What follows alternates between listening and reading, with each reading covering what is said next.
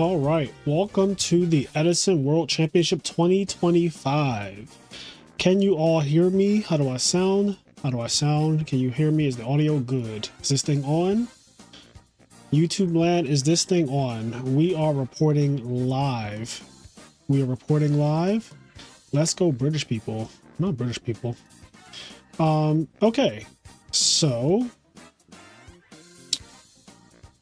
we need a cowboy hat. The cowboy hat will stay off today. There will definitely be no cowboy hat today. But we have a busy day ahead of us. We have a busy weekend, actually. So let me just check into some things. We have 93 players, if this is to be believed. This is way bigger than last year. Last year was 69 players. So already we're off to a crazy start. These are some of the biggest names in Edison format. Some of the most successful players across the entire format are playing in this. A lot of powerhouse names in this one. Seba, who is, in my opinion, currently the best frog player.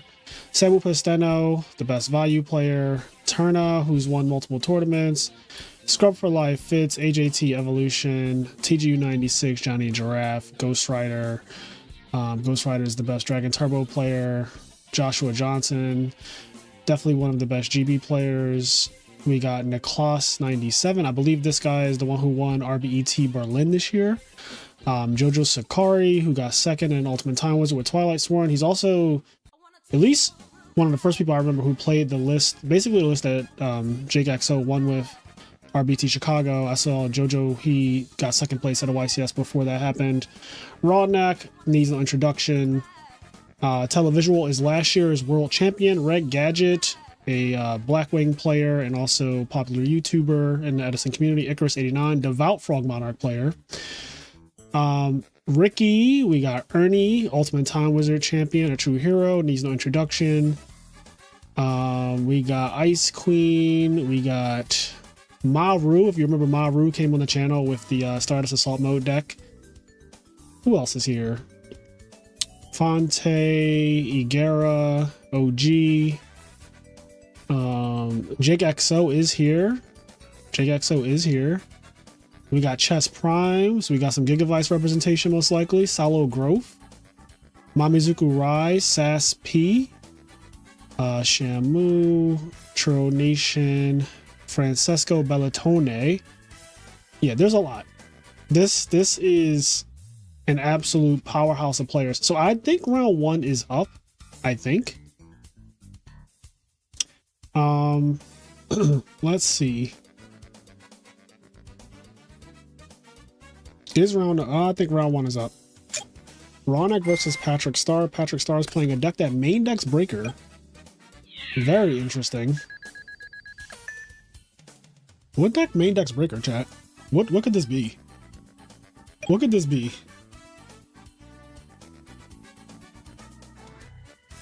I know spellcasters, but like no one would play spellcasters for Worlds, right? Oh, is it Jinzo, you think? That can make sense. I want to pull up another. We could definitely get multiple matches. In fact, I think we can do one of these, and we can watch two matches at once. How do y'all feel about that? I feel like I don't want to miss too much of the action, you know?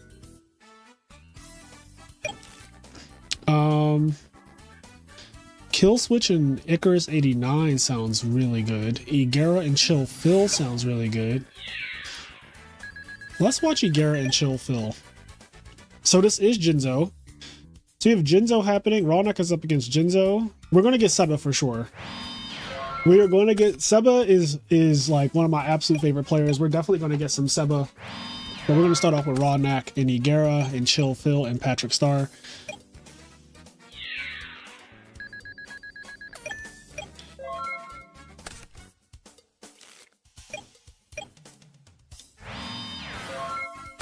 Jinzo is my favorite card. Jinzo is a good favorite card. It's an iconic card. It's from many, many moons ago. So if it's anyone's favorite card, I am not mad at it.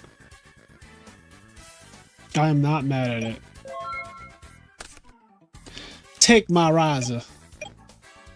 So right now we're doing the split view. I should probably, let me fix the haircut thing. I can move that out the way. That's a little... It's a little bit of an eyesore when it's a split screen, so let's just move that. Yeah. It was the first card I ever pulled from a pack. Interesting. How does Jinzo OTK out the dupe block? That's the thing. It doesn't. No, I actually don't really know. I think Dark Arm isn't out. I think if they play Caius, I don't think they always do, but if they play Caius, that's an out. They don't have many outs for sure, though. That is not lost on me. They definitely don't have many outs. Does it play Plague? I'm not really sure. Yeah, I don't know what Jinzo OTK's outs to the dupe block are, but right now there is no dupe block, so currently Patrick Star doesn't have to worry about that. They sometimes made Lightning Vortex. Yeah, there's no concise, definitive Jinzo OTK deck yet. Chill Phil is putting both Gorse and the token in attack mode and swinging on the Armageddonite. And Igera is going to let it go through. Now, my concern with him letting that go through is how many Darks do we have? We have exactly 3 Darks. He could have prevented something with the Necro Guard, and he chose not to. To me, that seems like a Dark Arm Dragon is in our midst. That's what it seems like to me. Well, you don't know Patrick's list today is the thing.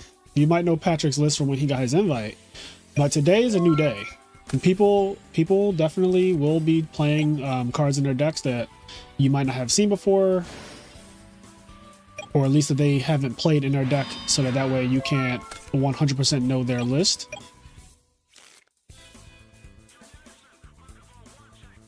I would make no assumptions today, especially if I was a player. I would definitely not make assumptions today because we don't know the player's deck lists.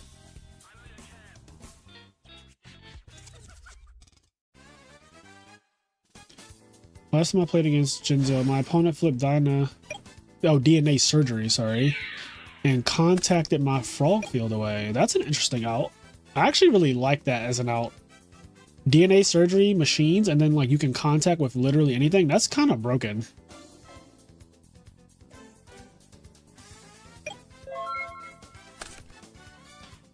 I am rooting for a Televisual, OG, and a True Hero. Those are my... And then also Ronak. I'm also rooting for Ronak. Those are like my main 4, but the first 3 I named are like 3 of my friends that went to the same local as me growing up. They knew me before I was a YCS champion, and we're very close, so I'm rooting for the boys. Also, Televisual won last year, so he's trying to defend his title today.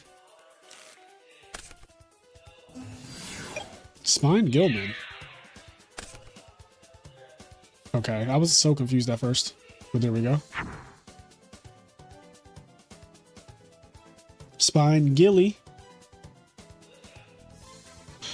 Spine Gilman making its way all the way to Worlds. That is kind of crazy.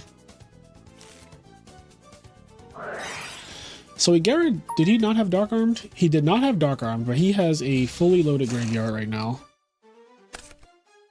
It's kind of cool that I can do this. I can like move the graveyards down here. And you can really only do this with the split view, because when it's the full view, the graveyard will be over top of someone's hand. But I kind of like, oh, there's a Dark Arm, and it's on Chill Phil side. This could be bad for Igera.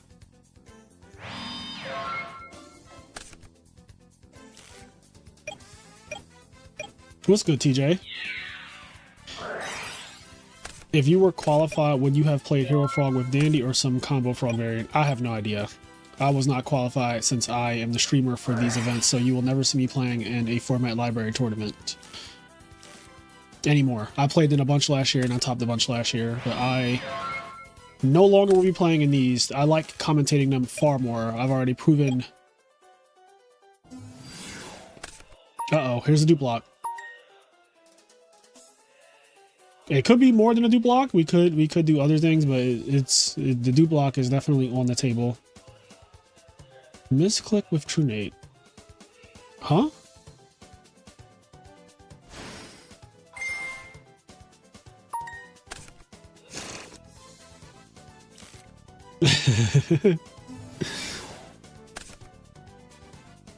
I don't think what I would play matters much anyway. Like, it's not really important what I would have played, because I will not be playing in any of these.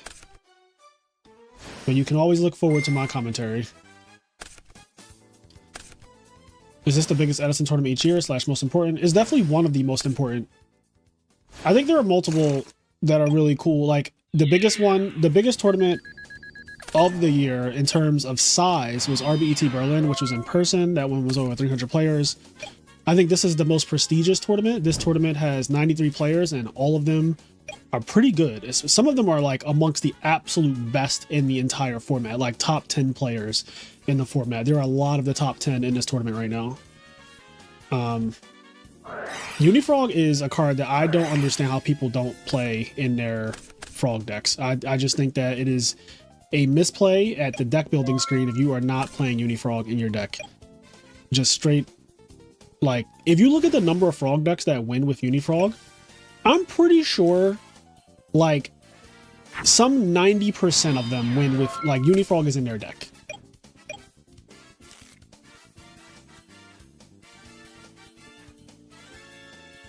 Like, I am certain.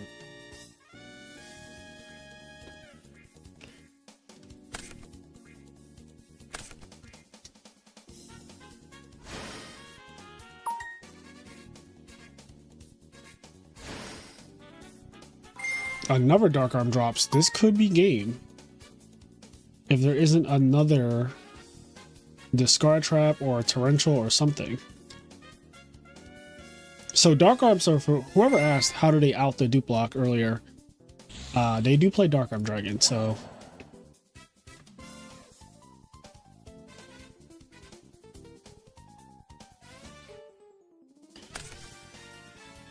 I'm ready for a foil printing of Unifrog. Me too. Oh, there is another Discard Trap. We are going to get to pop the Dark Arm Dragon to prevent literal game this turn. Now Ronak is down bad. Although he started off down bad, he started out with like getting his Mirror Force breakered and getting Dust Shoot at turn 1. So the fact that Ronak is even in this game right now at all is already a testament to the resilience of Diva Frogs. And I don't think he's seen a Deep Sea Diva yet. I do not see a single Deep Sea Diva attacking the Treatment Frog. Doesn't do anything. I personally think that that is a misplay, because you just give your opponent more options when you do that. Like, now you give them the option to bring back Treatment Frog or not, as opposed to having to keep it there. There's really no reason to give your opponent more options in Yu-Gi-Oh, in my opinion. It's also a waste of time to attack a Treatment Frog when there's no back row. Like, if there's a back row, absolutely attack it or whatever. But like, when there's no back row, I just think that you're wasting time and giving your opponent more options.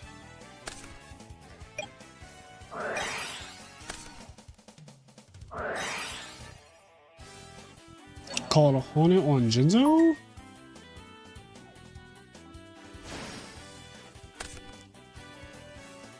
Oh, that might be game.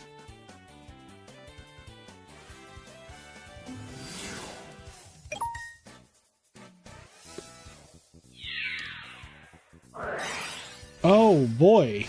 Fucking scapegoats, bro. This guy does not die.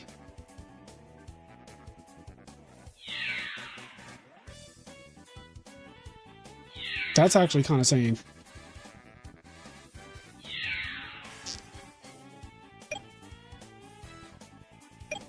That is actually kind of insane. I was not expecting that. Meanwhile, DDV is going off. And what game are they in? So Chillfill won game 1.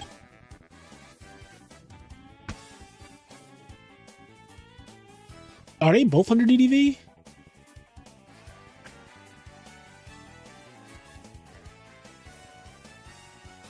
Bro, I think they're both under DDV.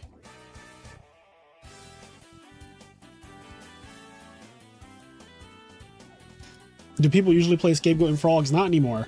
Scapegoat is a lost art form in the Frog deck. Although it is very, very powerful, it does have its issues though. It's a card that often you have to side out because of oppression. It makes your deck, like, obviously weaker to oppression. But it also is a blowout card. If you do get the combo off of Substitute plus Scapegoat, you do kind of just win the game. And maybe there's some merit to just playing the high roll Scapegoat anyway, despite DDV, despite Royal Oppression and all that stuff. You just like say fuck it.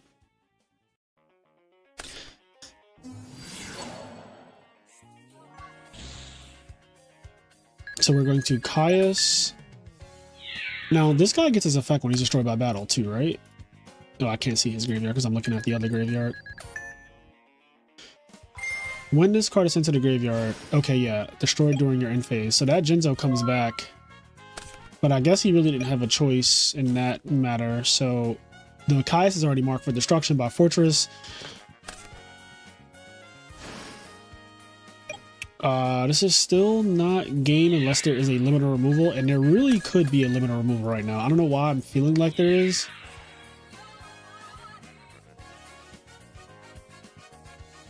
Uh-oh, there is no limiter removal. He's thinking. He is big thinking, chat. He does not have limiter. That's what that tells me. The pause here tells me that he does not have limiter. And he's afraid to attack directly. He does not want to run into a Gorge. Jinzo will die. Called will stay, since the Jinzo that was called got banished by Caius. Also, we do actually have a bingo card. Now, I think we already got some of this stuff, so let me start marking things off. Obviously, the free zone, like, this can just go. And this is a mirror match on the right. So we have a mirror match on the right. We have Daddy's Home. Dad did come down multiple times, actually. They came down on both matches. And we have... There's one more thing that happened. Random Act of Caius. We definitely just had a random Act of Caius. Okay. So here's our current bingo configuration, if you're wondering. I'll make this bigger for like a brief second so you guys can see what's on it. And you guys can help me out with this. You guys can help me out with the bingo card.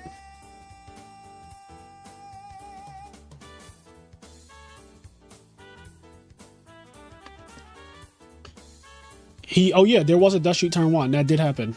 That did happen. It was Dust Shoot Breaker turn 1, frame 1.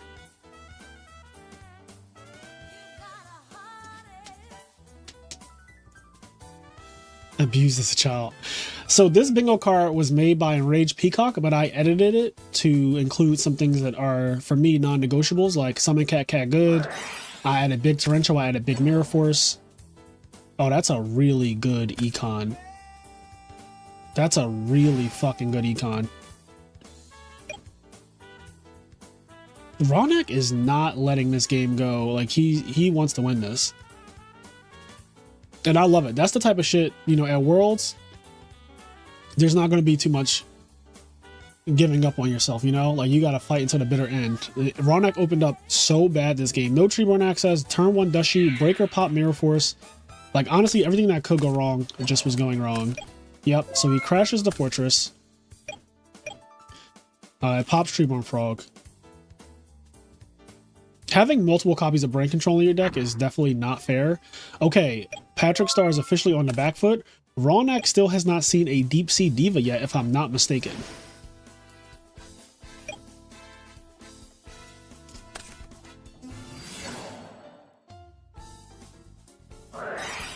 Okay, I was about to say, if he doesn't have an answer to that... I think that's the second Caius we saw. Yeah, that's the second Caius. Ronak still has one more Caius. Ronak has 9 cards left in deck, chat. Bro, is he playing Diva or not? He has to be playing Diva, right? There's a fucking Spine Gilman in his graveyard. Is it? Are all 3 Divas really in the deck right now? Or do you think that he has one in his hand and he just didn't use it yet?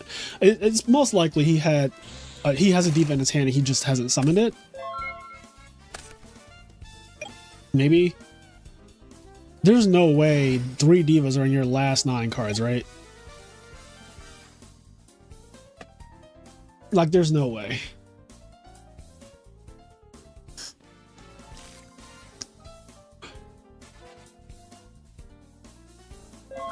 No, Gilman is in the graveyard. Gilman is literally in the graveyard right now. Oh my god.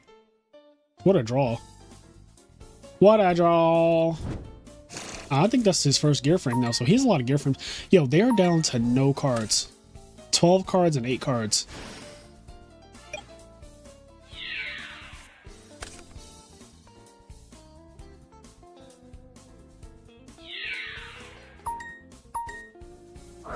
There it is. There it is. I called the limiter a while ago. I thought it was gonna happen earlier. It happened later. That was a wild game. I don't know where Ronek's divas were. Diva actually is really, really, really good against Machina. Like, it makes Cataster, and usually you play like 2 Catasters. So I'm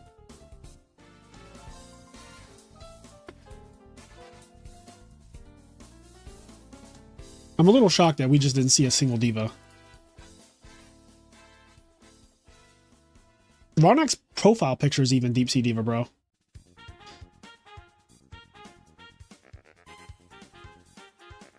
So True Hero was versing Frogs round 1. Hero Frogs to be exact.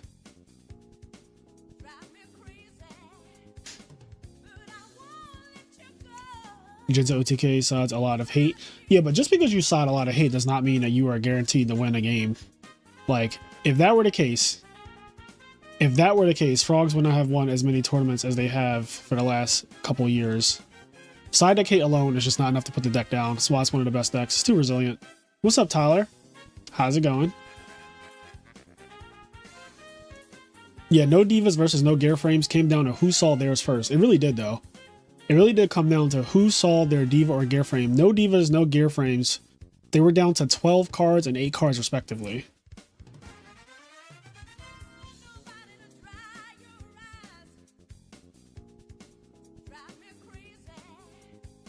But I won't let you go. Sorry.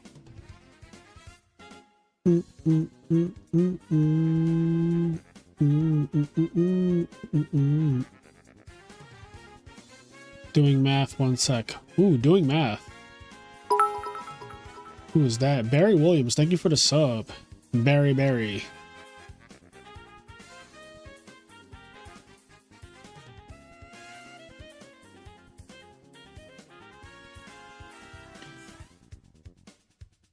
I think it might be the worst matchup for Jinzo TK, so I might side like 7 cards for Frogs. Yeah, again, that doesn't matter. Like, you can side as much as you want for Frogs, and you better hope that that shit lines up perfectly. Because oversiding is a real thing, for 1, and 2, Frogs have a lot of answers to side deck hate, which is why it's the other deck that wins the most tournaments. Like, this is a very bird and frog format. If Frogs couldn't deal with side deck hate, then it just would not be one of the absolute best decks in the format. Frogs lose game 1s all the time and still backdoor 2-0, just like the other best decks.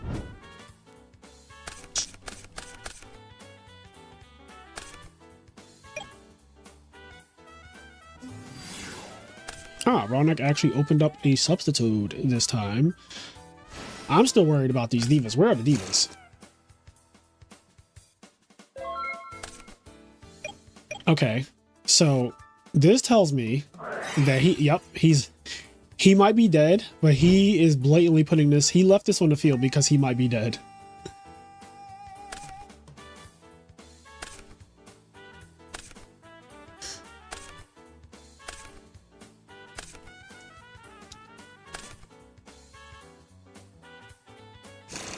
So he drew a Jinzo or a Jinzo returner because he only sent 2.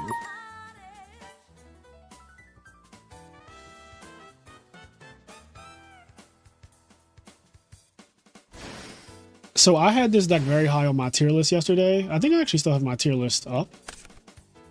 Where is that link? I think it's here.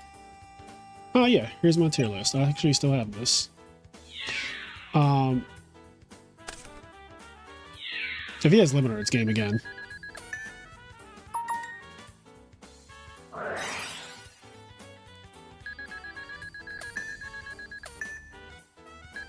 Dead. All right, Jinzo OTK takes a quick Pretty cool. Game 1 was long. They almost basically decked out. Game 2, Future Fusion kill you. Future Fusion limit removal will kill you. That is what I like to call a Jet 2 holiday, chat. So we're going to put Jet 2 holiday here. That was a 2-0 scraping. Let's get that down. All right. Did that qualify for anything else? Kill from 8,000. So that's also... Where is kill from 8,000? I know it's on here somewhere. Who's this? Oh, here we go. Kill from 8K. We're going to have Vingo real fucking fast. We are so close. Also, my body is a machine. Gores did not save any lives. Those aren't real. Abused as a child. Not like this. Is that 2 of them? I mean, there is 2 Jinzos on the field. Yo, I might need a second bingo card, bro. I might need a second bingo card. Like, I feel like I'm filling this one out so fast. All right, who do y'all want to watch on the left? We could put on whoever. Chat, who do you guys want to see on the left? Give me some.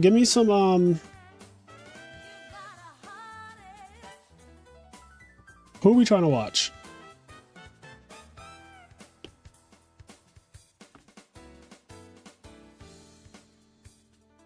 Yo, I think that whole bingo card was filled out by the left, though. The Caius, the Jet 2 Holiday, the Kill from AK, the Turn 1 Dust Shoot, the My Body is a Machine. Okay, the Mirror Match came from the right. But Daddy's Home came from the left. Is that 2 of them came from the left?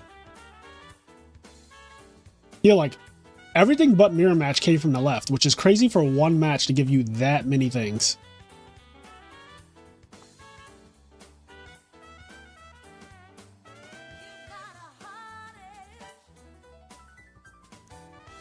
Ooh. Televisual is up a game in the volume mirror. I am not watching this.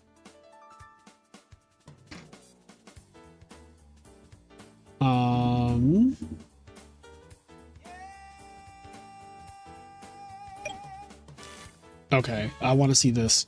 So Solo Growth qualified with Frog OTK. We actually got to see them play at the last chance qualifier. So, yeah.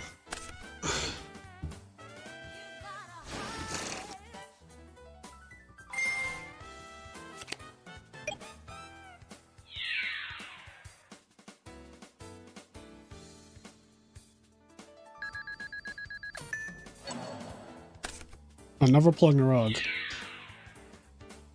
I don't know how people don't play this card. I'm going to keep saying it until I like sound like a broken record, but Unifrog is absolutely fucking ridiculous. The fact I'm still just so disappointed in people who try to come after us frog players and play the deck and take out Unifrog because they drew it in their opening hand once.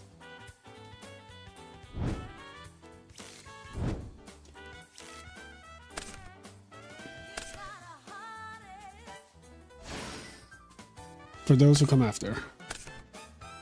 So we are making a Stardust Dragon? Interesting. Stardust flip-flop dupe is very strong though.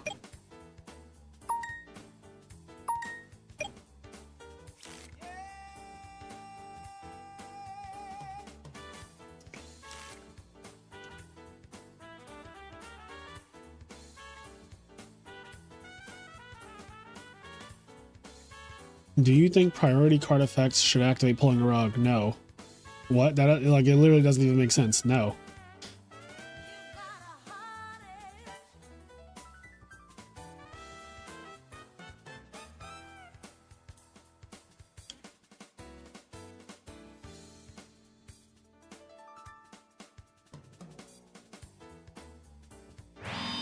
Vincenzo is really good. Is he really good? Has he won something? Did I miss him winning a tournament?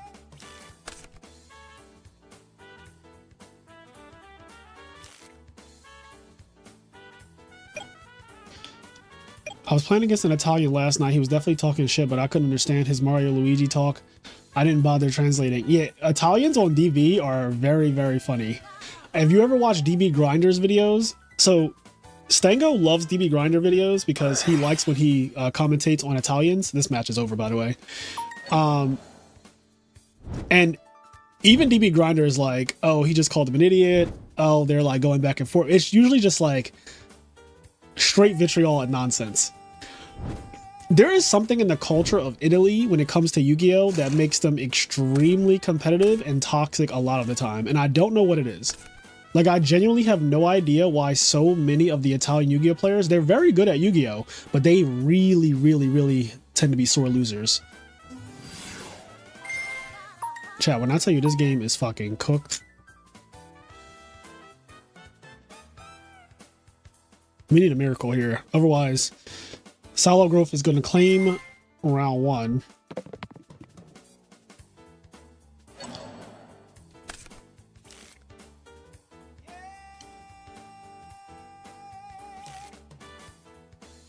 Oh, he popped the DDV.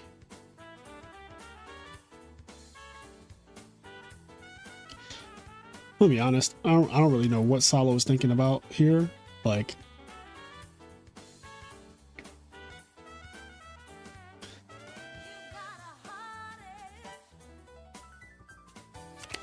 yep. I was like, what are we doing? Like, we gotta flip the flip-flop wrong, right? Like, there's no way we're not flipping the flip-flop wrong, chat. And we're not attacking with the Stardust because we just don't accept the prison. Now, Vincenzo has a Plague Spreader zombie in the graveyard. I would be a little worried about that. But Salo has 2 back rows, so like, maybe he just isn't worried at all.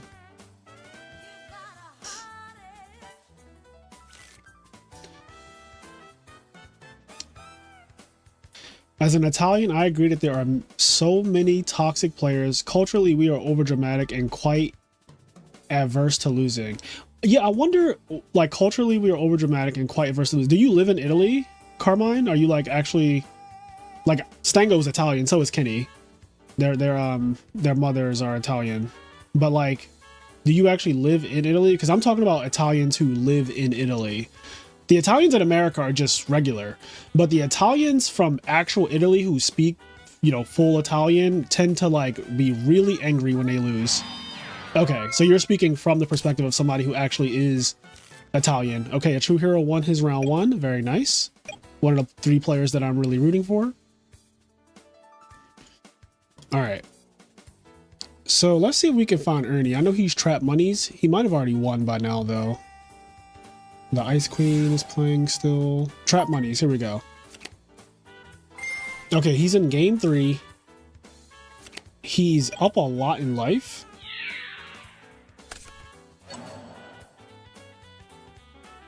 Yo, bro really did have the deep prison. So Solo Growth was like, I'm not attacking into your goddamn deep prison with my Stardust last turn.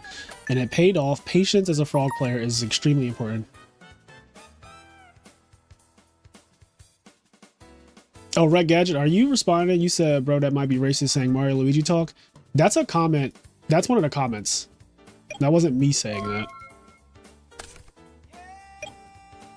I'm assuming you're responding to Caveism, Red Gadget.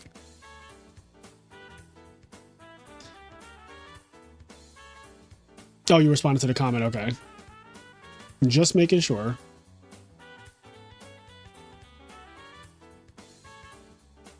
My favorite Italian thing is Porco Dio. Porco Dio. Why are you not playing in this, King? Because I am commentating it. And you cannot commentate and play. Cave said, that's crazy because I don't give a fuck. Damn. See, Cave is from New York. New Yorkers are a different kind of person. And they really don't give a fuck. Like, they really don't. Like, I can tell you firsthand, as someone who lives in Philadelphia, which is very close to New York, they really don't care. They don't give a fuck. Like, not even a single fuck either. Like, they wake up and they just put their fucks. They, like, leave their fucks at home. And they, like, walk out the house. Like, ask any New Yorker, they, like, wake up. They see their fucks on the side. Like, in their room, they look at their fucks and they're like, I just don't give any. They don't take any to give. Okay, we got a Brio. Use all my cards. I love when players do the desperate... Oh, Gore saved lives. Hold on, chat. Gores saves lives because Ernie just almost died. So he got his life saved by specifically Gores. So let me just put that there. Oh, also we got Sub and the Slutty Boys. We definitely saw Sub and the Slutty Boys.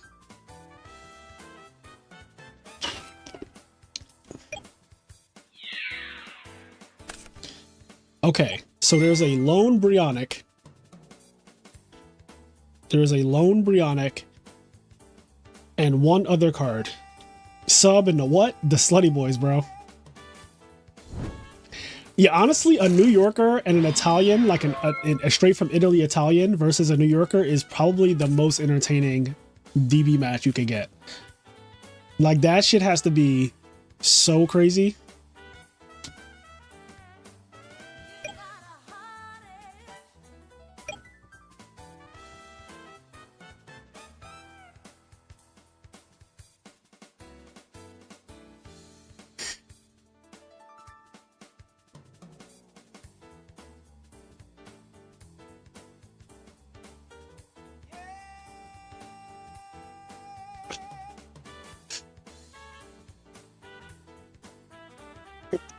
Oh, brain control, mind control. Oh no, the reversal was real. All right, can Vincenzo claw back into this game with Brionic in a dream?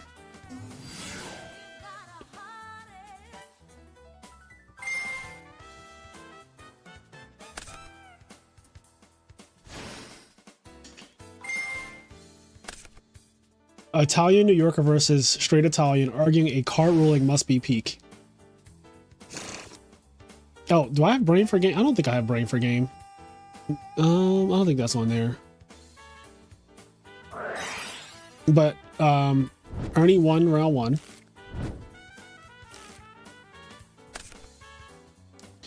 Voulez-vous que j'aille voir? Oh, Yondaime. Yondaime is playing Black Wings, them Dirty Birds, versus Vayu, it looks like. All right.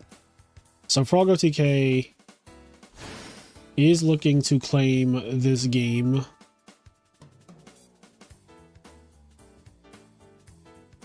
It's top 8. This tournament is top 8. It cannot be top 16 with 90 players. I feel like that is just ridiculous. Like, it's an invitational tournament. I don't think invitationals should be top 16 pretty much ever.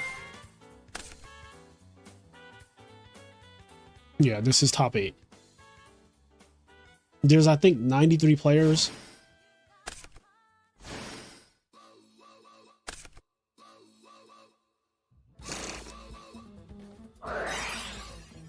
Bro, he's dead already.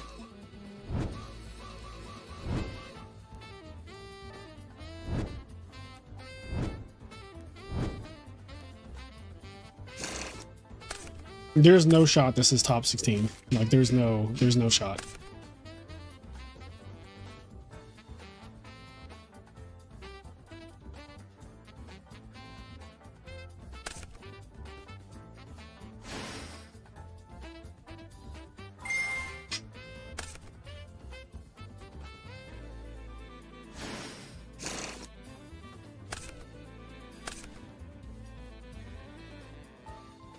I mean, I would never make this a top 16. There's no way you're doing top 16 out of 100 people. That's fucking crazy. 90 people. Like, what? Do we want everybody to be in? No. Like, the point, this is Worlds. This is supposed to be hard. Alright. That seems like it went on. Honestly, that went on way longer than it needed to, because I understand Vincenzo didn't want to scoop, but like, that game was over so long ago. Like, when he has Stardust, Flip-Flop, Duke Frog, it's like, there's no shot.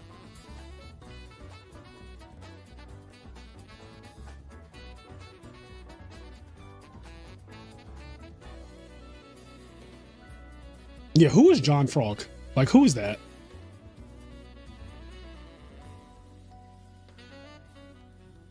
Like, John Frog. John Frog, and of course he's playing frogs, right? Fucking John Frog, bro. I just love DB names.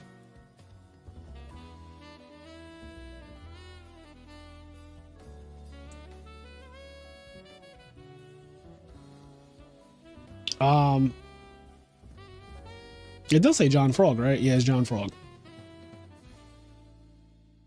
This is still round 1.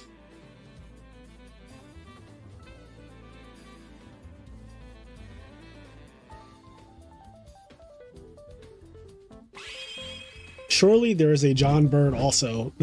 Somebody should make the John Bird account if it's not already a thing. John Frog and John Bird. Any terrorists playing GBs today? I am certain that there are GB players today, yes. And we will catch them. Joshua Johnson is in the tournament, and I'm certain he's playing GBs, because why wouldn't he? We do need some GB representation. As much as I know we all kind of hate the deck, it still needs to be represented. GBs keep the whole format in balance. Believe it or not, without GBs, this format would be worse. I'm telling you, without GBs, this format would be way worse.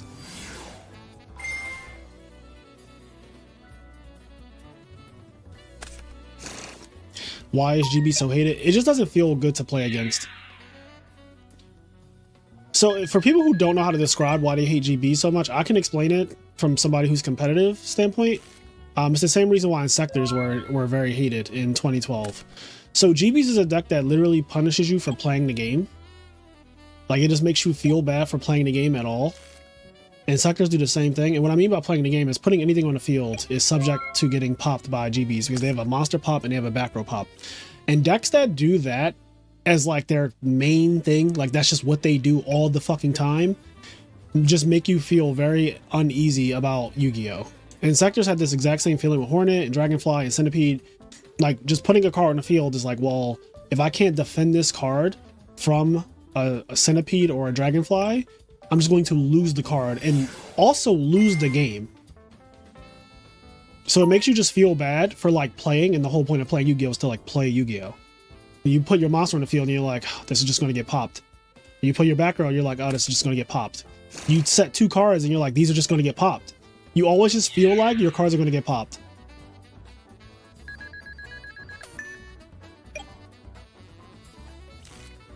And the chances are very high because every GB is every GB.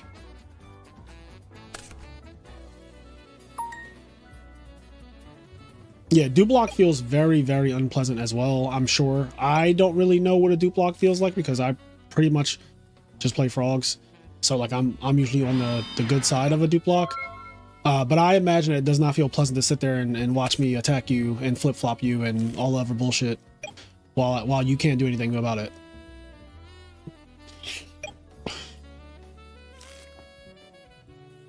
Just gotta have that bottomless for bestiary. Yeah, it's really hard to bottomless bestiary because they play triple Book of Moon and they usually play trap stuns. Sometimes they play shrink. So bottomless is really hard to get off. And if they don't have any of those cards I just named, they typically won't tag into bestiary.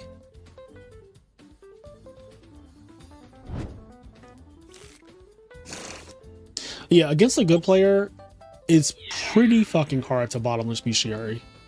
Now the shitty players using GBs, I can't really speak for them. I don't know what they'd be doing. They'd probably just be summoning their shit into D prisons and attacking and all that. But the good ones don't die young.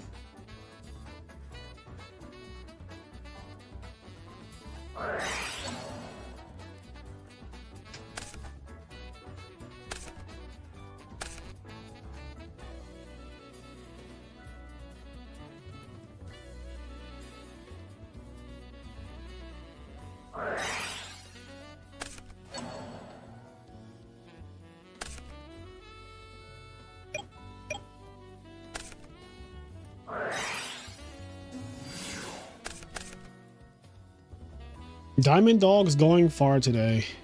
What's Diamond Dogs? I'm rocking with Masha. She's such a smart player.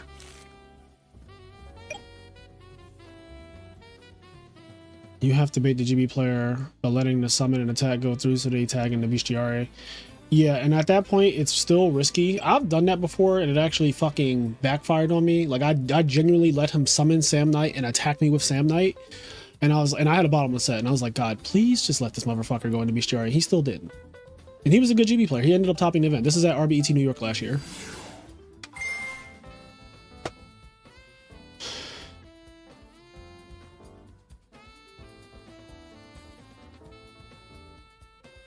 It's just risky. It's just so fucking risky.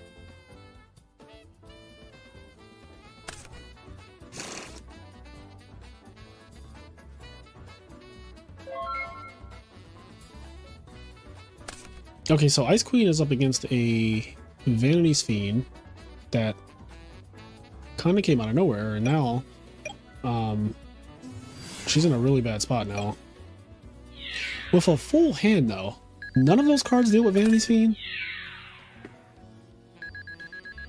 2 Alter in the graveyard.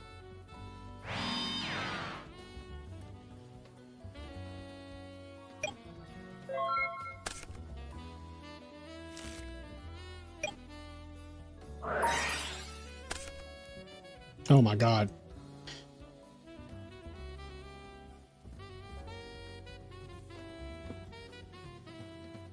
Oh, the right stream is over. Who won? Okay, Yondame won that one. Alright, whoever's still playing, these are probably some of the slower players at this point, because I feel like this round has to be close to being over, right? Damn, got rid of the Soul Exchange.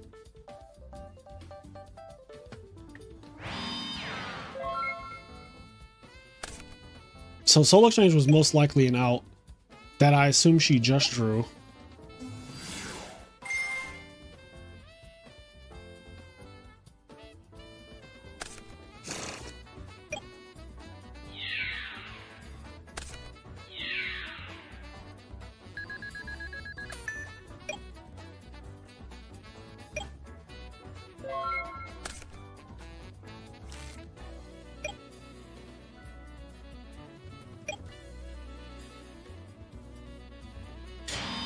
Oh, this is a sad way to lose. She was at 8,000 with a full hand, had card advantage and everything, and just double water art, Vanity's Fiend, you're dead.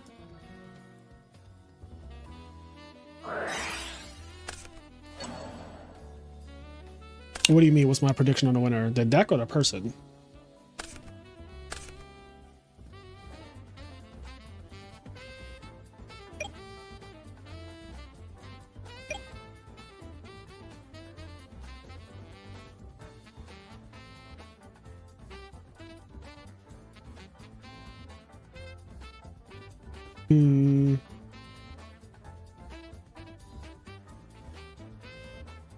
Anybody could win. This is fucking Edison format.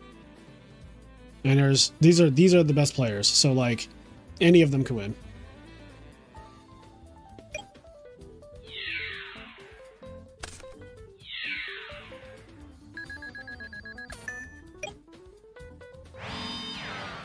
One more turn.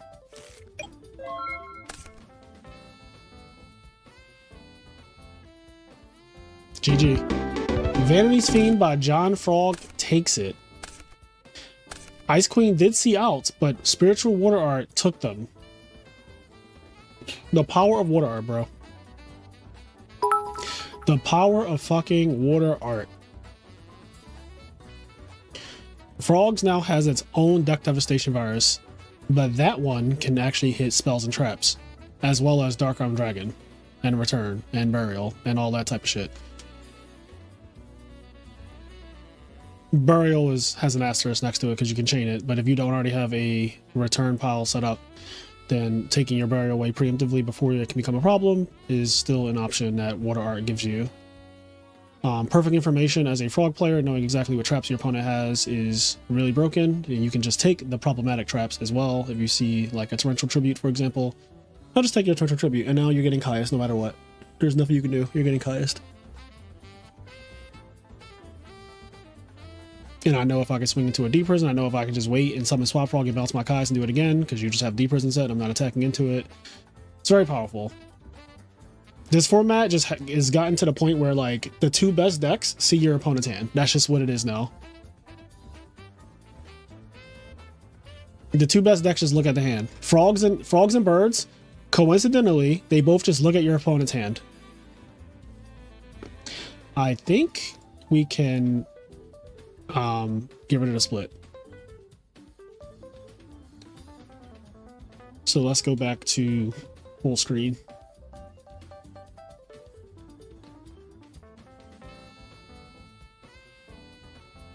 Wing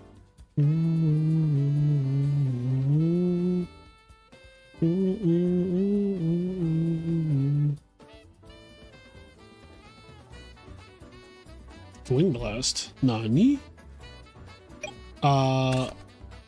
Discarding Miracle Fusion, but there are no heroes, and it's crazy because there's not even any heroes banished. How are there two crows? Oh, there's a crow banished. Okay, we do have Masker Restrict. Now, the Fitz leaving... Oh, there's a hero. That fucking sucks. Unless he has another Miracle Fusion, he just Raigeki Breaked and discarded Miracle Fusion.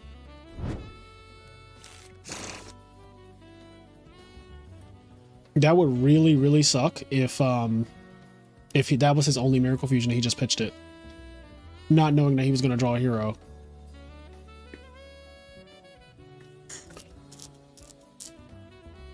So I do talk about this situation very often. The situation of Masker Restrict versus Hero Frogs is not that great because of Miracle Fusion, Junk Synchron, just generic beatdown with Stratos, Alias, and shit like that.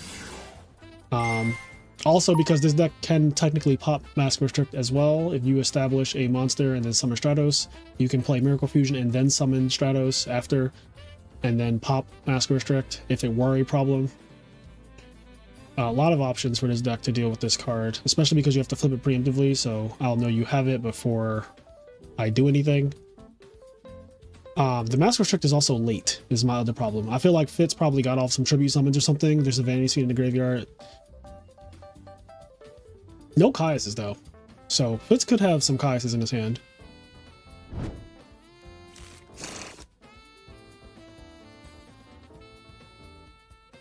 Now here is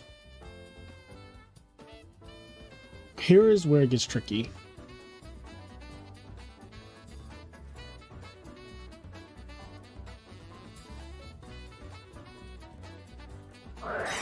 He has another Miracle. That's kind of what I thought.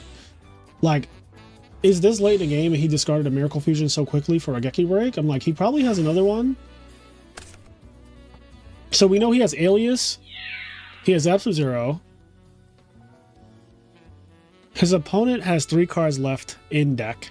Technically 4 because of Plague Spreader Zombie going to the grave right now. So it's going to take like 4 turns to deck out. Tragodia can steal Absolute Zero, but both JDs are in the graveyard. So unless he plays Christia, the Zero is going to stay right the fuck where it is. However, there are other options with Tragodia that I'm realizing now.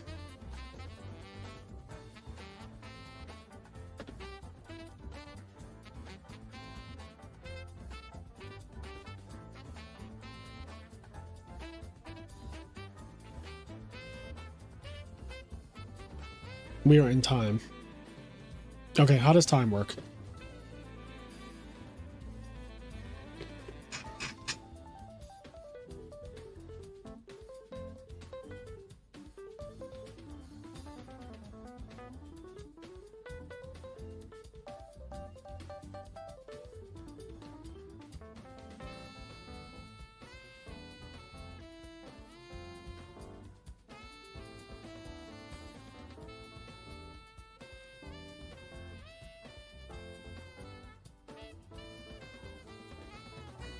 No, Oppression is not bad versus Hero Frogs. Who told you that? Where are the rules?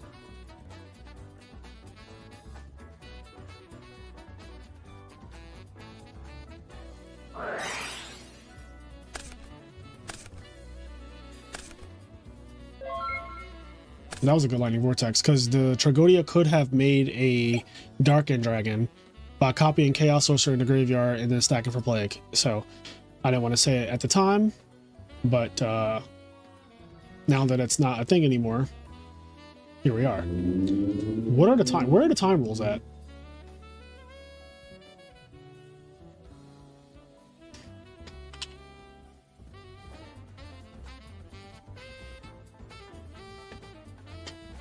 I actually don't know what the time. I know that the rounds are 55 minutes. I have no idea what the time rules are.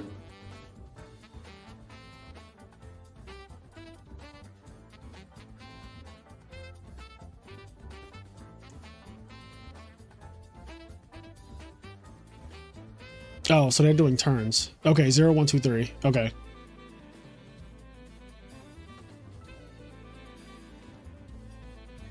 All right.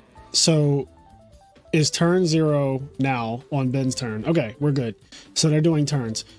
Fraser, my locals has a ton of GB players. What are the best cards to side against them? Nolman of Extermination, Soul Exchange, and if you already don't have it, just D-Prison is really good. But that should be enough. So Vanity's Fiend as well. Like, you should be putting in your Vanity's Fiends. But Soul Exchange cooks GBs, so does Nolman of Extermination. If you want to see a Frog player beat a GB player in the finals of a major tournament, you can watch Seba versus, I forget the person's name.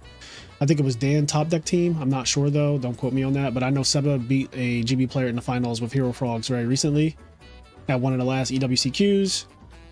And it's really a masterclass on that matchup. But you can also just watch a lot of replays of Hero Frogs versus GBs. I think that the matchup is in Hero Frogs' favor. You just have to know how to play your cards correctly.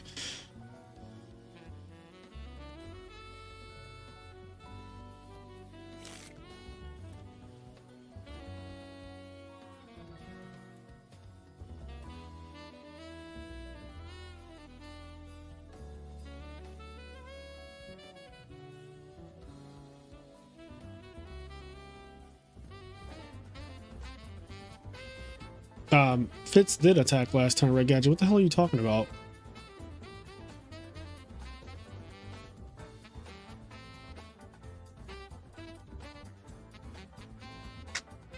How do you think Tragodia got summoned? Do you think Tragodia just like spawned on the field? You think he double tributed for Tragodia? Like, what are you talking about?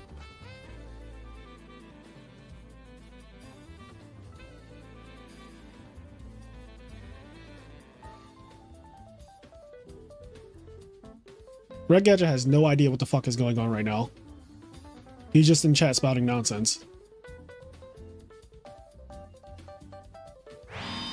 Bro took this long to set a monster. I'm sorry, but like,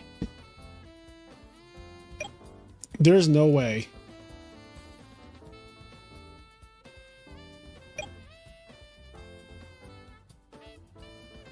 Okay, this is turn 1 for Fitz. So 0-1. Fitz has this turn and another turn after this.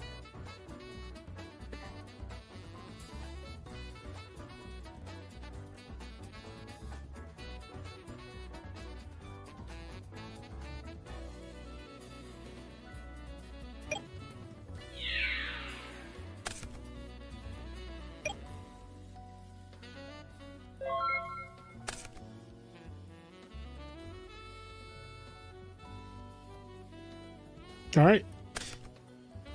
He loses. And thankfully, because it, like in Fit's position, I would be very, very mad losing a game where your opponent just has nothing. And this is why it's important to play faster and to make your opponent play faster, because Ben the Foot plays entirely too slow. Like that turn took entirely too long to just set a monster. I'm sorry. Bro had Kaiku and 2 wolves and literally set, well, Kaiku and a wolf, I'm sorry. Bro had Kaiku and a wolf and was like thinking. Big think. Like, what are we big thinking?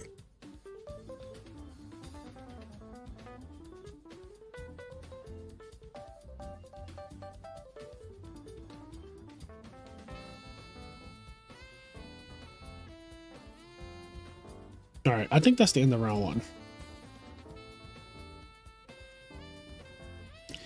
Okay, he had Plague and Graveyard. That doesn't mean that you get to take 5 minutes to think about using your Plague Spreader or setting a monster. Oh, Brandon Crank, thank you for the $10. Crispy haircut for the new year. Yeah, my hair is going away real soon because we're approaching 10K and I have to fucking cut it off. But, you know, I guess while I have it, thank you for the compliment.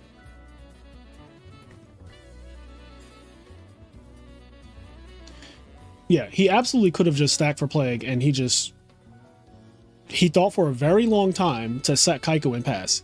He also could have, like, summoned Kaiku, stack for Plague, synchro, made a Goyo Guardian. He could have done that. He could have made a Brionic if it wasn't in the graveyard. I didn't check, but he could have made Brio, got rid of the Absolute Zero with the wolf in his hand that was just fucking dead. Well, I guess he couldn't do that because he has Kaiku and 1 card when he was thinking for 5 minutes. So His plays are either set Kaiku pass or make a Goyo Guardian take Treeborn Frog or don't take Treeborn Frog. But take Treeborn Frog is probably better because your opponent can just bring it back anyway. And then if they do that, they can attack over Goyo, but that buys you time. Yeah, like you just have to win by stall at that point. And I don't know. I don't know what went wrong there.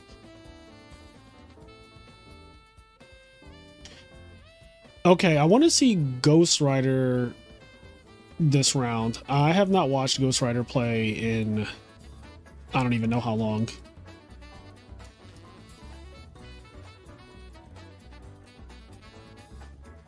Oh my god, Seba versus a true hero. Okay, this is a rematch. These two played in top 4 of the tournament that Seba won recently. Yeah, Seba versus a true hero, I have to get that. I don't have a choice. Like, it's not even up to me. The Yugi gods have mandated.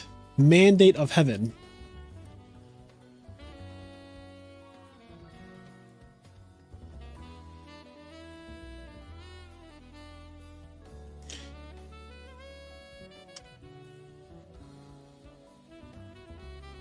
Oh, Ghost Rider's playing against Patrick Star.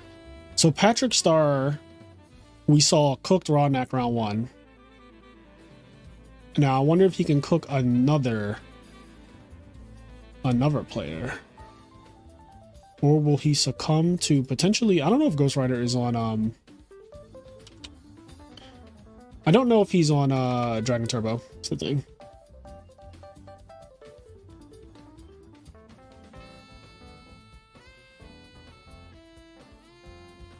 User canceled their duel. What?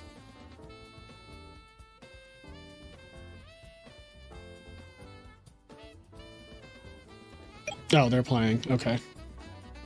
All right, I'm going to split view this so that I can try to find the other match that we want to watch.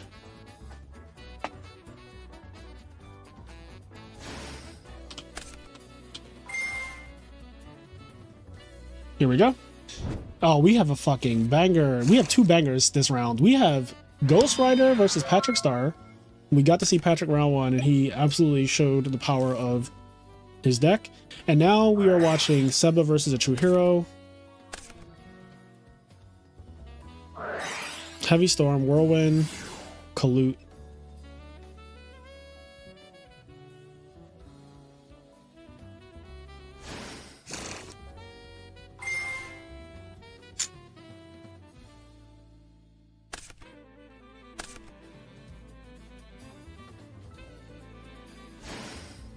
A true hero is American.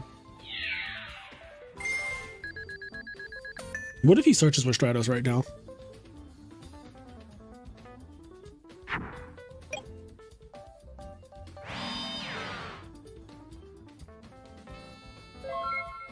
Oh, change rounds. Thank you.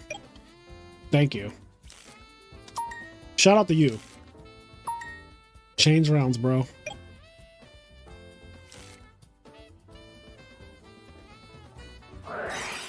Chess lost round 1 to Red Gadget.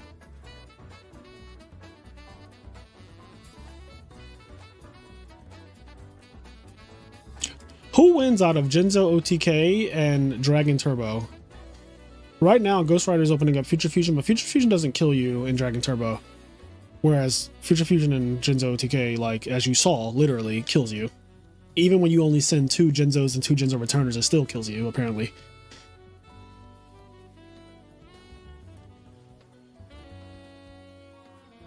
So Chess lost round 1 to Black Wings. I've been saying that Black Wings beats the shit out of Gigavice. Like, it's one of those decks. Oh, we're Mind Crushing in game 1. Miracle Fusion.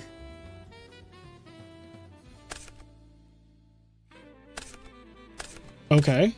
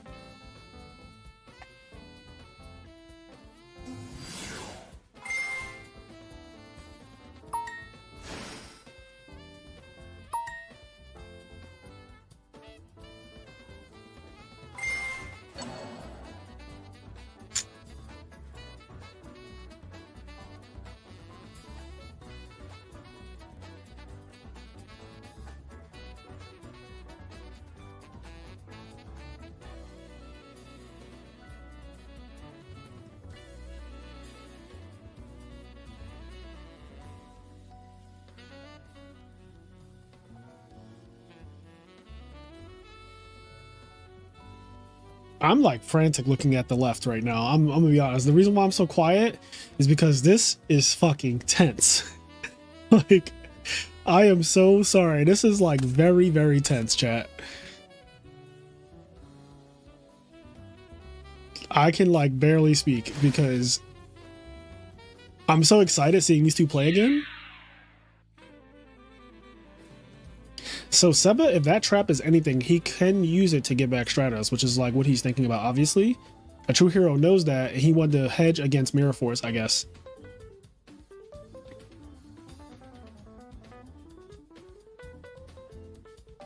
Now, even if it is Mirror Force, he could technically still use it to guarantee Ocean goes through. It's Raigeki break, so he's going to pay a lot to get back Stratos potentially, is what's happening here. So will this be worth it? Now we know he doesn't have Miracle Fusion because it got discarded by Mind Crush. So a true hero calling Mind Crush with that a true hero calling Miracle Fusion with that Mind Crush earlier was really, really good. Looks like Patrick Star is getting the Dragon Turbo treatment at the moment.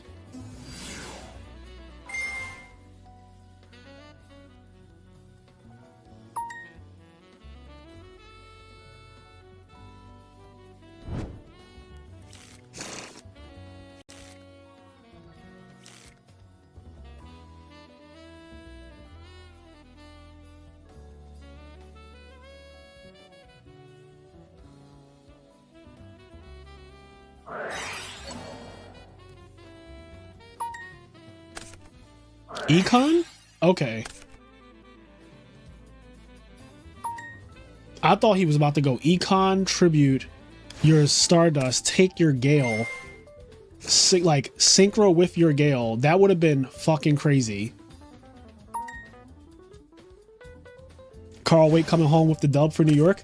Honestly, Carl has been talking so crazy on Facebook lately that if he won, that would be pretty insane.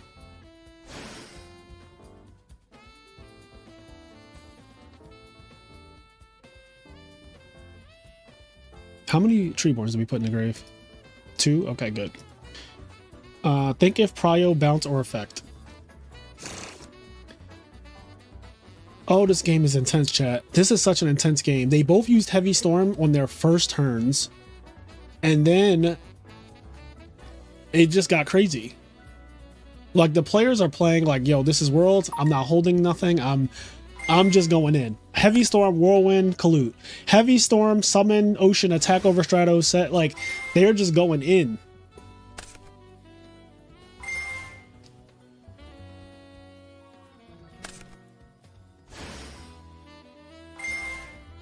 Are we going to experience a dupe block here? Okay. Ocean is going away. So I was wondering if he was going to keep Ocean because Ocean can get back Infernal Prodigy from the graveyard. Now a true hero is in a spot. He does have 2 Darks engraved, not 3. But having the Gale on field is really good because it gives you outs to the dupe block in Icarus attack and also just in synchro with like Black Rose Dragon, even though I don't think Black Rose Dragon is necessarily good into this field for obvious reasons. But Icarus attack is a very good out.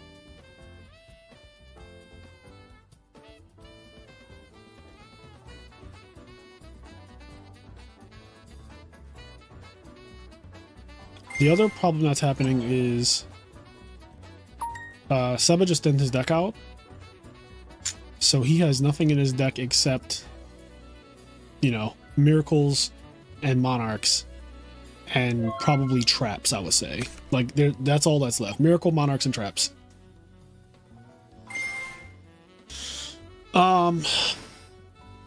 Did Seba keep, like, does Seba have Unifrog is the question here.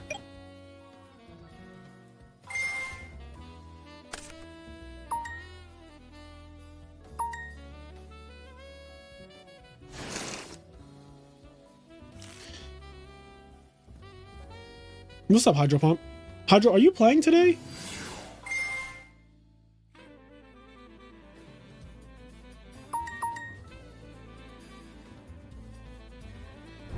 Alright, this is officially like in really bad territory unless Cairo has Dark Arm Dragon in his hand. Nerf Force. Okay, that helps a lot. Because I was like, this cannot continue like this.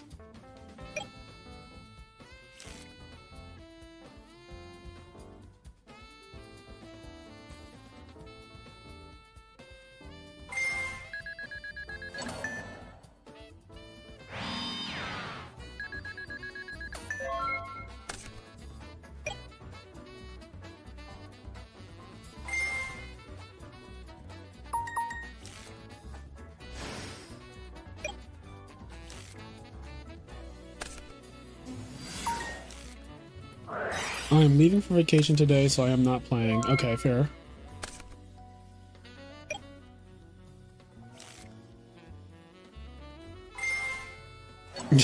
The fact that he halved every single one of the frogs.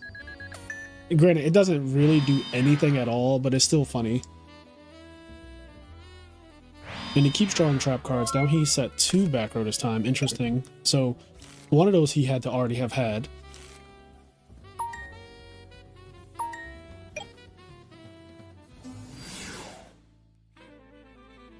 Seba is going to keep pushing forward. He's in a very strong position, but Cairo's life points are at 8,000.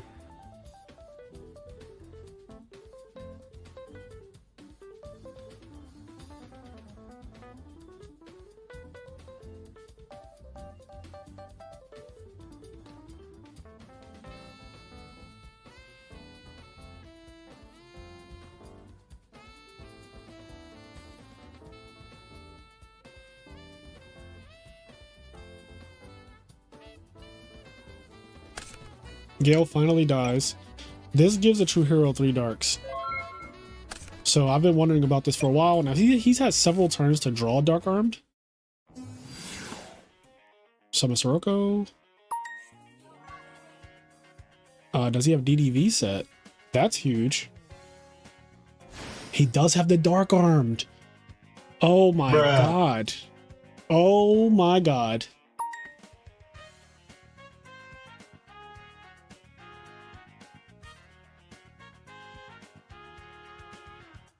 All right, we have ourselves a game now.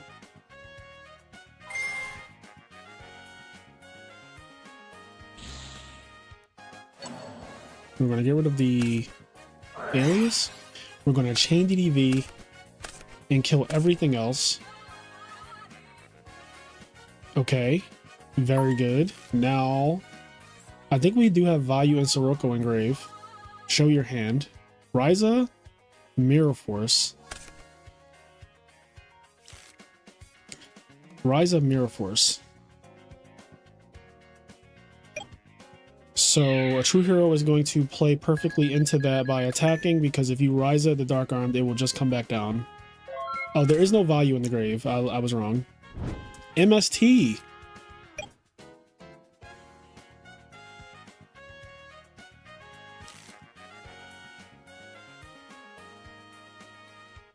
This is so intense, chat.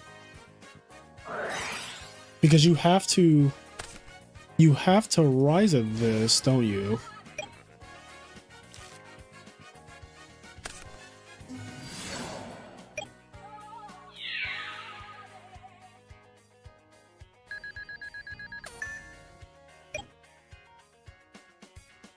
This is very scary. This is fucking intense, bro. This is so fucking intense. My heart.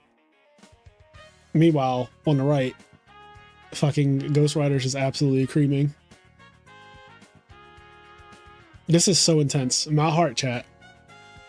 My heart. So we are going to pop the Ryza. So he could have chosen to attack it and keep 3 darks just in case another Ryza comes off the top. But realistically, that's not going to happen. D-Prison and Mirror Force. Okay, so he just has to set both, yeah, obviously. And if True Hero draws any monster, he wins? Is that how that works?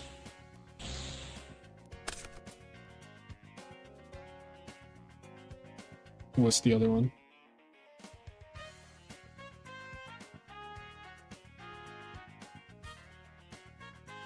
He said both back rows. Okay. Summon monster, attack for game? Yeah. Alright. Next game. That was a really, really fucking good game one.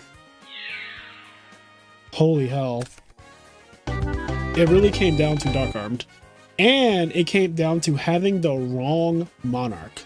He had Ryza and he needed it to be Caius. If he had Caius, he just wins that game pretty easily.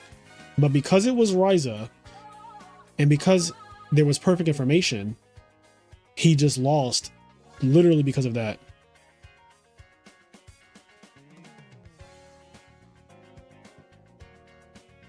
He lost because he had the wrong Monarch. That is so crazy. Not only the wrong Monarch, but also the wrong Monarch with perfect information, because that's what also killed him.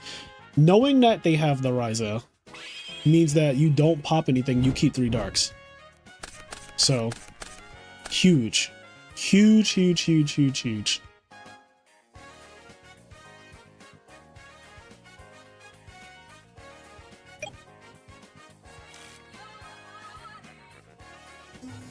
Yeah, True Hero's really good. He is really, really good. This is his rematch too. Seba beat him to win the tournament. Seba beat him in top 4 of the last EWCQ, and I think a True Hero has a chip on his shoulder. He wants his run back.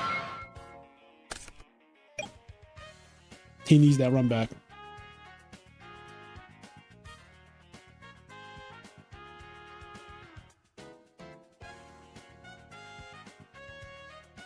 Okay, so Ghost Rider wins game 1 on a right. I didn't realize they were still playing the same game. That's kind of crazy. Jinzo versus Dragon Turbo.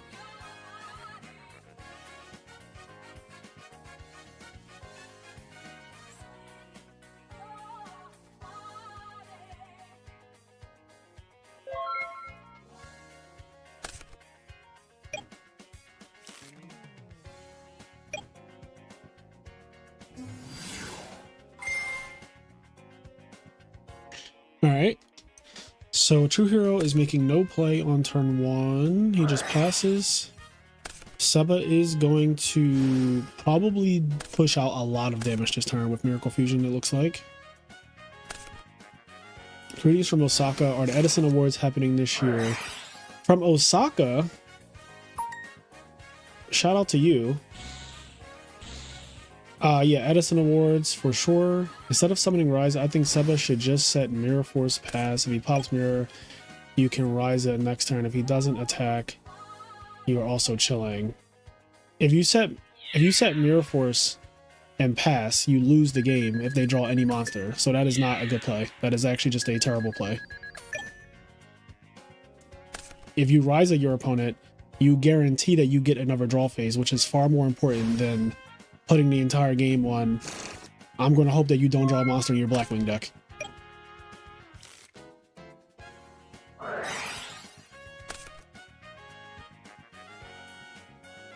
Trust me, Seba is better than, like, pretty much everyone. So, the play he made was the correct one, 100%.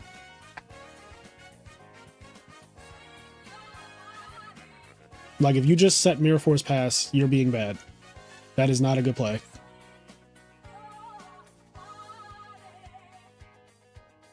He would have just died to Kalute. That was the next draw. Yeah, there's not even a question. Metaphors, they're just being bad. They're just factually being bad. I know you know, Marcus. But, like, saying you would not use Ryza there is just a bad play. You literally just died to Kalute for no reason. And you deny yourself a draw.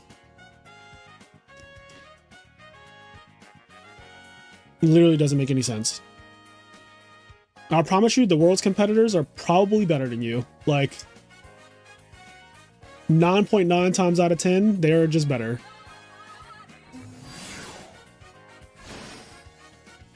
Okay, we have one of my most hated combos in the format. Fucking Sirocco Gale. I hate this combo.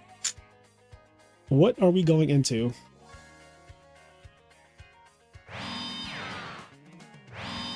Yep.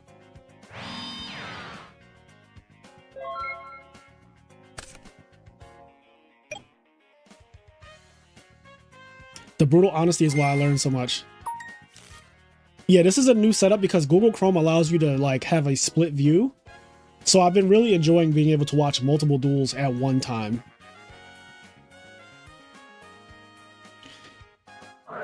Icarus attack.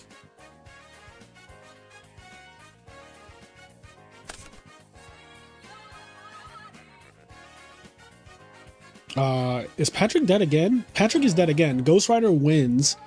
All right, Ghost Rider wins round 2. Ghost Rider's undefeated 2-0. Who else do we have that we can watch, chat? Icarus plus DDV take care of the entire field. Scrub for life versus Morph. You guys want to see some GBs, right? Well, here you go. This is GBs. I'm sure you all have been chomping at the bit. Phil versus OG going on. We're going to get Scrub for life and Morph right now. Morph won an Ultimate Time Wizard this year with GBs. He is the only GB winner this year.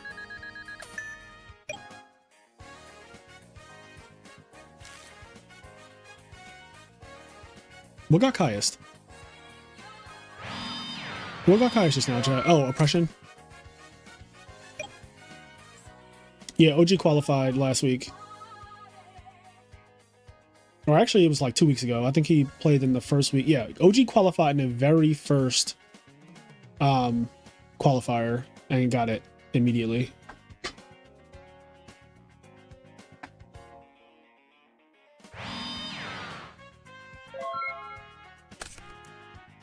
All right, GB's won.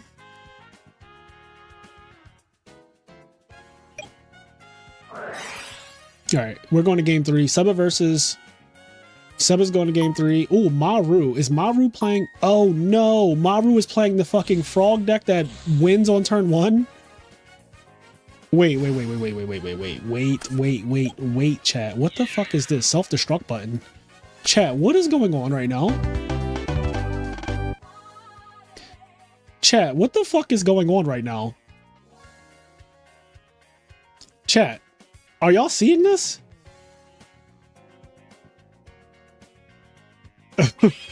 Are y'all seeing this, chat? What is happening?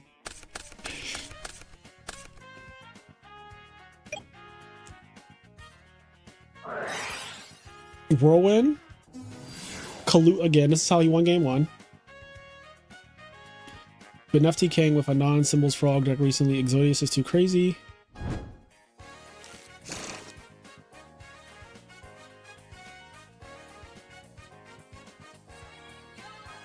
Yo, this is actually... So I knew of frog FTK technically, because this deck has been known as like the combo frog deck, came before frog OTK, but I have never seen self-destruct button. That is new. Where Frog Slicer at? Frog Slicer lives on right here in Maru. Oh, is it DDV again?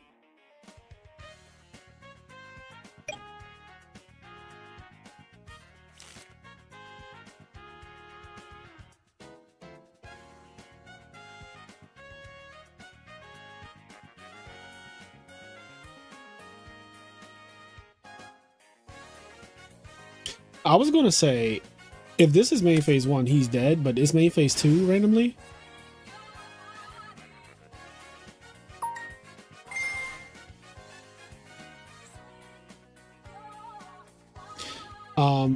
They can rip your whole hand. I know that with Gotems. They can do an infinite loop that Gotems you, but he's playing self-destruct button. So I don't really know what the fuck the plan of this deck is. You can only activate this card when your life points are lower than your opponent's life points, and the difference is 7,000 or more. Both players' life points become 0.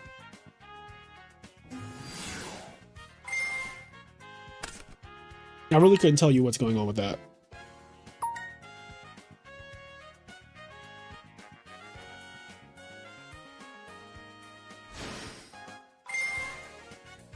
Is that sarcasm, Ronak?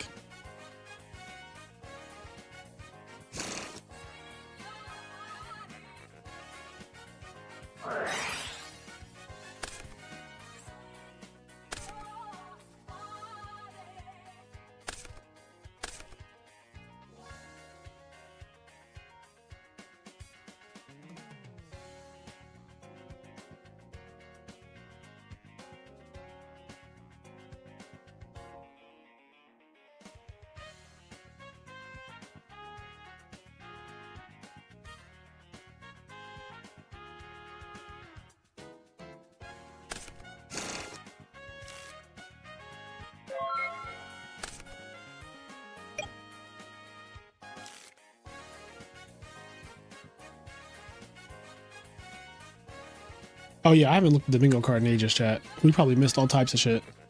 Oh well, we're seeing Fishborg blasting at the top right here. This is happening right now. So I'm gonna scratch that off.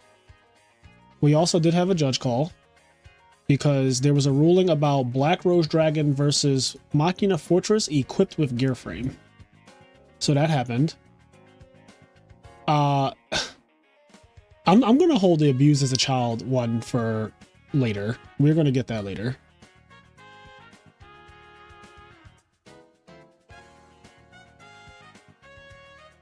Jinzo, Frog FTK, Blackwing, GB, Frog Monarchs, Diva Frogs, Hero Frogs, Liceworn. Those are what I saw so far. Yes, those are definitely all decks that we have seen so far.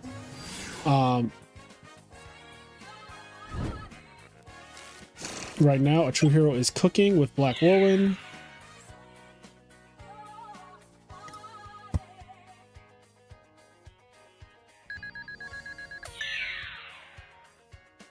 Crazy split screen tech. Yeah, this is some new shit. Shout out to Google Chrome for adding this. I used to have to do this manually in OBS, but now I can just like split screen. This is really nice. I might actually redo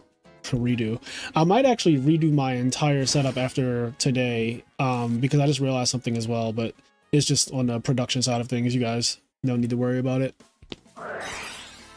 Haven't seen this since RBET Rulers 1. Was the Combo Frog deck featured at RBET Rulers 1? Did I hear redo? Redo!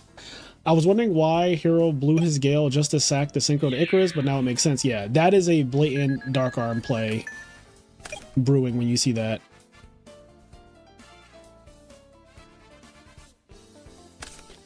It got like top 4. I did not realize that.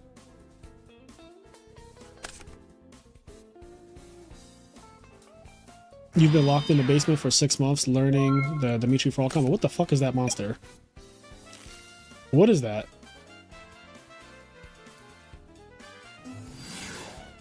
Alright, you're just dead.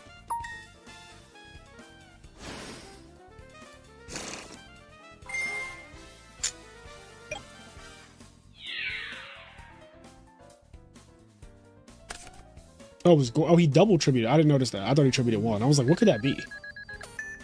But it is Gores, the Shadow Monarch. Okay. I don't see something getting out of this one, I'm gonna be honest, guys. This has looked bad from the beginning. Yep. Whirlwind opening, games 1 and 3, absolutely seals it. A True Hero played very well, especially game 1. That was a masterclass game 1. The Mind Crush on the Miracle Fusion. Yeah, that was really good. Love that. Alright, who is up next? So far, a True Hero, who is one of the 3 people that I'm rooting for, is undefeated.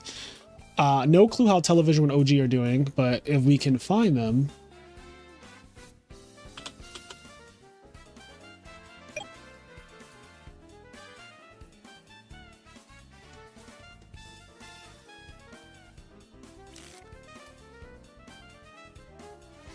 Actually, wait.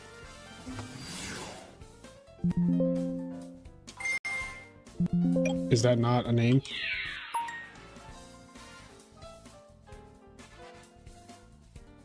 Okay, OG did win round 1.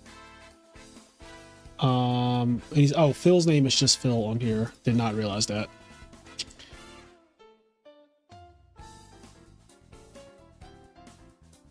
Even if the frog, okay, so the comment reads, I pray this frog shit don't win. I don't want to sit across from this for the next 2 months. I promise you, even if that frog deck won, you will not be playing across from that deck at all. No one, and I mean no one, besides the absolute most devout frog players would ever even touch that deck. Because 1, it is not easy to do whatever the fuck he's doing over there. Like, it is just blatantly not easy to do that. I can tell you as a person who just plays like the lesser version of the deck that that is not easy to do. So you don't have to worry about any random Joe Schmo doing that because they can't.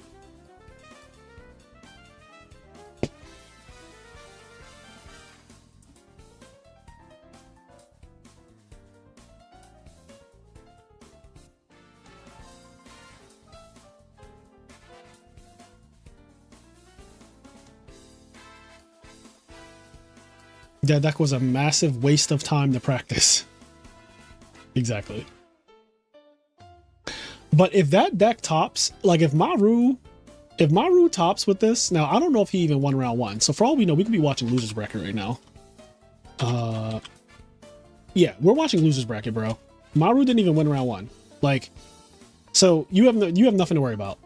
You have nothing to worry about. Also, is this like stalled or something? Like, what's going on over here?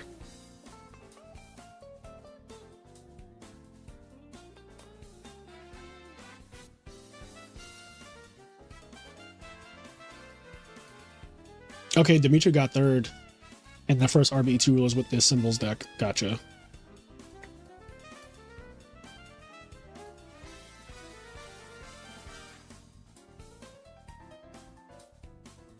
Is there really nothing happening right now? Or is my shit just frozen?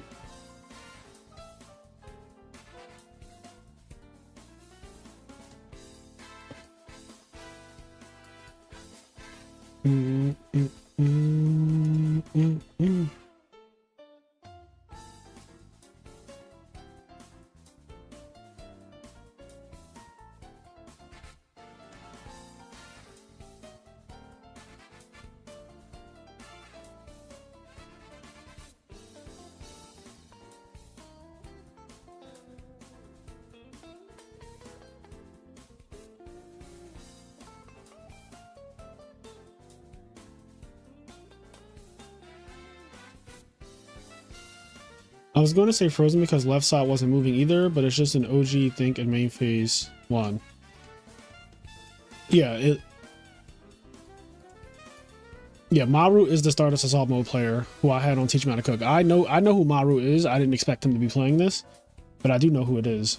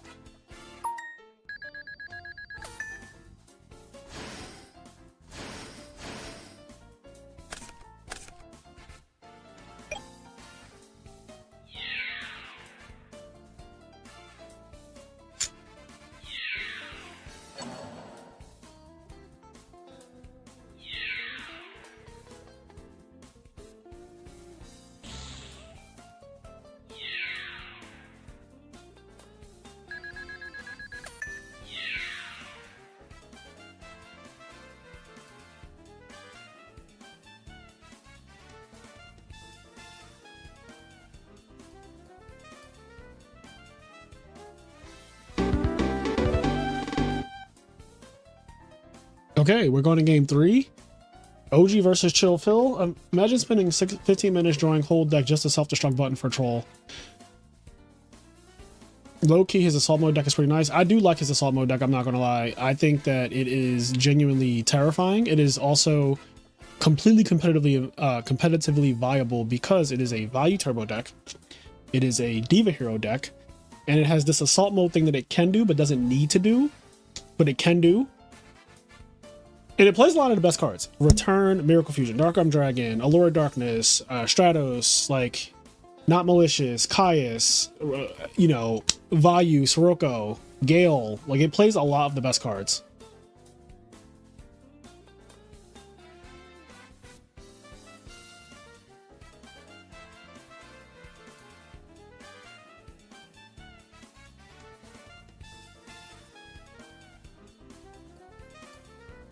Good luck to all duelists in this event.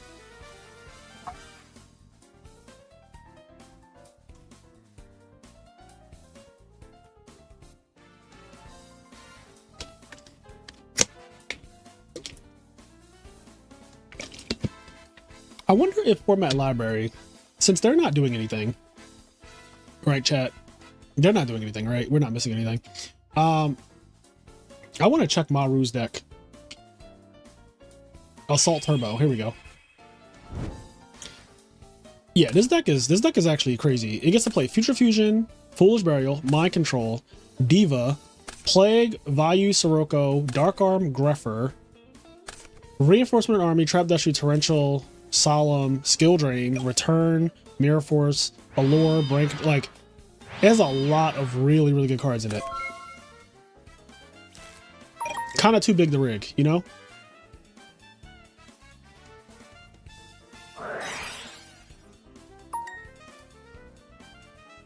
You would be on Twilight. I think Twilight is one of the best decks for today. I have Twilight. So yesterday, this is how my tier list looked yesterday. This was my tier list from yesterday. So Twilight is at the top, in the top tier going into this tournament. And then Dragon Turbo being at the top of the next tier.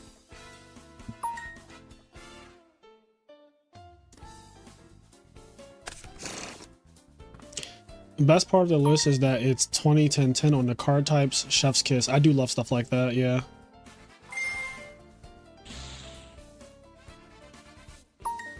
Chat, have we figured out what the fuck has been going on in main phase 2 over there on the right? Like, I genuinely, they've been in that same main phase 2. Like, for the last at least 10 minutes.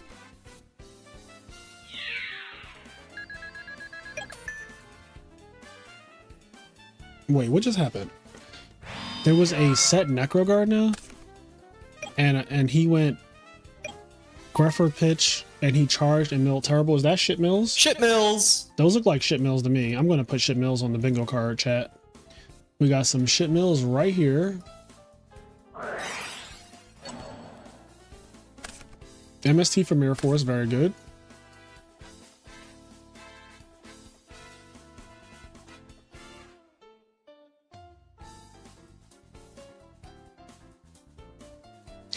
I want to get Jig XO. Who's the other person who'd be playing Twilight? Is Jojo Sakari and Jig XO, right?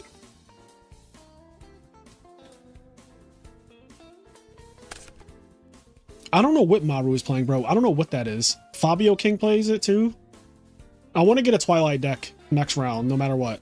Hopefully they're still undefeated. It's only been 2 rounds, right? So I need them to be 2-0. Jake is 0-2. Yikes. Yikes. Yikes. Ooh, it's not looking good.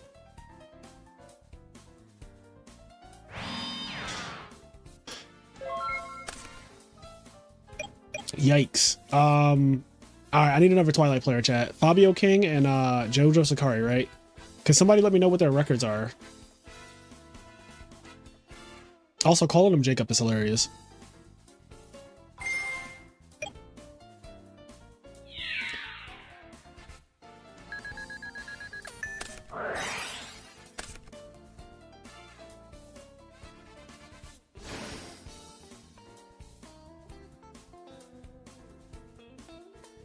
What the fuck? Why did he put it back on the field? I attack your guy, and then after your guy's dead, I'm using DDV. Is that not what happened just now, or what? Yeah, like what? That's not real. Connor, thank you for the sub.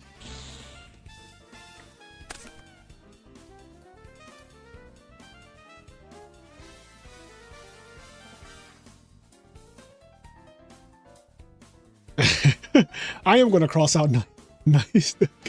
Nice deck. I am going to cross out nice deck. I think you can cross out nice deck on your bingo card. I love that comment. Making me laugh is the way to my heart, chat. I'll tell you that. I love you guys. Also, Ronak, I do know what you're talking about. There's a policy that if your turn takes more than 15 minutes with no interaction, you do lose the game. So, like, what is happening? I will be so fucking mad if my opponent just does this. This takes so long, and I don't even know what they're doing. The worst part is that I don't know what they're doing. I could be getting cheated. Like, I'm not even kidding. I genuinely don't know what they're doing.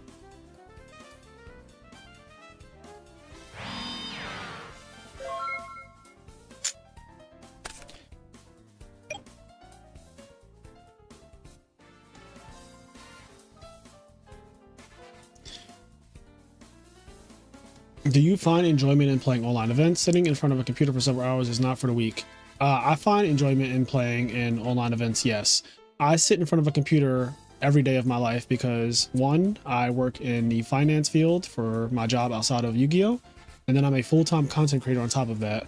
I am always in front of a computer. I have literally, there's a MacBook right here, and there is a work laptop right here. So I am constantly in front of computers literally all day. And then I'm on a gaming desktop computer right now.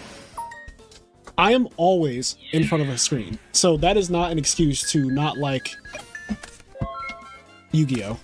Online. That is not a real thing for me at all. It's not even close. I prefer exactly what I am doing, which is being in front of a computer. It still doesn't need glasses. Good genes. Yeah, no, I don't. Oh, God genes. Yeah, I don't need glasses currently. Although I will say this, Sonny, in the last year, I have found myself squinting more than normal. But my biggest concern with squinting too much is the forehead wrinkles is what I'm worried about, not necessarily my eyesight going bad, because my eyesight is going to go bad no matter what. I can't prevent that. I also can't prevent the forehead wrinkles technically either unless I get Botox.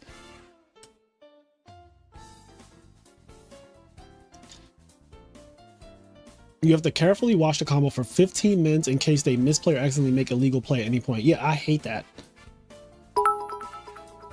I am Star Fox. Thank you for the sub.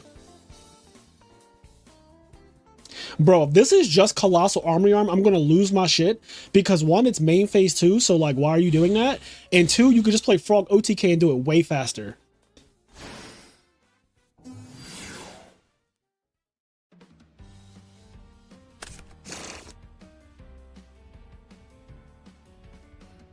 Play in 10 qualifiers for this, only to lose round 1 and play against Do Nothing Deck round 2.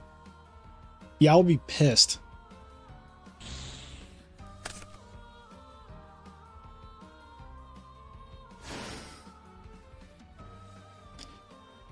Oh, if this is game 1, I would leave. Maybe Maru's goal is to get you to scoop. No, this is game 2 and Maru won game 1.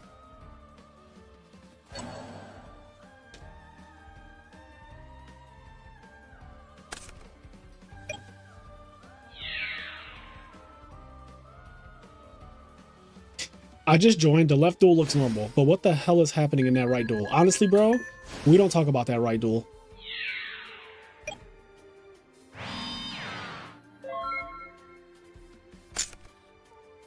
We don't talk about that right duel.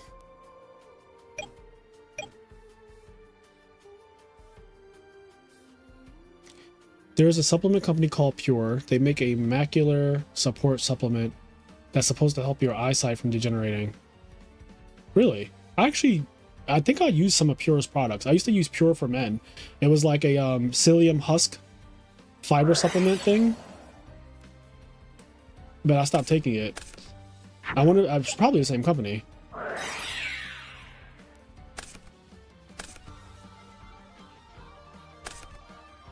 Yeah, Maru is playing self-destruct button. There's a self-destruct button in his graveyard. Who scooped? Chillfill 1? Okay. Gary takes an L here. Alright, let's look at Fitz. Fitz is in game 3 against I don't know what. He opened up 1-for-1 malicious, which is honestly the best use case for malicious. So that's good. Into 3 back row and it went off. Nothing happened.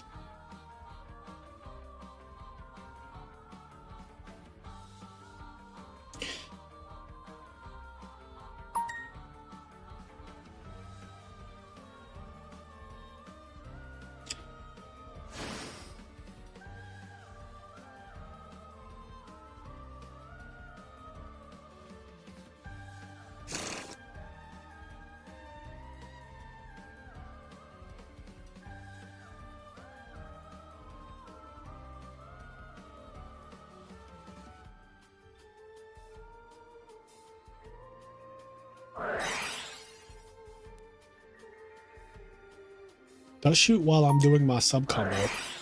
Okay, I was about to say, make it make sense. Also, if you just dust shoot it immediately, you could have prevented this from happening.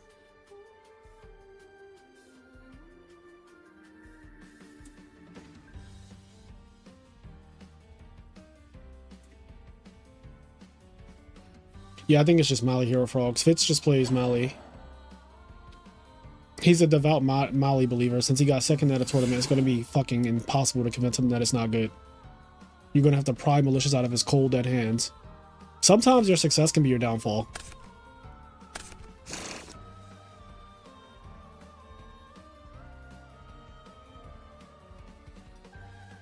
So his hand is Substitute Brain Prison.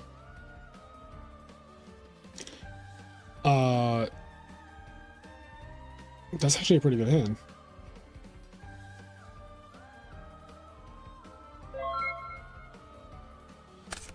What is my favorite Edison deck? Hero Frogs.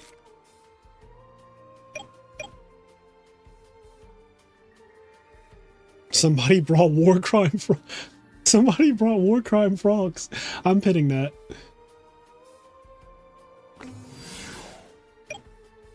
Mali in the Dark Hero Frog build does make a lot more sense to me. I agree. You at least get to capitalize off of it with return and like tuners that mesh well with malicious. It's not just a discard card. Because people are playing malicious because you can discard it. I just don't think that that is enough to warrant playing that card. Like, also, that is a wild reason to play a card, just so it can be discarded. Like, I'm sorry.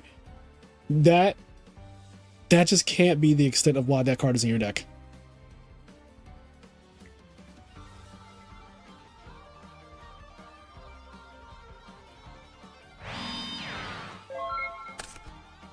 My recent Hero Frog deck, I'm sure I have it in one of my accounts. I'll just put a link. It's literally just my deck from Indianapolis.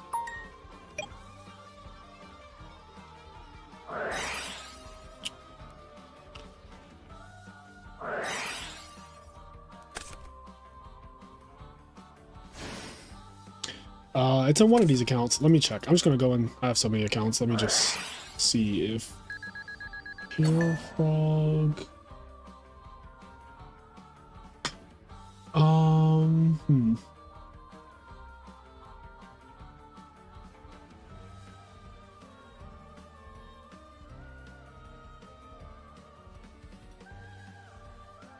Okay, it's definitely not here.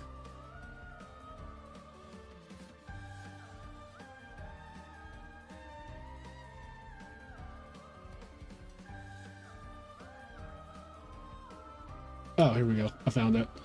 I'm pretty sure that this is it. So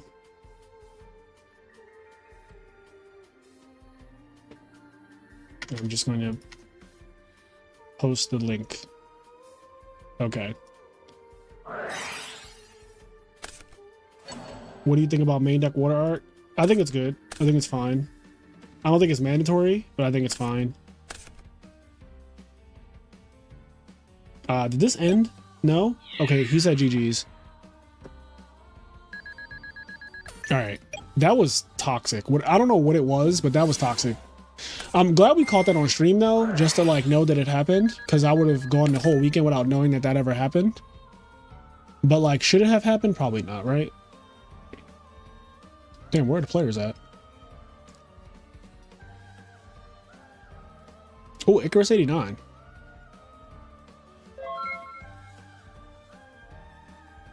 Is Icarus? Did they win round one?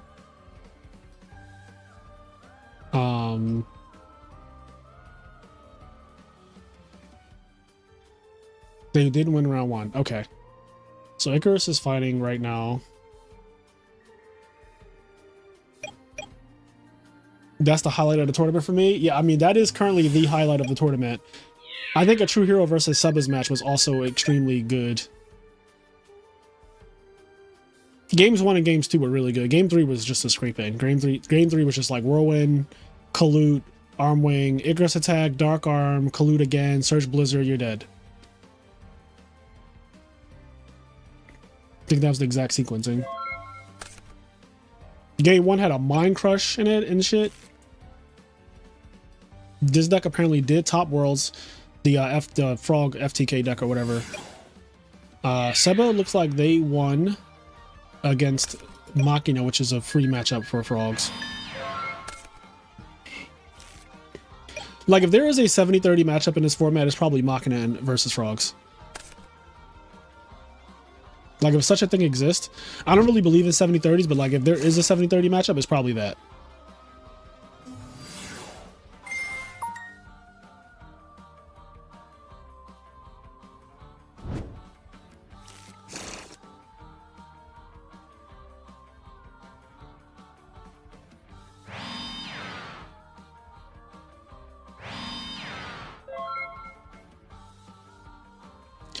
Is Seba winning World? Seba just lost round 2. Now, granted, Seba could absolutely still top and then win, but it is going to be an uphill battle because we have, I think, 5 or 6 more rounds left, and I don't think they can lose again.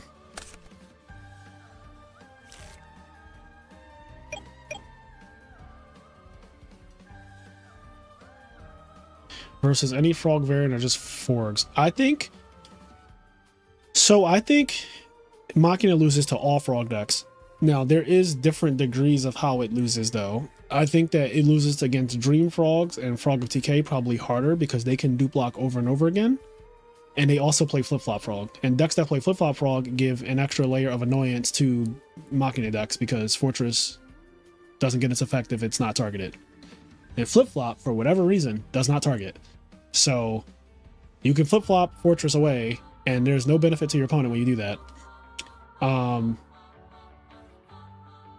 The other thing is that dupe blocking your opponent and then pot averaging and dupe blocking them again when they break it, if they break it, is really hard for a lot of decks to deal with. But mainly decks that are not birds, because they don't have DDV, they don't have Icarus Attack, they don't have Dark Arm Dragon, so their outs are very limited, and it shows. And a dupe block living for like 3 turns is too much. The game is usually over at that point.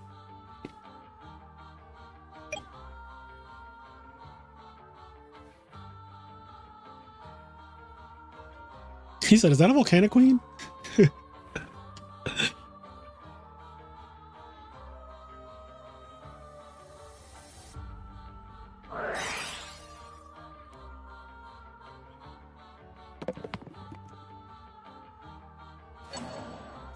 Brainwash beat low-key playable. Man, Oppression ruining lives. Oppression is ruining lives. Wait, what deck is that though? On the oh, it was the Hero Beat. Okay, I was gonna say this. For a brief second, I was like, is this Hero Frog sliding Oppression? Because that is a thing.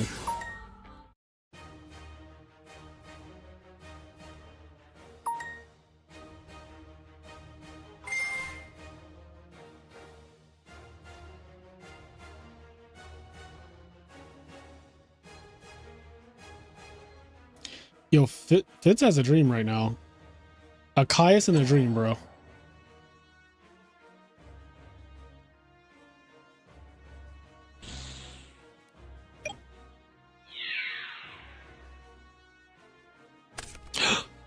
Is this Starlight Road? No, it can't be. A dead Gemini Spark? A Hero Blast. No. What could it be? The summon went through, the attack went through. Oh, it's a Gemini Spark. He's going to get Alias.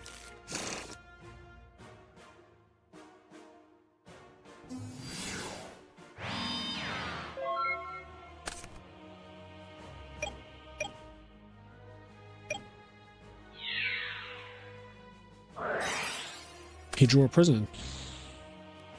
Or maybe he had it and didn't set it? That's possible.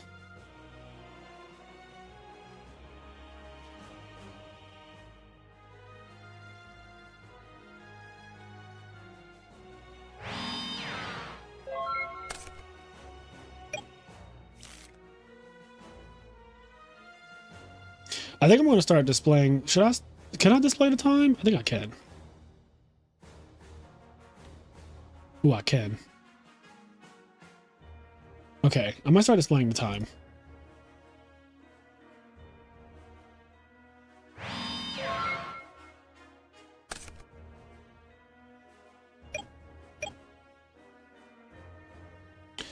Like, let me see if this works, chat. Like, if I do 55... That does not, okay, that does not work like that. I do know there is a different way to do this though. If I just go 55. Okay. I am going to, after this round, I'm going to start displaying the time on the screen.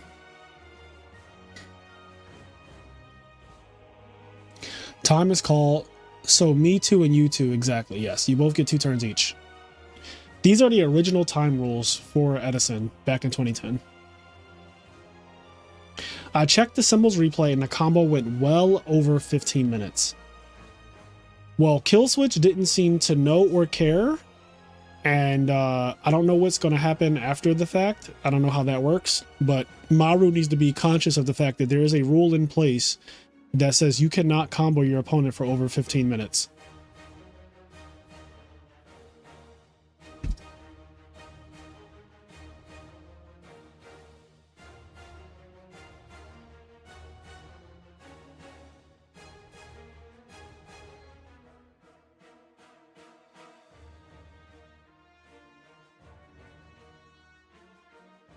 Like, is anyone else still playing? Is this the last round we're watching? I mean, this is time now, so like, there's a good chance that this is the last game. So I'm gonna break my split.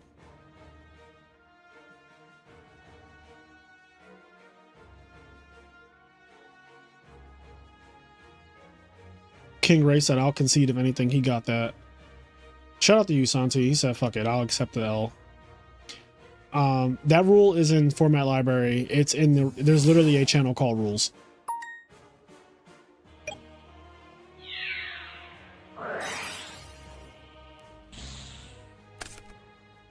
Another one. Another one. Damn, you good.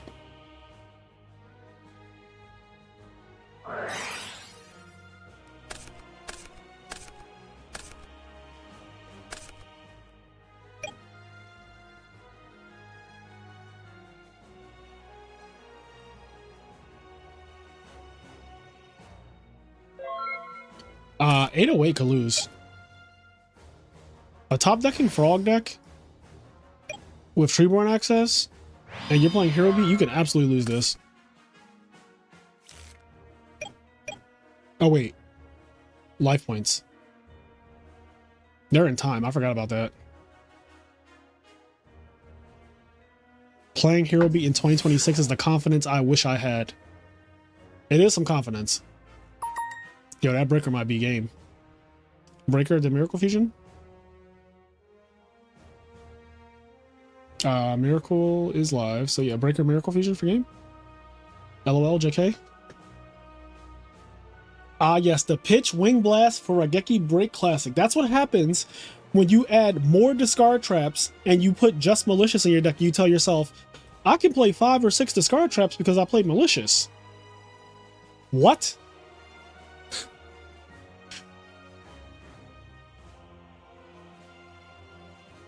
Maybe a really dumb question, but is there a reason to bring Hero Beat to Worlds? Feels like he kind of trolled himself. So, yes, there is a reason to bring Hero Beat to Worlds. If you genuinely love Hero Beat, if Hero Beat is a deck that got you your invite, and you just, that's the deck that you wanted to play, then yeah, that's reason enough. Like, at the end of the day, not everybody is playing for the same reasons, right? We all are different people. Maybe you want to be the first person to ever win a tournament with Hero Beat, because Hero Beat has never won a tournament yet.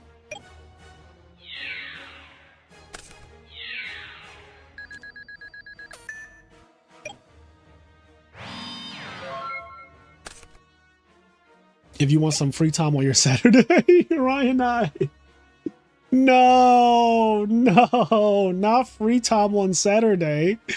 Not free time, bro. If you want some free time, it's crazy. Breaker versus Frogs. Breaker is just a good card, and you cannot convince me otherwise, chat. Breaker is just a good card, and you cannot convince me otherwise. This card is fucking terrible, and if I had to do it all over again, I would not side this card. Even though I won with this card, I would never play this again. I don't know what I was thinking. I was trying out technology that I saw online, and it was just wrong. But this, I would actually just play 2 of these.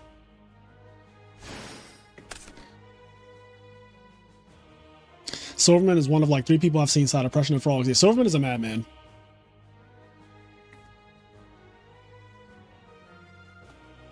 Breaker is just a good card.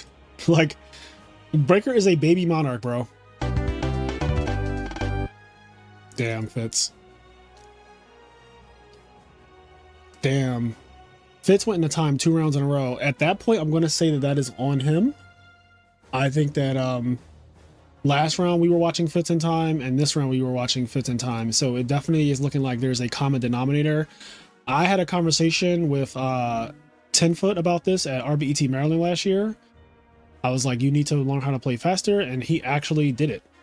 And he is honestly, in my opinion, just much better because of it. Like, just being able to play at a decent speed and also be able to play well is a needed skill set in Edison format if you're going to be a frog player, because frogs take long in general.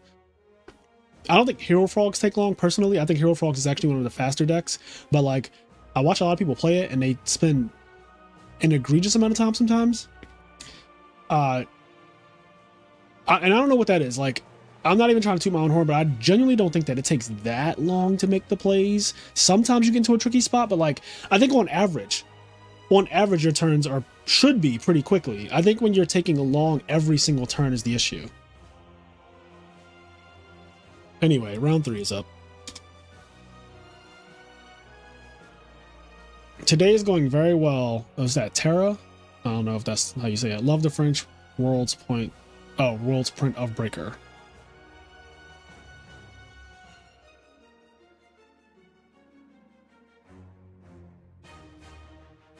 How to learn to play slower. I feel like I could have avoided many mistakes by taking my time. So that's something that I've been trying to teach Stango. It's very hard though. Some people's brains are wired to play fast. Stango is one of the best fighting game players in the world. And because of that, in fighting games, you don't take your time. You actually play a lot on instinct. So a lot of things are quick in fighting games. It's reaction, it's instinct. It's like, how quick can you react to something, right? And I told him that when you're playing Yu-Gi-Oh, you don't need to do that. You don't need to be so fucking fast and start clicking and summoning and doing things. You get time to think in Yu-Gi-Oh. Don't take too much time, but do take some time, because realistically playing fast is just going to make you misplay, especially when you're not that good already. Hero Frog doesn't take long once you're experienced. I think in my last 100 games, I had one turn I needed like 90 seconds on a turn because it was a really complicated late game Blackwing turn. Yes, and again, I'm not saying that there are not turns that come up that require extra thought. The problem is your average turn should not take long in Hero Frogs. It just shouldn't, in my opinion. Your average turn should just not take very long.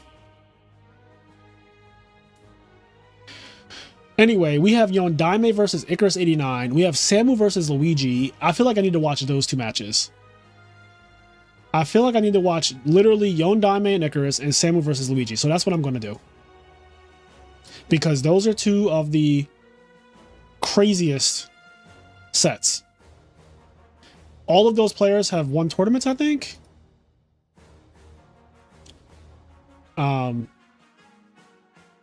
I know Yondaime, Icarus, and Samu have all won tournaments. I don't know if Luigi has, but I feel like he might have. Also, Luigi is Robert Smith as well, so like one of those accounts have probably won a tournament by now. Anywho, let's get out of here. Let's go back in since it was grayed out. I don't know why it does that randomly. Good luck, everybody. Ooh, Jojo Sakari. Fuck, I did say I wanted to see some Twilight. Okay, hold on. Is Jojo undefeated? If Jojo's undefeated, we watch. Fuck, Jojo's not undefeated. All right, well, we're gonna have to wait. OG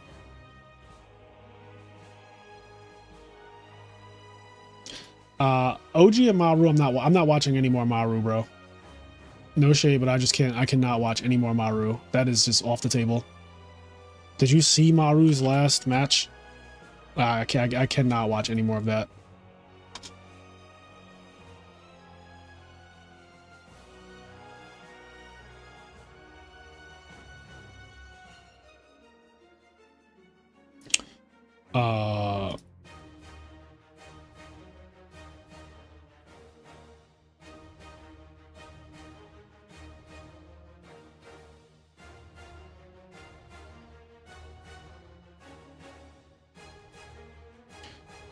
So I'm looking for Samu's duel. All right, we're queued up.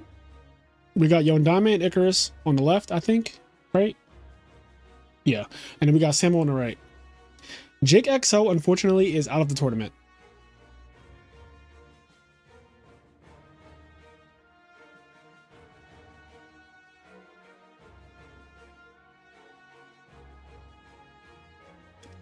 Which Ultimate Time Wizard did Morph win? So only one Ultimate Time Wizard this year was won by GBs. And I think it was Providence. I was not there because I was in Japan at the time, but I'm pretty sure, correct me if I'm wrong, chat, YCS Providence was won by GBs. I was not there, but I think that's what happened.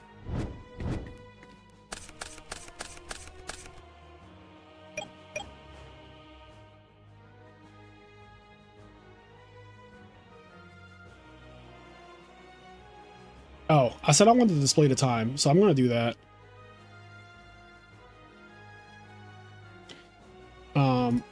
Let me see if I can get like an accurate read on the timer.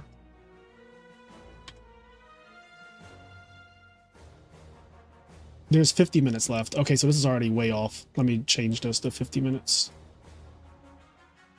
Oh, fuck. Fuck. All right. Right now, there are 50 minutes according to the bot. So yeah, we have 50 minutes in the round. I don't know if you guys like seeing the timer. I think it is pretty good to just have. So I'm going to have it displayed.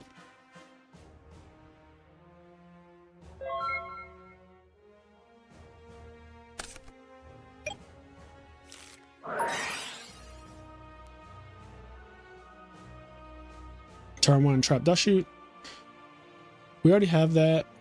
Have we gotten a big Torrential or a big Mirror Force? I feel like we did, and I just don't remember. We saw a Dust Shoot Chain Torrential to pop a bunch of shit and make it miss timing, actually. We did see that. That did happen on stream. So we got a big Torrential. I don't know if we got a big Mirror Force. In the Seba versus a True Hero game, we got a Mirror Force. I wouldn't say it was a big Mirror Force. It was just a Stratos and a Unifrog, which is like the equivalent of Mirror Forcing nothing. There are 93 players in this tournament.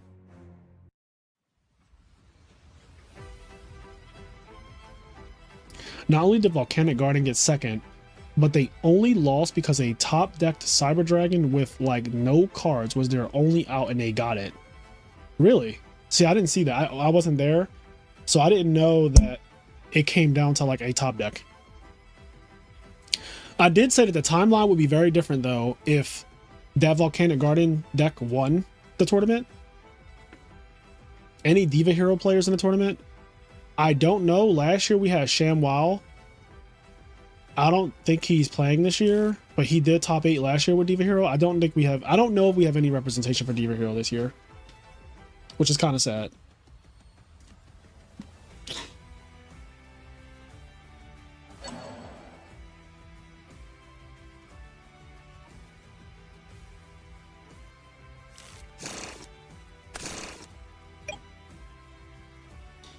Yes, for the next 3 hours, Clair Obscura is going to be playing in our ears. Clair Obscura is officially the game of the year. It won more awards than any game in Game Awards history 2 nights ago.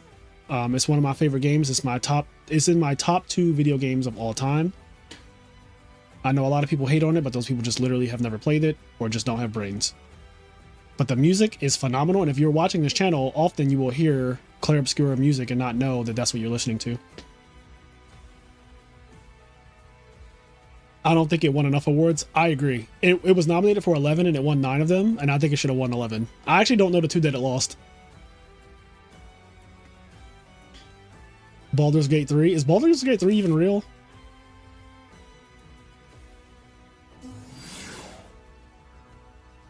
Cool, my favorite game is Battlefield 4. Battlefield 4. I'm not into first-person shooters, but I respect it. See, my thing is like, I respect games doing well that I don't play. Like, I'm not into Fortnite, but I understand that Fortnite is like a genre-defining game. Like, it is a game of the century, you know? Like fucking Roblox. I'll never play Roblox either, but I understand it is a fucking genre-defining game. It is a game of the century.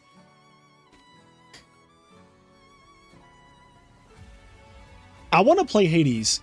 I want to play Hades. I don't know anything about it. I know that it's a roguelike game, and I play Slay the Spire, which is also a roguelike game, and I love Slay the Spire. Slay the Spire is one of my favorite games of all time. Slay the Spire is in my top 10 games of all time, which is crazy because I just started playing it in 2023.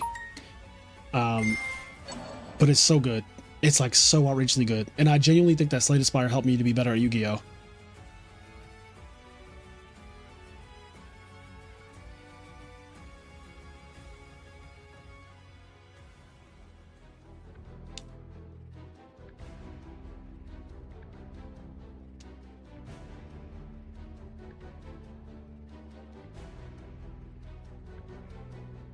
Slay the Spire is so tough. I started a few months ago and can't get past Ascension 7/8. With what character though? Honestly, what might help you, Jack, is watching the top players play on YouTube. I learned a lot from watching the best Slay the Spire players like Jorbs, Valor Lord, Frost Prime. I watched those three guys and it has improved me. It has improved my skill at the game a lot. Like, for example, I didn't really know how to do infinites in Slay the Spire until I started watching Jorbs, and I was like, oh god, what the fuck is he doing? Like, why is that a thing? And now I can, like, see them and go for them. I did one on stream last night, actually. I did an Ironclad Infinite where I had Pommel Strike, and Bloodletting, and I exhausted my whole deck until all I had in my deck basically was Pommel Strike, Bloodletting, and, like, cards in my hand that I didn't need. And I just played Pommel Strike / draw 2 cards. And then so that goes to the graveyard. Then I play another Pommel Strike, which draws the one that fell in the graveyard.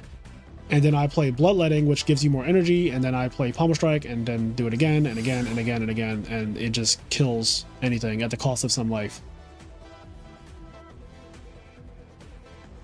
Yeah, I think watching people who are way better play the game can help. That's how I learn once I get to a certain level in anything. Like once I played the game for a while, and I get the idea of how to learn properly, because you can't start off that way. Like you can't start, I couldn't have started off watching the top players play. That would not have worked. It would be like me watching open heart surgery right now. I would not know, like I wouldn't be able to replicate what I'm watching because I didn't go to med school at all. I don't know anything about like the body, especially when it's opened. So I would not be able to perform open heart surgery even if I watched a tutorial on YouTube. Like that would not fucking work. So you do need a foundation. But once you have a foundation, I think that you can learn from the best players.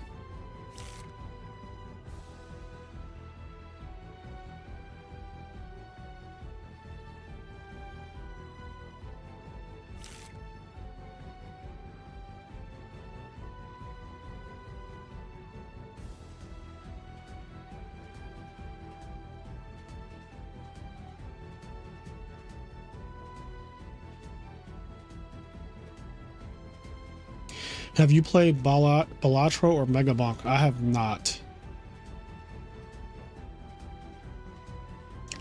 I am stuck in 2012, so my favorite game is now and always Borderlands 2.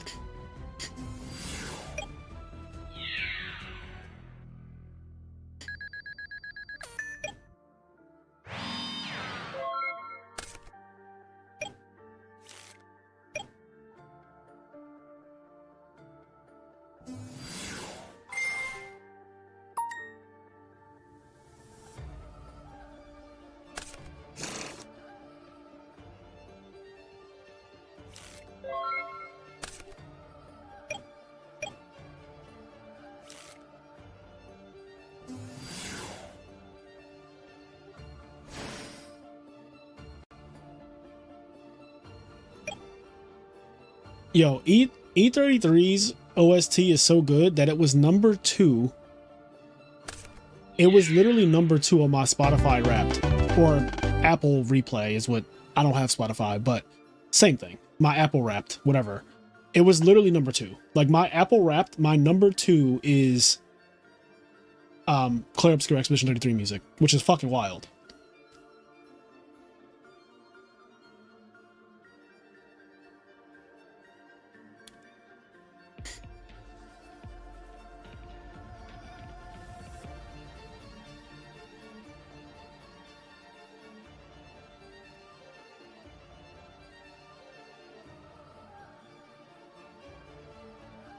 It's crazy, all the haters coming out the woodworks after they won Game of the Year. That happens every year, unfortunately. Like, people are just so miserable in their lives that their only source of joy is hate. And so anything that is doing good or happy or whatever, if they see people congregating and being happy about something, people tend to just hate on it for that reason alone, which is really sad. That's just the world we live in now.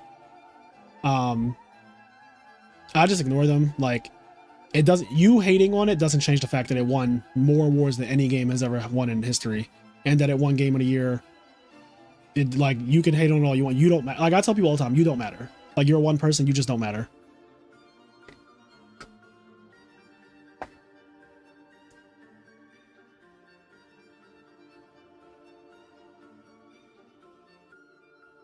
Sometimes you just gotta let people know.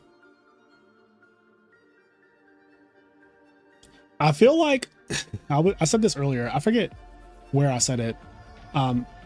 Someone was like, Claire Obscure, like, congratulations to it winning all the awards and stuff like that. And I commented on, it was one of my friends' posts, so it wasn't like a random post or like a comment section under like a massive channel like IGN or something. But I commented under my friend's post and I was like, honestly, they should have a second game awards for the other games, because Claire Obscure really did just win everything. And I think the game should have won all the awards that it won, but it does suck for the other games that, like, they all just showed up and watched one game just win every single award except like best fighting game. Like,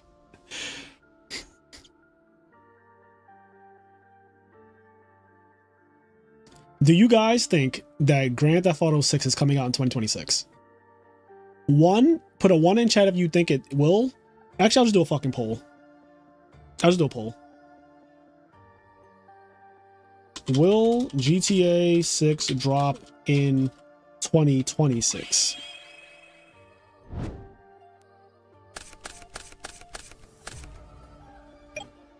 It's supposed to drop in 2026 though, right?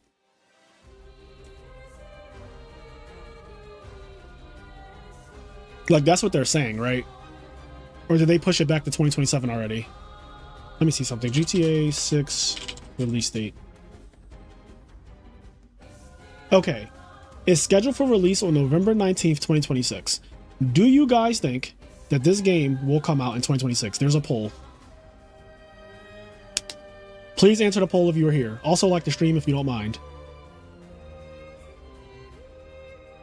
There are 275 people currently watching. If you guys don't mind liking the stream, it helps a lot with the channel. We are trying to get to 10K so I can shave my head. And also give out, oh, I have this. A Switch 2, which is brand new in box. And this will be going to one lucky winner once we get to 10K, which we're like a little over 500 subs away. So if you guys want to help, like the stream, subscribe if you're watching. Yeah.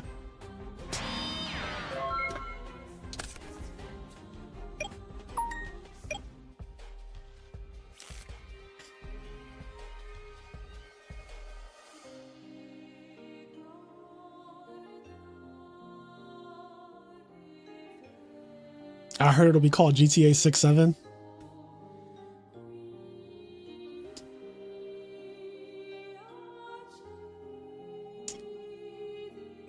GTA 6-7 is crazy.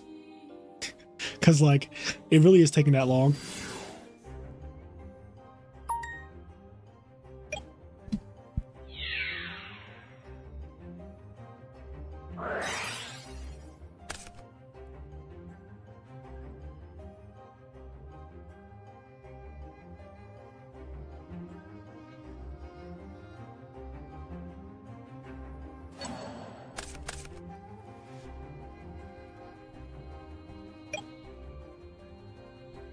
My bad. 65% said no, and 35% of you are rather foolish.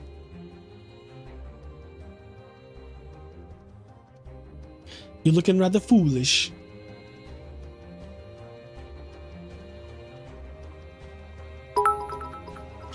Greasy Dolphin 69. Thank you for the sub. That is a name. That's a man's name right there. Greasy Dolphin. Like, why I gotta be greasy?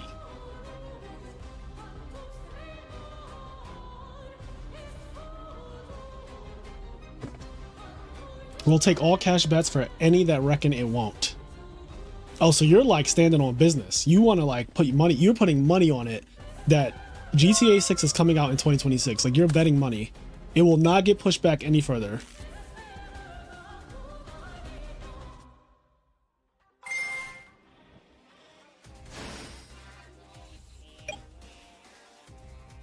Four friends from Greece playing right now? What do you mean four friends from Greece playing right now? Are they like 2v2ing or something? Is it like two people in a Discord call versus another two people in a Discord call?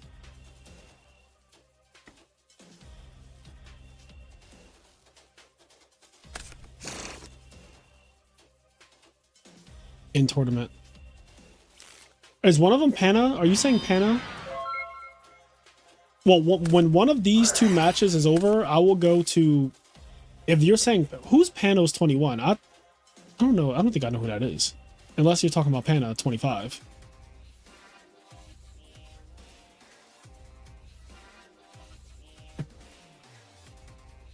It's not me. It's another Greek player. Wait, Pana, you're Greek? I like how Pana answered immediately, too. Like he just fucking appeared.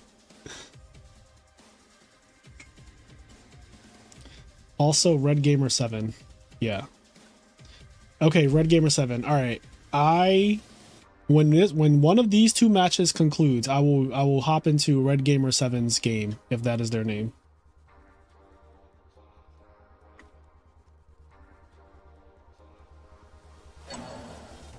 Pana, honest question. Is it a good time, like let's say next year sometime, do you think that Greece is a good country to visit as a tourist? Yes or no? Greece is a country that I've wanted to go to in Europe, and I have not been. I've never been to Greece.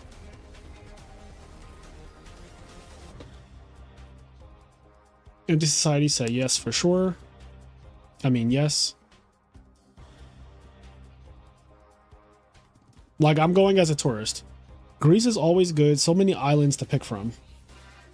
Greece is my favorite European place by far. Okay, so it seems like the chat is in agreement. Greece is the perfect place to live besides economy. What's wrong with the economy? Is it like... I don't really know economic stuff that's going on in Europe. I know there was like Brexit a while ago, and there's like the euro dollar and all types of currency issues going on, but I don't fully understand it because it just doesn't pertain to me really. So I'm not well versed in foreign politics and economies.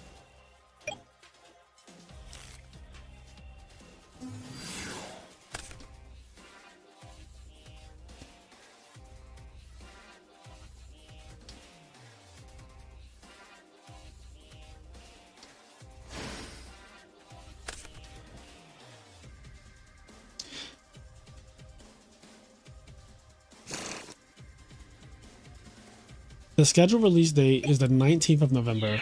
If there are any delays, there are only 42 days left in 2026. No shot it's coming out in anything but 2027. It sucks big time. Around $800 per month in most jobs with 10 hours working a day. Oh my God, that's horrible. Yeah, 800 USD a month working 10 hours a day is definitely bad wages.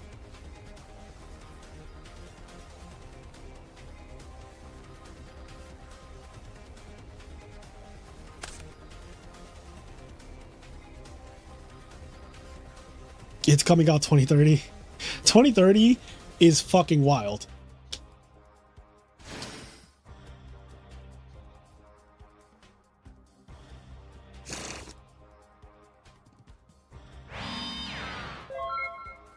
They're going to make so much money on GTA 6 though. Like, is there a way for me to invest in Rockstar as a company? Is that shit publicly traded? Because I will genuinely put money into their like stock. Like I'll buy like 100 shares. They could name their own price. Like I'm willing to buy 100 shares of that shit before GTA 6 comes out, because that's just like guaranteed money right there. Like 100%.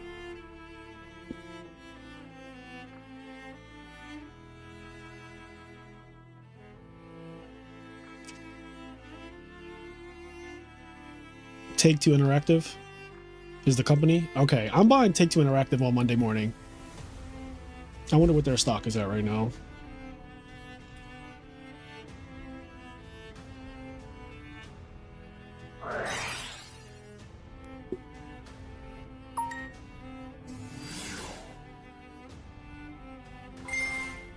It's at 241.47.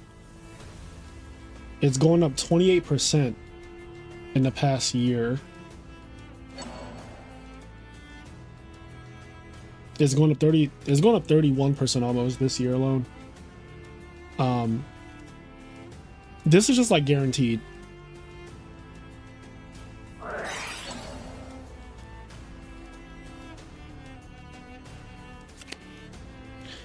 The question is the current stock price already considering GTA 6? I don't think it can possibly be considered. Like I just don't think that. So it's at 241 right now. I could easily see that shit hitting $300 a share. This is not financial advice. I could easily see it hitting $300 a share in 2026 just with GTA 6 launching. Maybe not in 2026, maybe in 2027 because GTA 6 realistically is not coming out next year. But when it comes out, the stock will go up and the company will do fucking insane numbers revenue wise while that game is in circulation for the next decade. That game is going to have its own economy. Uh-oh, a big heavy.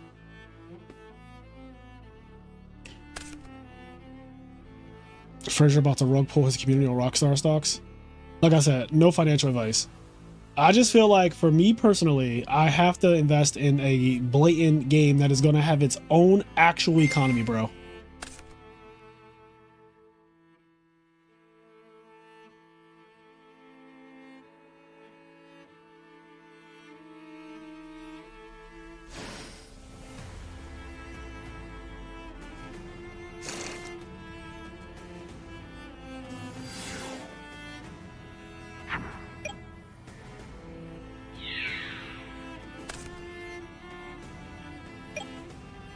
Did he know that that was a blizzard?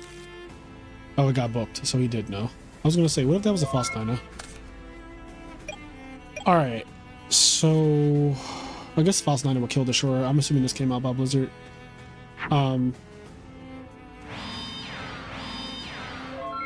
Heavy Storm is gone. Thomas at 2. Skidoo. Where's Unifrog?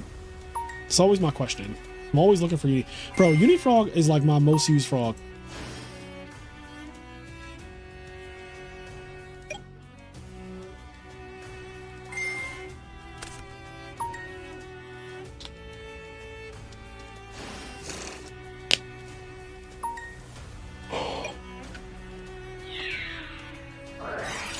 Unifrog's job. I eat deep prisons.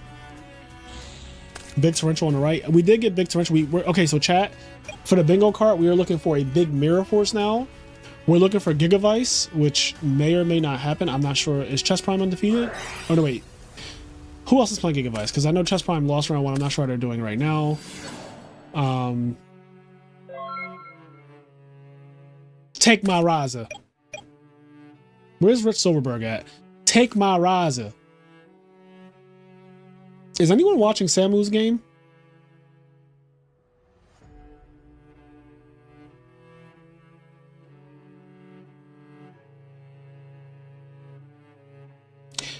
Okay, can the Value Turbo players be honest with me for 1 second? I'm going to ask a very simple question. This is not like a inflammatory question or anything like that.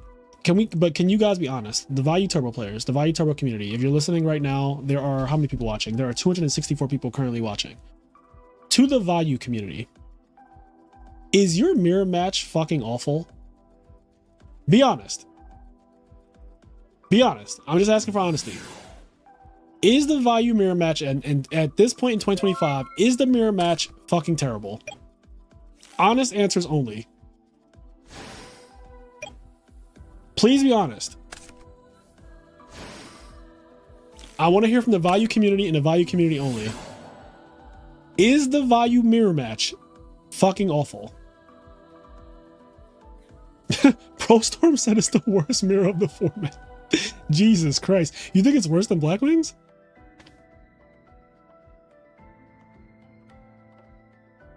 ProStorm, I think this is an excellent opportunity to have you back on the channel. We can have a nice little like 30-minute discussion. Knowing you and me though, it'll probably be like 50 minutes, but we can have a nice little 30-minute discussion about mirror matches in Edison format.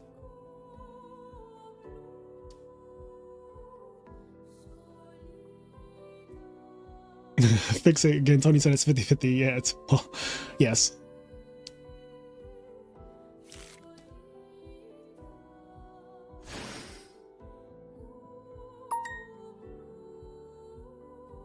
Okay, so it seems like overall the answer, I mean, the only answer so far has been that the mirror match is bad. Like everyone is in agreement here that mirror match is not good. Now, I'm a person that does not believe that mirror matches are good in general in Yu-Gi-Oh! Usually, I think that it's kind of going to what Farfa said about Yu-Gi-Oh! In general, but I'm going to transfer it to mirror matches. I think Yu-Gi-Oh! Is a game with really bad mirror matches, and every once in a while, you get an acceptable mirror match. As opposed to Yu-Gi-Oh! Being a game of good mirror matches, and every once in a while you get a really bad mirror match. I think it's the inverse. I think that Yu-Gi-Oh! Is a game that has really, really bad mirror matches on purpose. Konami literally prints the cards to be bad in the mirror. Like well, I should say to be good in the mirror, which makes the mirror matches fucking awful. For example, Sirocco pumping with your opponent's cards. Wind Up Factory activating for your opponent's cards. Gateway of the Six getting counters for your opponent's cards. The list goes on and on and on.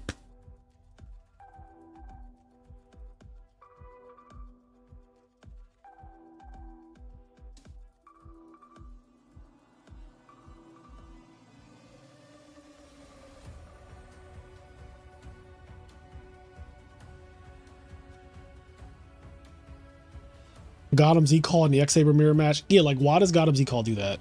Arcus in the mirror is stupid. Yeah, I just feel like for whatever reason, Konami decided to just make mirror matches bad in Yu-Gi-Oh! They just, and like they do it on purpose too. I don't know what modern mirror matches look like. I don't know what a Yummy mirror match or a Vanquish Soul K9 mirror match or what a Malice mirror match looks like. But I imagine that Konami didn't stop making bad mirror matches in like 2017 when I quit. The mirror matches were bad then, and they're fucking probably bad now. We had D-Barrier. D-Barrier is really obnoxious in the mirror match. It's like, oh, I made my fucking Zodiac things, and now you can't do it back because I have D-Barrier. Like, that was the mirror match. That was the mirror match. Oh, yeah, Dark World.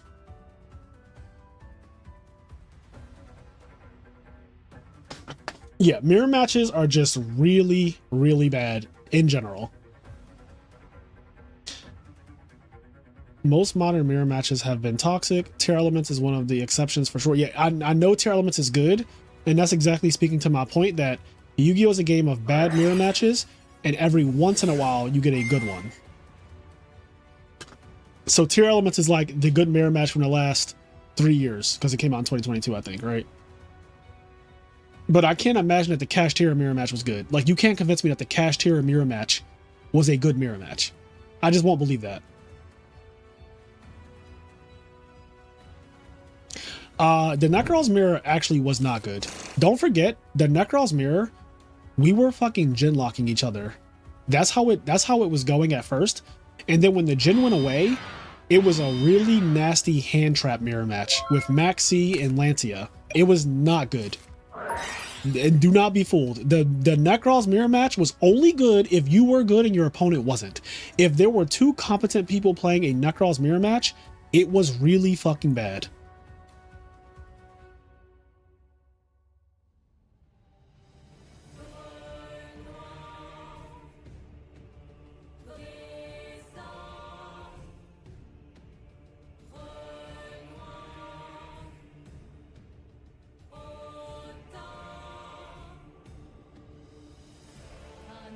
Yeah, Mirror of the Ice Barrier was so crazy in the mirror match. Like, if they dare Trishula you, you just win.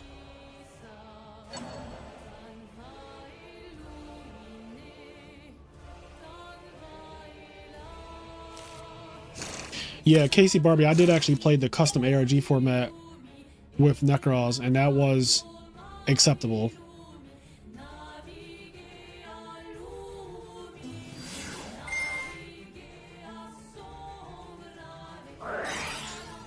Oh no. He won't even let the man get started. Did he get dust shoot it too?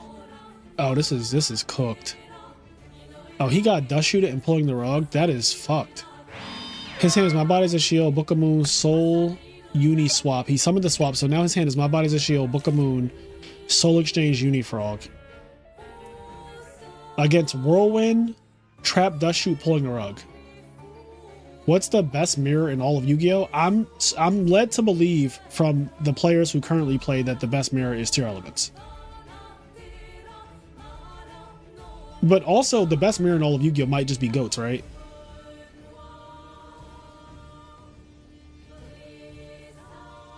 Like, it's probably either something like Goats or Tier Elements. I don't have really much of an opinion on either one of those because I don't play either. I've never played Tier Elements in my life, and I played Goats when it was actually happening in 2005, but I was a kid and I didn't know how to play Yu-Gi-Oh very well. So I don't have a high opinion of that matchup either. And now Go format is just Chaos Turbo Mirror matches. So I don't know if like the Chaos Turbo Mirror is some super skillful mirror.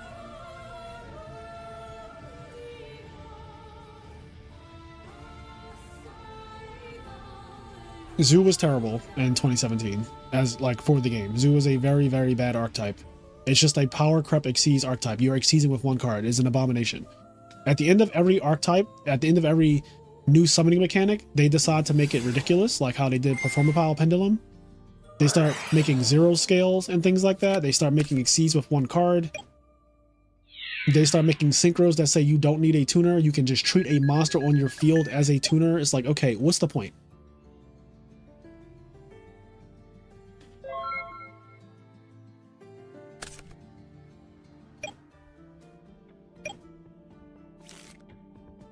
All right. I was asked to watch somebody named like Red Gamer, I believe. Let's see if they're actually playing. Nope, no Red Gamer. So that was a fucking lie. All right. Morph is playing as Johnson Boss.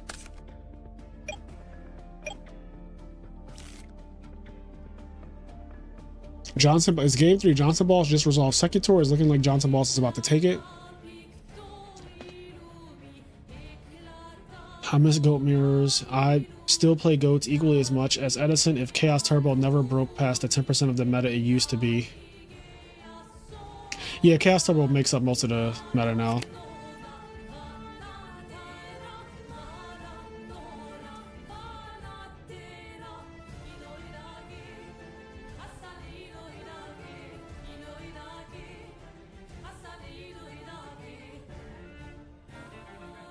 Oh, I heard Sky Striker was a pretty skillful mirror match, actually.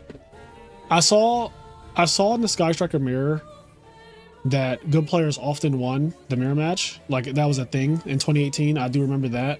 I was judging at the time, but I do remember seeing, like, the cream rose to the top in the Sky Striker mirror match, it looked like. Like, pretty consistently, because that deck is consistent. So it's not like... So the problem with Edison is that Edison in general is an inconsistent format, right? So like what ends up happening is because the format itself is so inconsistent, Book of Moon is a cook. Because the format is so inconsistent, the mirror matches are worse because now you have people drawing Whirlwind and you don't see it in the mirror match, or they draw Dark Arm and you don't see it in the mirror match. In Modern Yu-Gi-Oh, one of the benefits of Modern Yu-Gi-Oh is that there are so many search cards.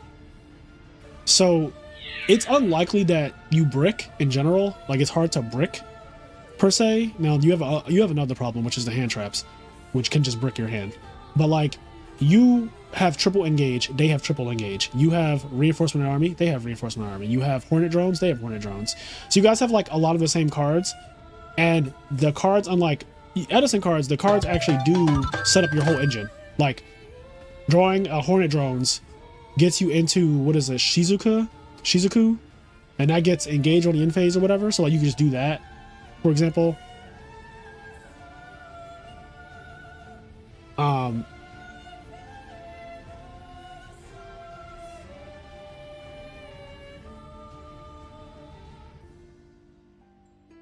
Ooh, is this tournament?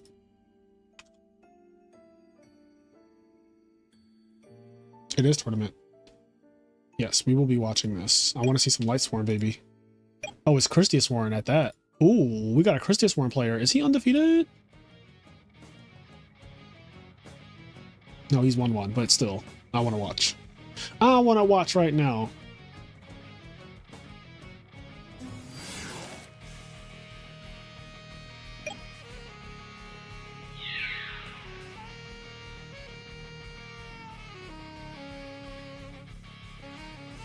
Spellbook and Extra Deck Monarch 2016 were incredible mirror matches. Monarch Mirror was pretty skillful. I've heard that as well.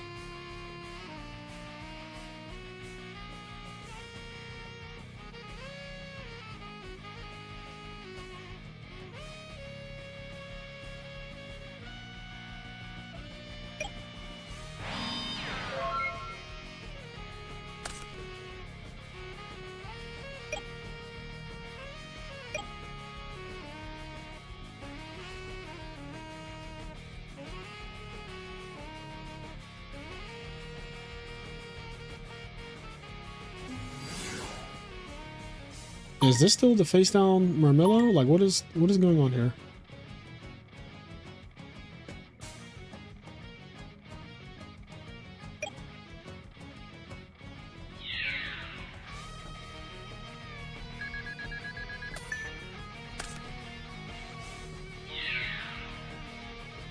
Smashing ground, lightning vortex.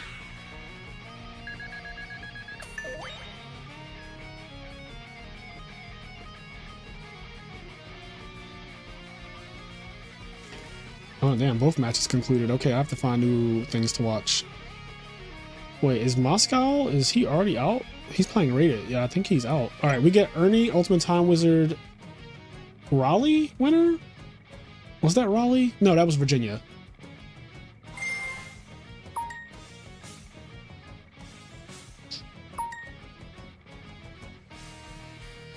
OG versus Maru. Nope.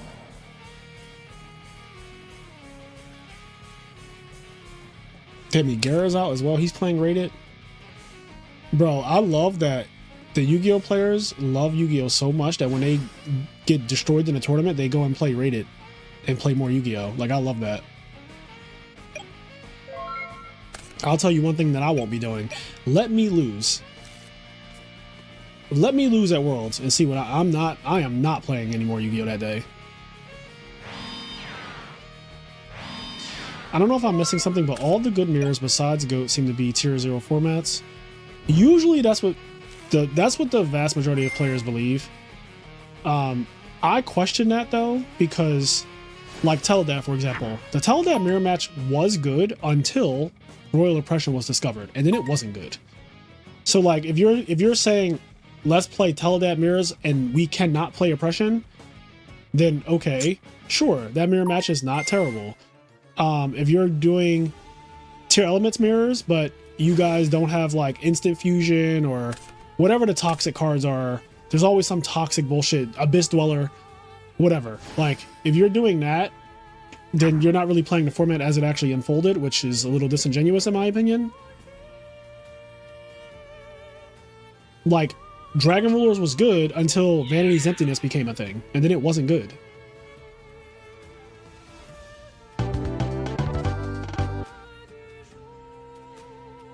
What is this? Oh, this is Gigabytes. Oh, we found a Gigabytes player, chat. Unfortunately, they just beat Ernie.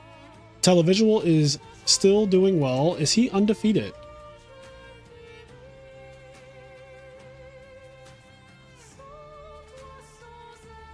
Televisual is undefeated. Johnson Boss is undefeated. Ghost Rider took an L. Where's the True Hero? A True Hero lost. I wonder who he lost to. Who did he play this round?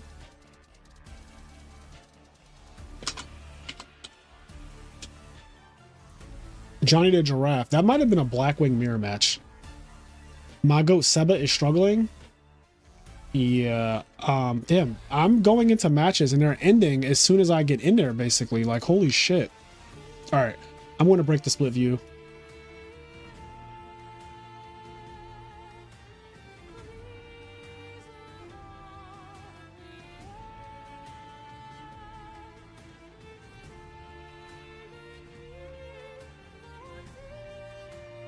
Is this tournament? Thank you for the sub. I'm not even going to try to pronounce that name, though. Scrub for Life versus Lolo. I actually kind of want to see some of that.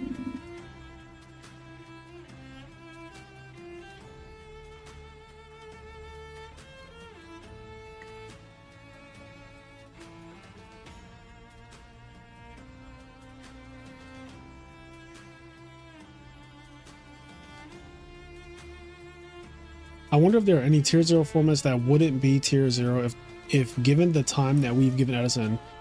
A lot of them would not be tier 0 formats if you gave them the time. The reality is most formats are played for only a few months. Edison is being played for years. No format gets that amount of time to be refined. No format has outside of GOATs, really.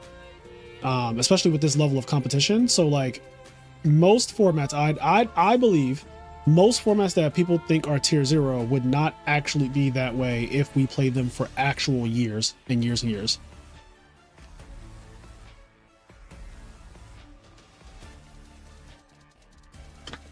There's under 10 minutes left.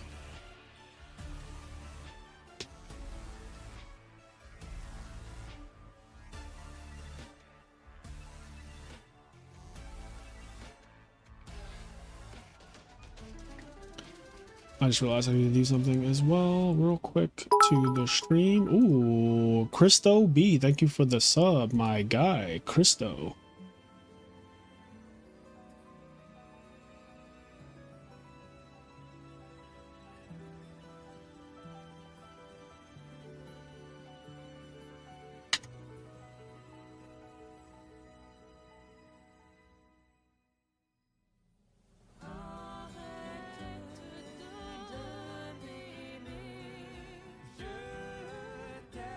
.808 is undefeated with Hero Beat so far. Honestly, low-key, I do want Hero Beat to do well. I'm not gonna lie. Only for the fact that I feel like it is the most shit upon deck in the entire format. We all do it, we all enjoy doing it, and it just could really use a big win. It could use a big win just to have the conversation, be back in the conversation. Where do I even have it? I have it in Still Cooking. I have it in, I guess, tier 3. If this is tier 1, this is tier 2, this is tier 3. Like, I really think it goes, this is tier 1, this is tier 1.5, if I'm being honest. Like, this is tier 1, this is tier 1.5, this is tier 2. So it's like a tier 2 deck. And I do think it's worse than every deck above it. I would play literally, you name it. You give me any of these decks, and I think they're all better than Hero Beat. I'm not joking about that at all. Gigavice, Machina Control, Machina Hero, Dragons, Volcanic Guardian, Gadgets, Diva Hero, Christius Warren, Zombies, Guardian Cat, Amaryllis, Jinzo OTK, Dream Frogs, Glabbees, Hybrid, Blackwings, Frog Monarchs, Light Sworn, Diva Frogs, Nitro Value, Dragon Turbo, Twilight Sworn, Blackwings, Hero Frogs, Value Turbo, Frog OTK. Without saying, I think all these decks are better than Hero Beat.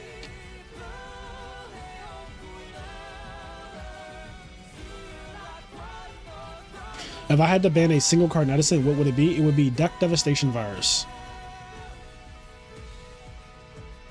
That would be my one ban. If you gave me one card that I could ban.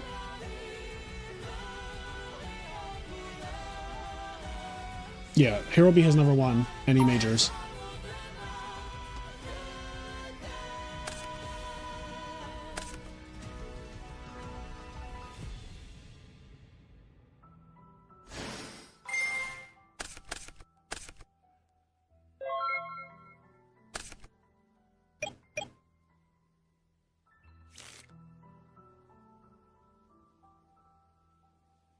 What game is this? Game 3.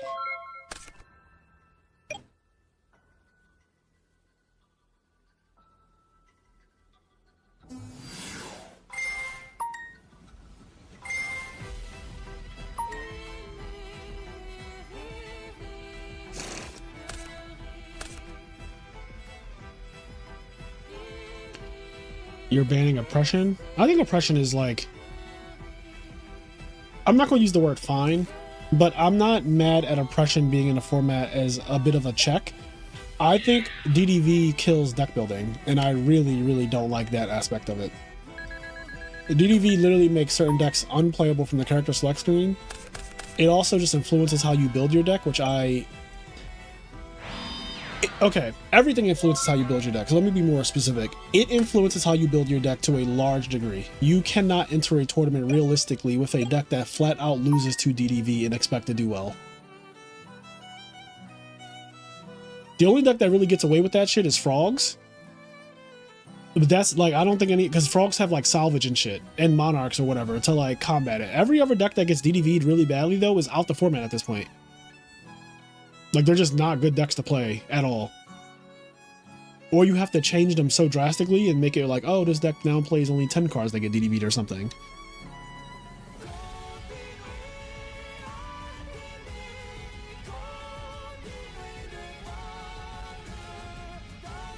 Do you think deck dev at 1 would be better or too much variance? I think any limit to deck devy from making it 0, making it 1 would be better, yes. I think making deck dev less consistent would just be better overall. Because it's like, okay, I am not going to build my deck with deck devy in mind. The same way you would not build your deck with Dark Arm or Return or Burial or Brain Control in mind. Like, nobody does that. You don't build your deck like, oh man, I really can't play this because there's one DDV in the format. Like, you just would not do that.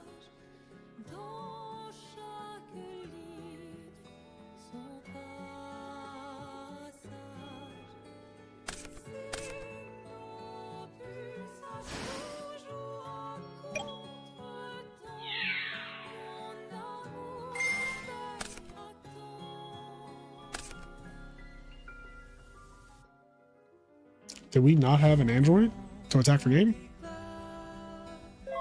Yeah, like, what the fuck? Bro. Scrub. Not you living up to your name. Does he not play android? Yo, I'm gonna be so serious. I don't know if he's trolling. That's a huge throw. Oh, Value doesn't play Android? Oh, fuck me. Never mind. LOL, JK lies.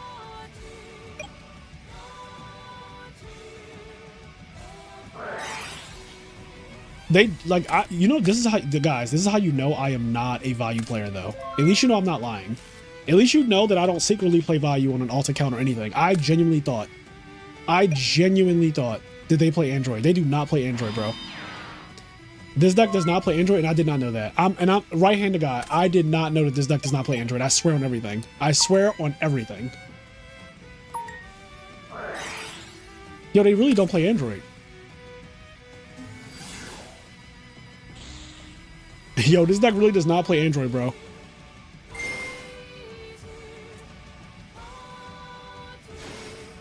I would have gone my whole Edison career without knowing that. That's how much I don't touch Value Turbo. That's how much, like, not first day. Yo, first day is crazy. Fuck you, James Ark. The fact that I did not know that should tell you everything you need to know. How many people in this tournament? 93. This is an invitational tournament, though. This is Worlds. A true hero plays Android with Shura. Yeah, I genuinely did not know that this deck does not play Android. I'm not even kidding. It's funny, though, because if he played Android, he would have won last turn. That is so crazy. If he played Android, he would have won. That is so fucking crazy. So you're telling me, Value Turbo players, since I have your attention, there is nothing we can cut? I guess it doesn't come up, does it? It comes up once in 100 games, and we just saw one of the 100 games, isn't it? Isn't that exactly what just happened? I can pin the bracket if you guys want. I'll just pin this.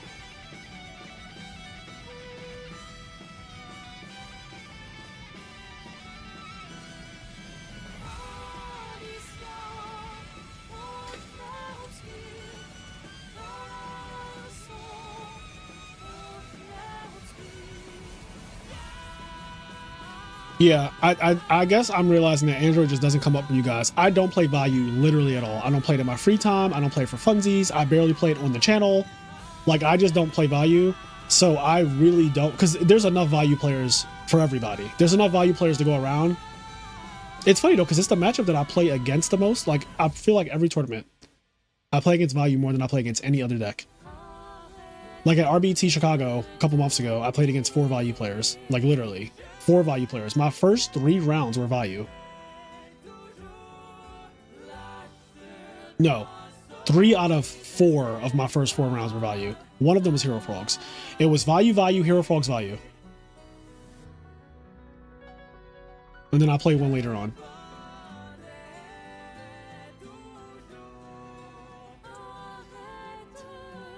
Bro really lost because he doesn't play Android. Because Android, I guess, never comes up. Oh.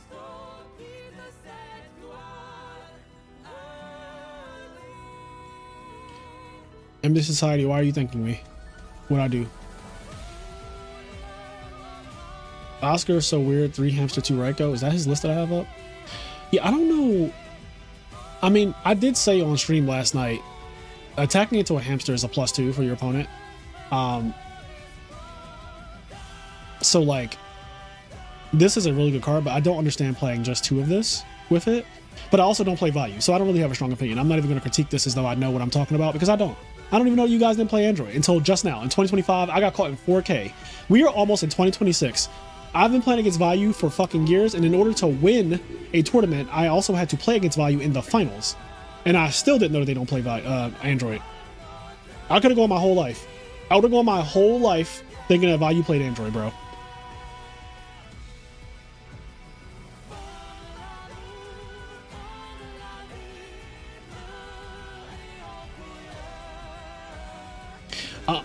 There is a rule for online Yu-Gi-Oh that you are not allowed to take 15 minutes of uninterrupted gameplay. If you hit 15 minutes and your opponent has never once responded to a single thing you did, you lose the game. That is an online Yu-Gi-Oh rule, and it's been like that for years. It's just that you never see it come up because that doesn't happen except with one deck.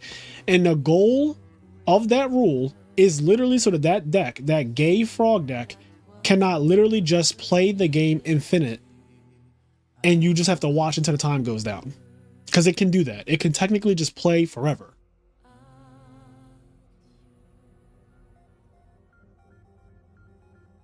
Also, I'm allowed to say it. In case you're wondering. He called it friendly fire.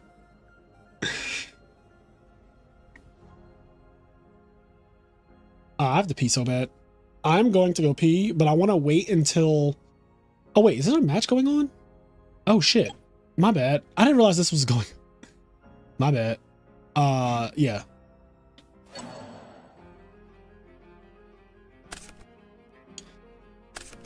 You made an FTK deck that can sometimes go 15, but they aren't ready for that. Yeah, please don't release that.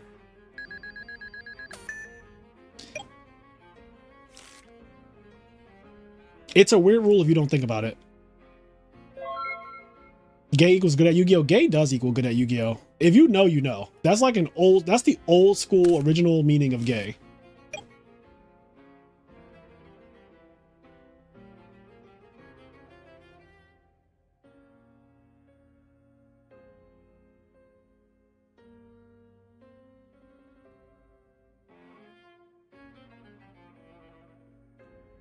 Hearing you use gay as whiplash, hearing you use gay as an insult gave me whiplash. Listen, I'm allowed to, all right? Alex Jones frogs. Listen, I use gay just how y'all use gay, okay? In private. Except that I use it openly. DB and Slurs name a more iconic duo.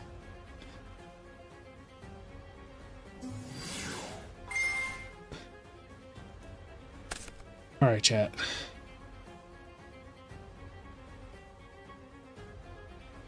And while we're here, why has tipping gotten so crazy? Why would I tip 25% on a pickup order?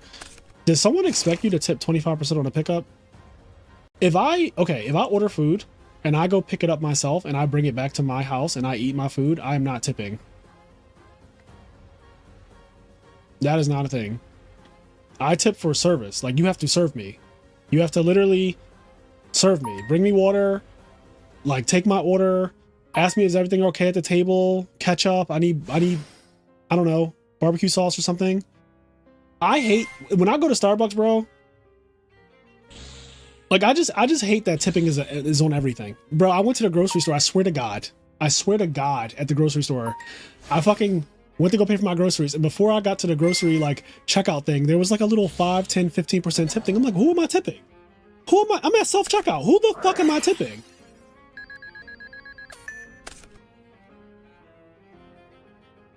Yeah, tipping is literally because corporations will not pay enough money. You know what? So I go to Japan every year. I'm going back to Japan in 2026. In Japan, there is no tipping. You pay like what it says on the menu when you order it is what you pay. And I love that. It just takes away this like awkward thing where you get guilted into tipping a person because they're not getting paid enough by the job that makes millions or billions of dollars.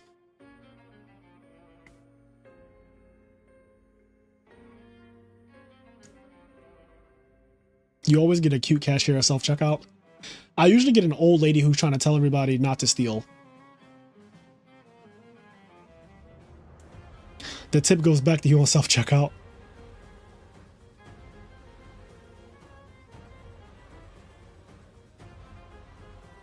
Yo, if a pharmacy asks me for a tip, it might be over. We might be cooked.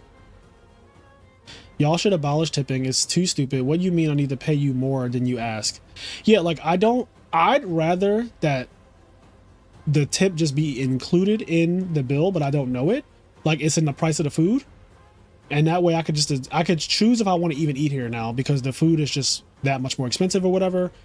But like the whole idea of having to tip in general is fucking terrible. I don't know who in America decided that was going to be the norm, but when you go to other countries and you realize that it's just like not a thing, it is really nonsense. Like just pay people a livable wage, pay them money so that they can live to work here.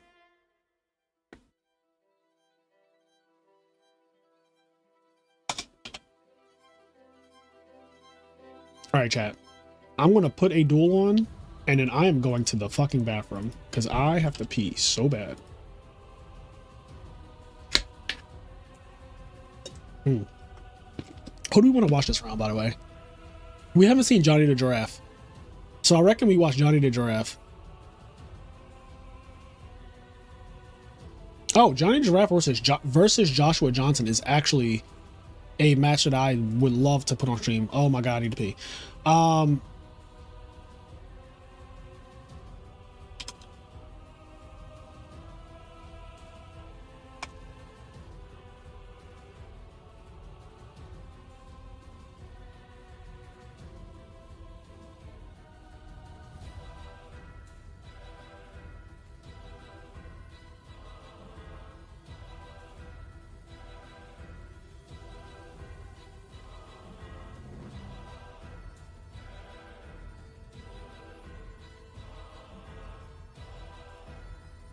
Visual, Mr. Chair, Morph. Yeah, they're nowhere to be found right now.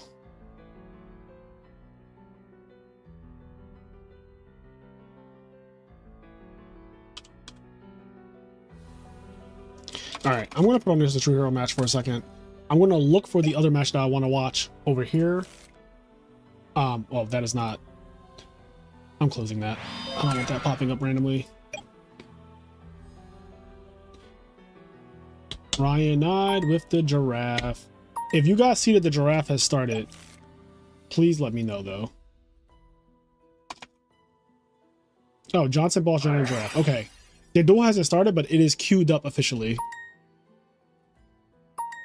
I think that there are more than 6 rounds, but they're only playing 6 rounds today, and then the rest of the Swiss rounds we play tomorrow. So there might be 8 rounds. I'm not sure.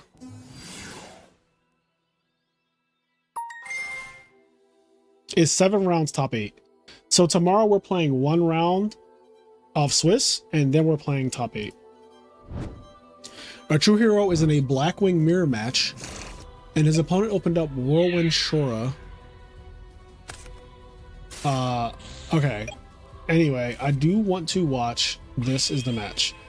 Now, I am going to run to the bathroom, chat, and then I'll be back. I will see you all in a second.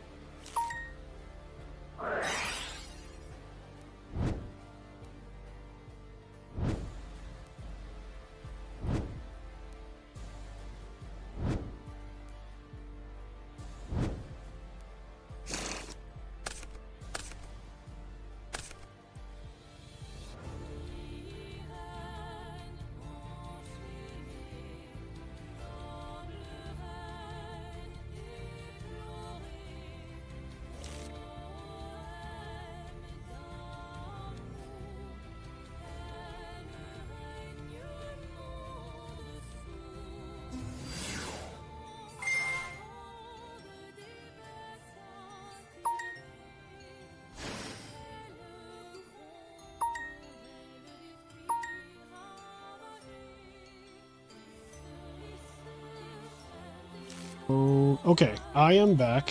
Whew, I feel way better. Did it break? Is this Froggo TK? This is. 1,000,000% this is. Versus GBs. Wait, where am I hearing sounds from? Oh, that's a True Heroes game. Sorry about that. I did not know that you were hearing a True Hero versus Dage Roma. Daijobu.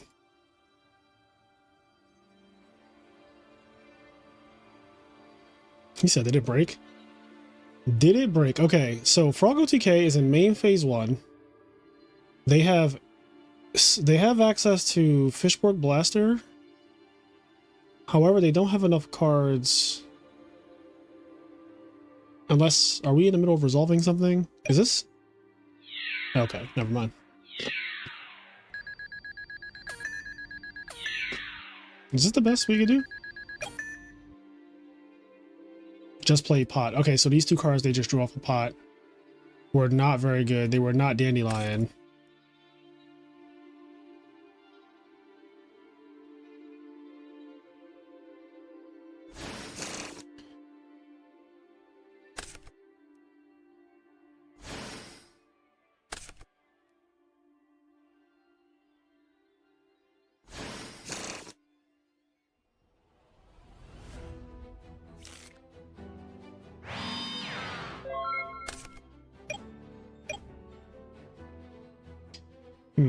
This gets broken very easily by Book of Moon and Prisma Test Tiger.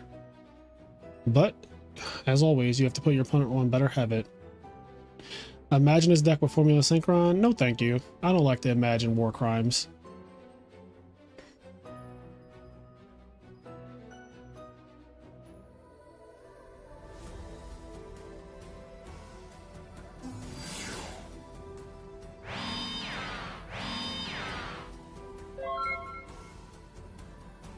Putting GBs on stream then walking away is crazy.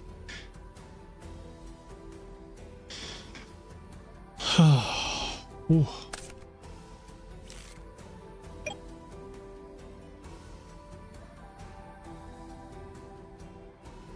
Imagine a format with Ronin Totem, Formula Synchron, and Librarian. Here we go. We get to Reckless, we get to Treeborn Frog. Yeah, Johnson Boss is in a really bad spot. I'd also say that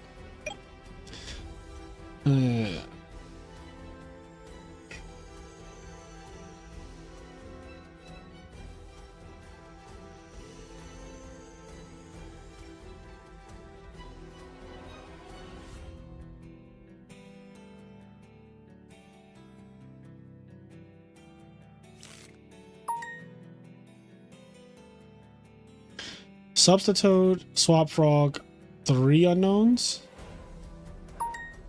Is that it?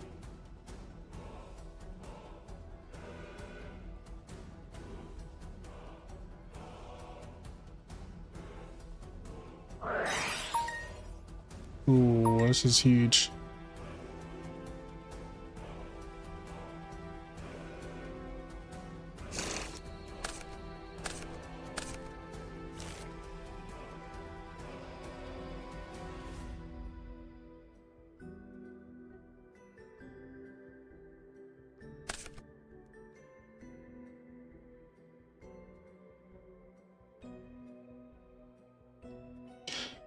Ancient Sacred Wyvern just requires a light tuner, so I didn't know that.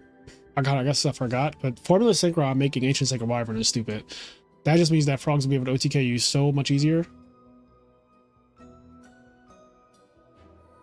Not to mention Formula Synchron being ridiculous for frogs in general. Did you play Yu-Gi-Oh! Over the Nexus? No, I did not.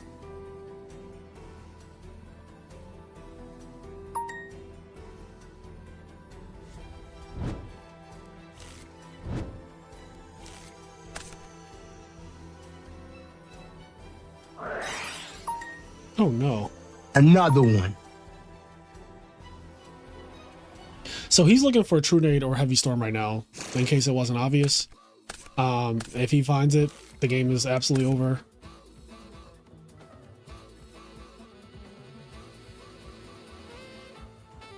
You have bad news for that Sam Knight? That Sam Knight might get equipped. Yep. Yeah. So I've been hearing that GB players actually do not want to play against Froggo TK. No, I think it's one of Froggo TK's worst matchups, which is probably still true though. But I guess that GBs also don't want to run the gambit of you might just OD on me like what just happened there. He can flip Wabaku and still die, yeah. I showed that on stream. There's a video of me killing my opponent through Wabaku.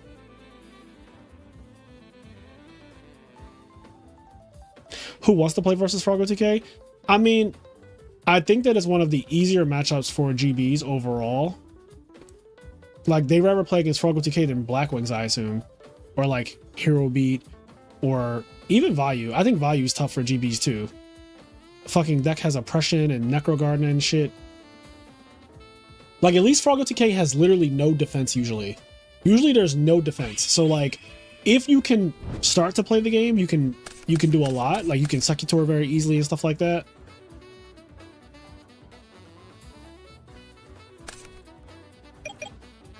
But yeah, the good question, Panda. Who wants to play versus Froggo TK? That is facts.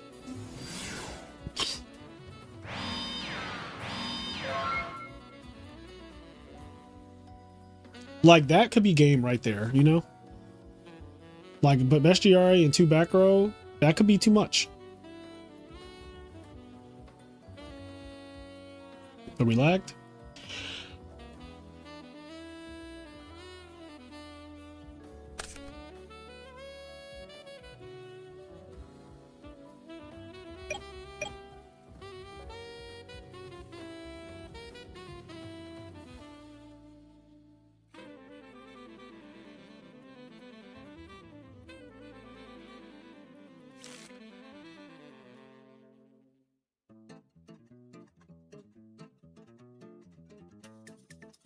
I'm rooting for anything not GBs.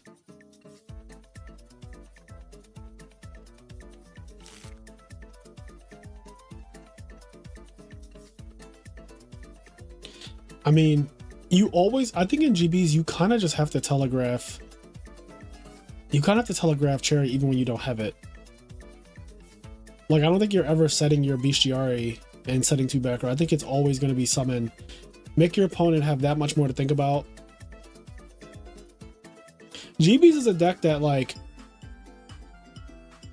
it is underpowered against the field, and it does need some pretty big swings to go its way in order to win. And I think that one of those things is just like the mental stack of setting back row that people psych themselves out when they play against GBs and they see back row. Dimitri has a really good strategy that I think a lot of people should implement against GBs, which is just like, you have to choose the back rows and then stay consistent on them. What people end up doing oftentimes though is that they change the back row to be the worst case scenario over and over again as the game is going on. And so, like, when it's bad for your opponent to have Chariot, you will just assume they have Chariot. When it's bad for your opponent to have Bottomless, you will be like, it's Bottomless. When it's bad for them to have Deep Prison, you'll say it's Deep Prison. You cannot play this deck like that because you can always choose back row that beat you.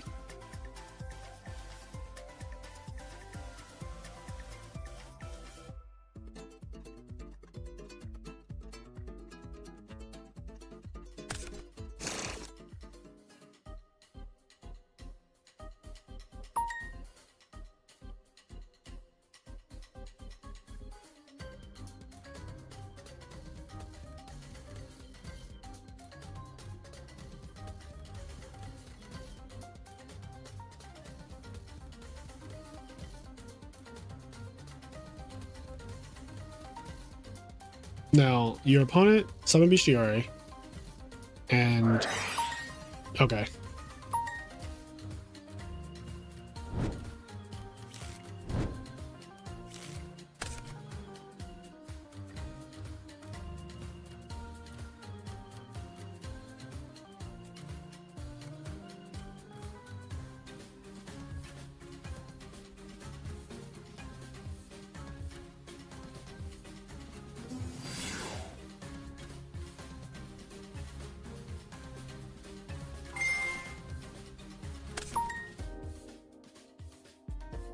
No Chariot. All right. So here we go.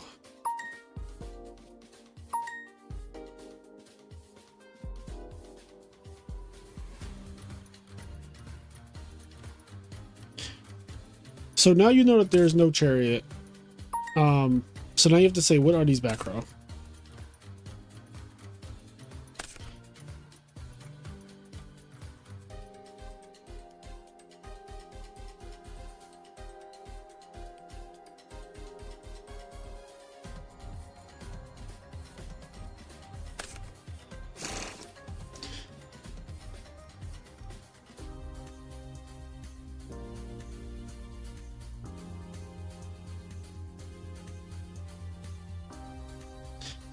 So if he has pot avarice, which I assume he does, he's not going to stop on Swap Frog to send until he has enough to pot avarice. Basically, it's kind of like the thing that he's doing.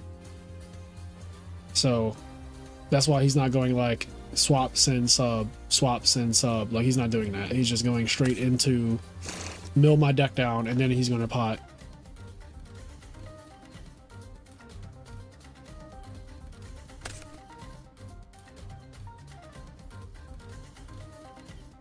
Also, if he is now in... Okay, he passed priority. Yep, there's pot. So here's the thing. Right now, at least me personally, I don't know if he's still in Frog OTK mode or if he's in Dream Frog mode.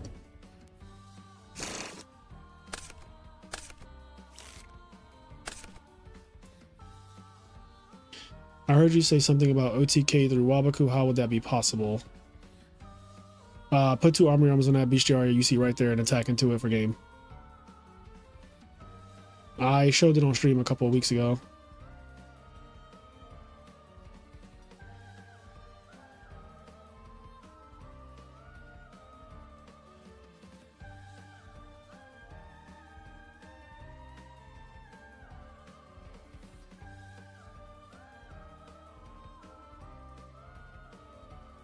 Don't be sorry for asking. There's nothing wrong with asking a question if you genuinely did not know. My opponent had a bestiaria in attack mode, the same as you see Johnson Balls having, a very normal field to have. And I giant trinated or I think I trap stunned him, and he chained Wabaku, and then he died that turn.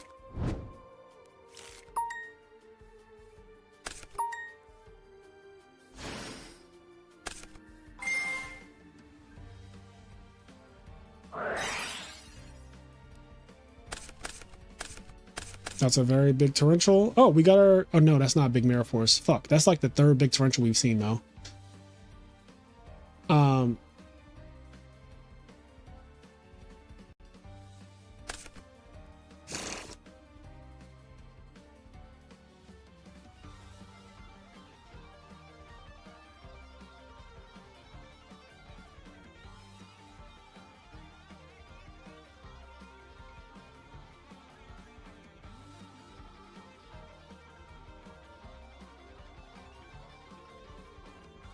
So after all of that, and this is what I mean by like GBs can beat Frog OTK very easily, like so.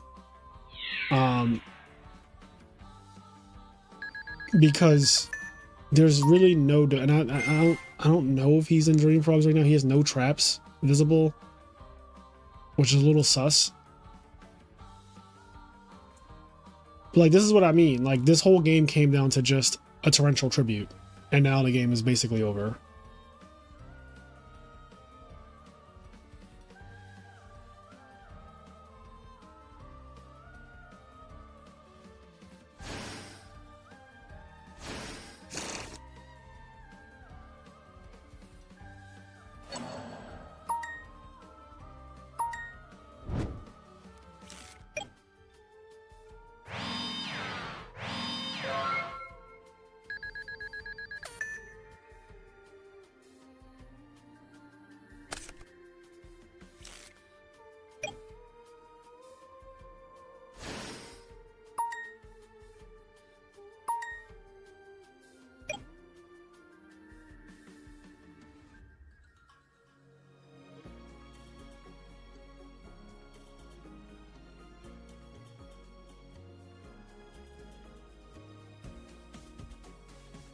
He kind of needs like True Nade.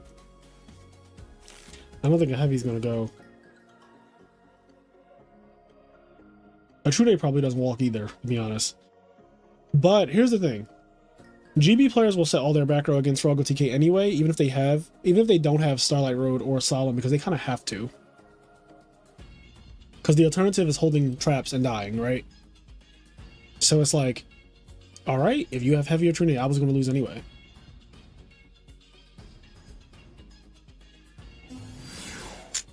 Okay, he is in Dream Frog mode.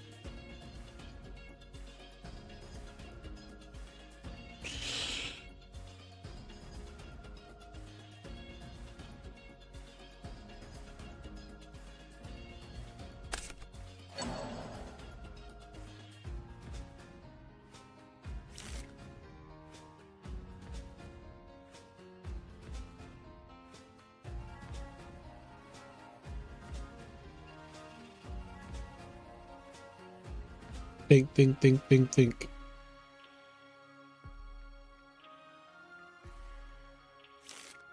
Yeah, I just don't see how we're getting out of this. We know Bestiary is the card in hand. Yeah.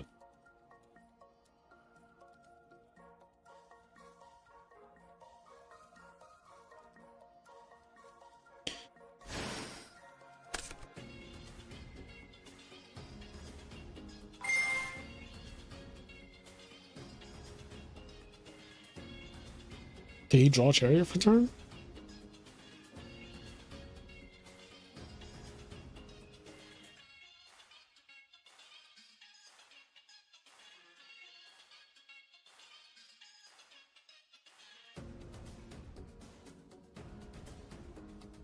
The prize for the winner is $1,000 cash plus a top 8 playmat. Second place is $500 cash, I believe, plus a playmat. All top 8 get a playmat, and they also get cash money.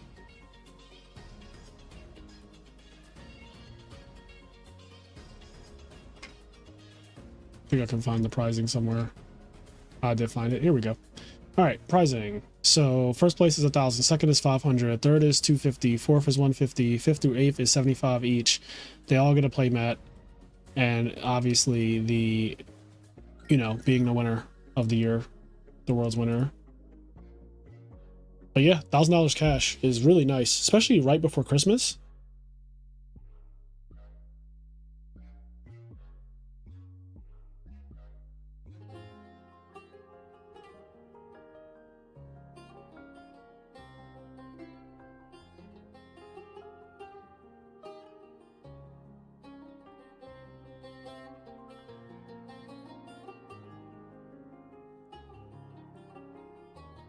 This is the playmat. What I was asking. It's like Starlight Road, and it has all the stuff. Dinah, Android, Kaya's, Armor Master, Absolute Zero, Stratos, Black Rose, Raiko, some Black Wings in the back. Cyber Valley? Or Dragon? Cyber Dragon.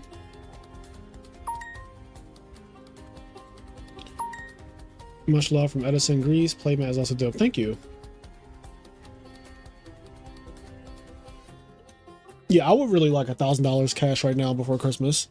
Today is the 13th, so Christmas is in 12 days. Yeah, $1,000 sounds pretty fucking good right now. Oh, that was Chimera Tech. Thank you. The Yggdrasil Brain Caius mat goes crazy. What was that event? What event was that? Was that Indie? I like the Death Devastation Virus mat as well. Yeah, that Brain Caius mat is absolutely ridiculous. That's mat of the year to me. That mat is absolutely ridiculous.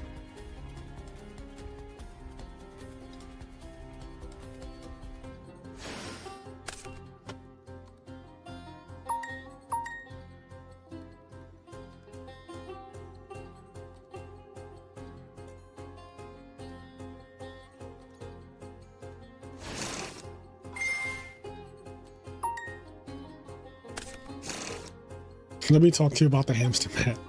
Please don't.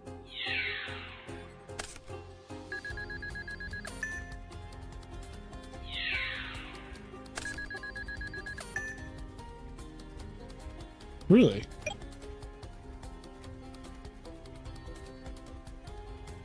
The problem is there's still a bestiary in hand. So like, do as you might.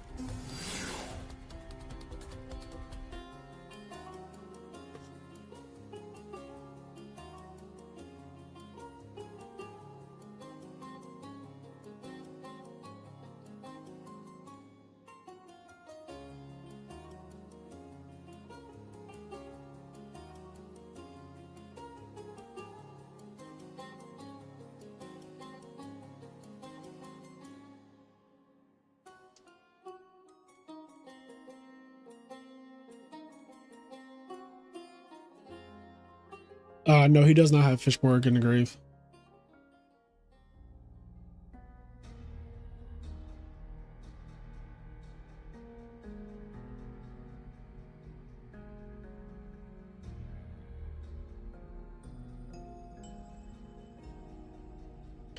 There are 390 players at the Philly Regional.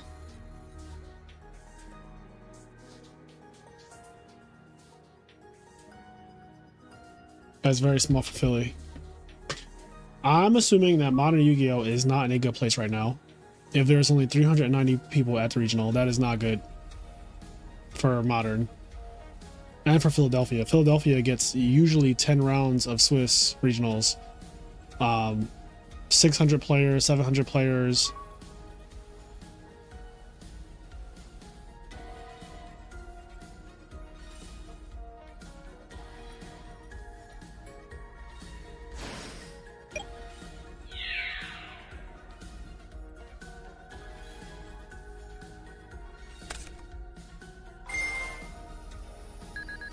There are 25 minutes left. I'm not gonna lie, this particular game is dragging.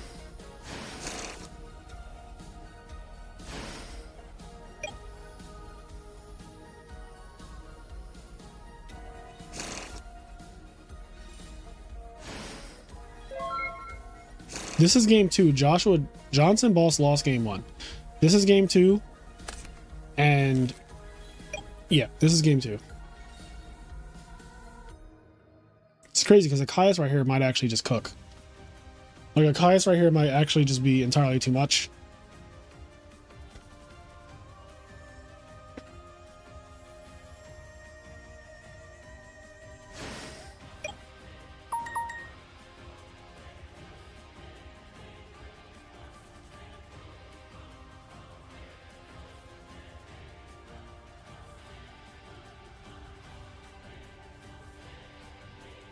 The ban list should be up soon, surely. Oh, shit. Oh, shit. I said a Caius. Yo, I fucking called it. My premonition powers are out of control. Bro, Johnson Boss is, like, in a really bad spot now. And a back row. Where the fuck did that come from? Oh, no. Oh no.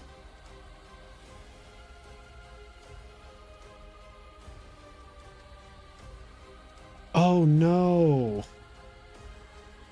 Now he's thinking if he wants to Raigeki break on the end phase.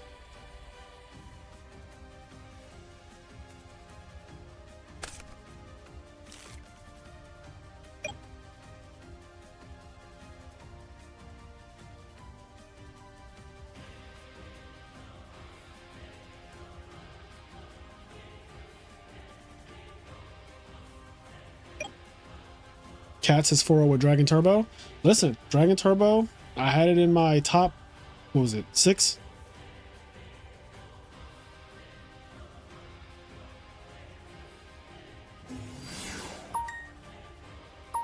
Is this the game where Torrential's going? This is the game where Torrential's going. Damn, we said Mirror Force is not real. Wow. Swallowed up. Have you ever been swallowed up? Have you gone through a time of swallowing where everything was overwhelming and you... So maybe GBs don't want to play against Frog OTK.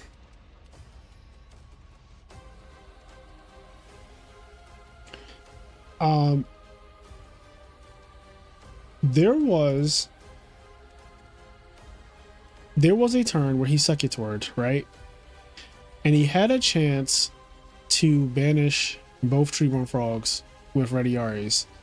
And he didn't do it. And I'm not saying that it was wrong that he didn't do it. Oh, what's that? Sent 5 I Am Nerd gift memberships. How does that work? Ryan Knight is getting one, Johnny got one, Jay Marling, Logan Thorne, and Nova Riftbound. Thank you, oh my boy, for gifting 5 memberships. I didn't know you could do that on YouTube, by the way. That is some new technology you just fucking did. That is some new technology. He had a chance. Who's still playing? He had a chance to banish both Treeborns with the Secutor. And I'm just wondering, like, how that would have affected the game.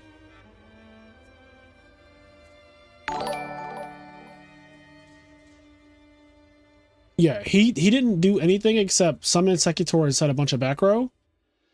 And like, that is strong, but the back row didn't do anything.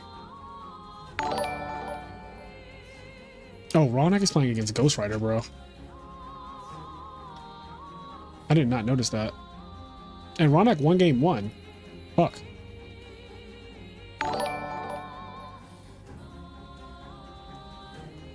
A True Hero 2-0. Oh, he 2-1 the mirror. Nice.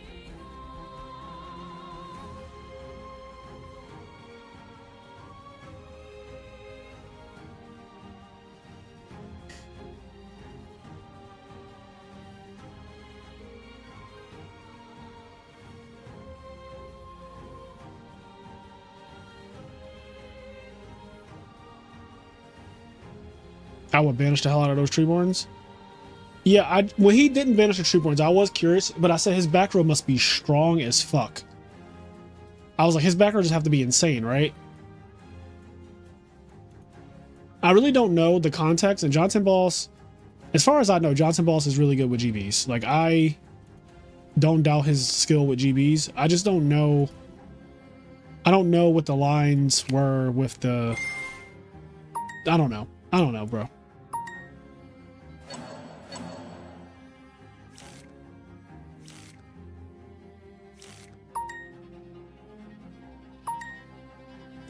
I played versus Rog last night. His deck is scary as Frog decks normally are.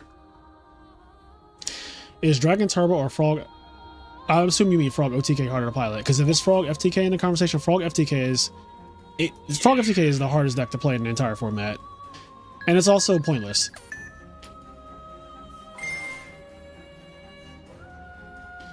Is Ronak about the fucking 2-0 Dragon Turbo with like... Diva Slop? These are all big. If this is a real Spine Gilman, which I don't know how it wouldn't be, these are all big. Like, this is not 400, this is 800. Yo, 800 Unifrog is actually kind of real.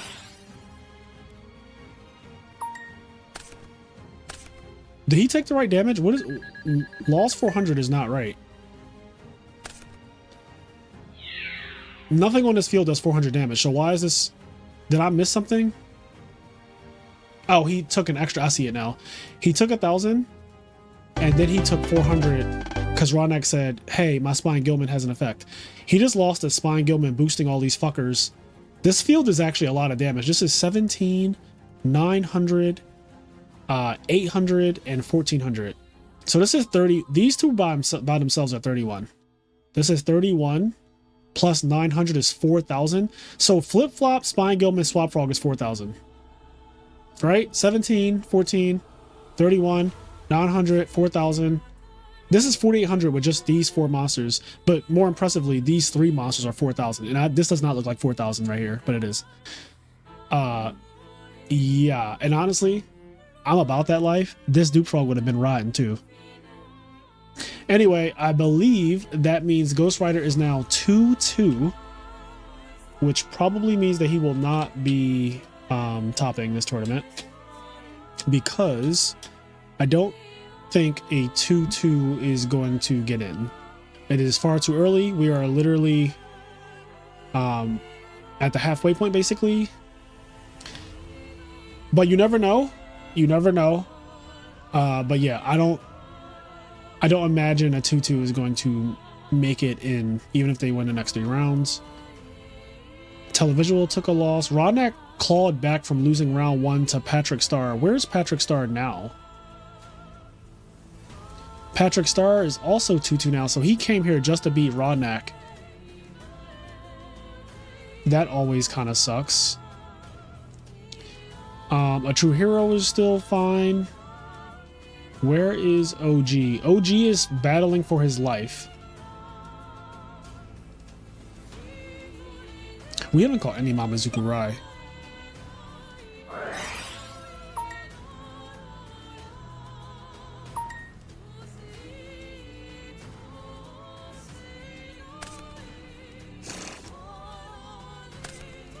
Fake Spine Gilman. I mean, Spine Gilman is kind of fake, except when it kills you.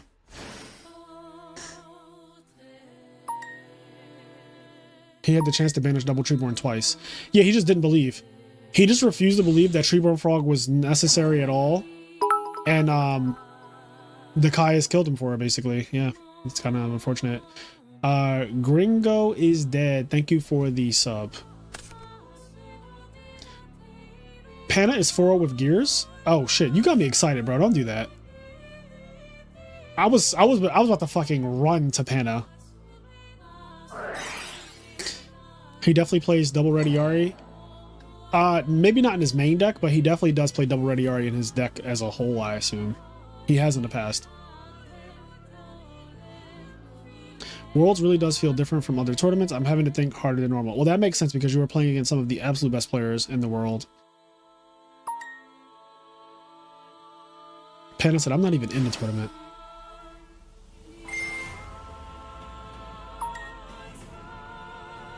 Wolf Turbo on top. Yo, Mamizuku Rai really do be playing Wolf Turbo though. Like, it's not even Lightsworn, it just be fucking Wolf Turbo.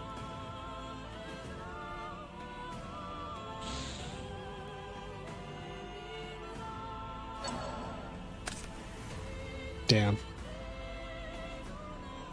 Damn. Dark Arm popping Mirror Force. I'm never getting that bingo slot. Big Mirror Force. That shit's never happening, chat. Actually, I can put this here.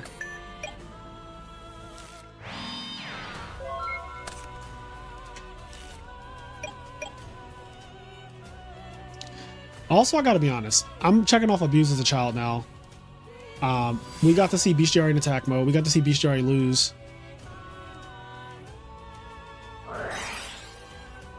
Bottomless on Alias. No Spark. What deck is this? This is the Hero Beat guy, so there could have been a Spark. Oh, Hero Beat 1 game 1 though.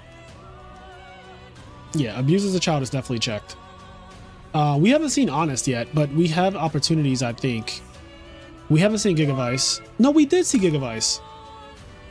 I went into one of the games and there was somebody with a Giga... Oh, they beat Ernie. We saw Gigavice. We have bingo right here.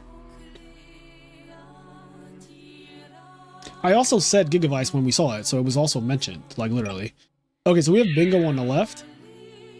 Oh, we have bingo down the middle. Oh, we have bingo for a minute. Oh, we have bingo for a fucking minute. We have bingo down the middle. We got bingo down the left. Vule is playing Vice, right?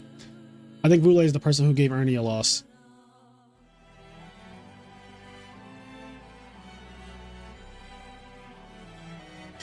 I just want to say, Enraged Peacock made this bingo card, and I just edited some of them to be like Summon Cat Cat Good, Big Torrential, Big Mirror Force, stuff like that. Abuse as a child is his idea, but I do love it and I do endorse it, so I stand by him. My grandma, yeah, your grandma never would have missed the bingo. Listen, I got like a good, I don't know how many years left until I'm a bingo boy, but right now, I'm still getting used to it. What are they talking about?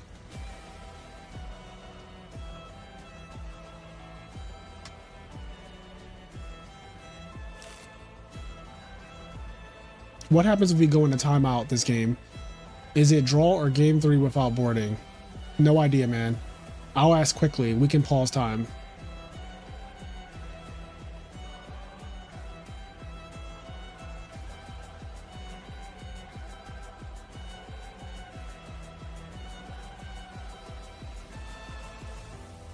So they're speaking German.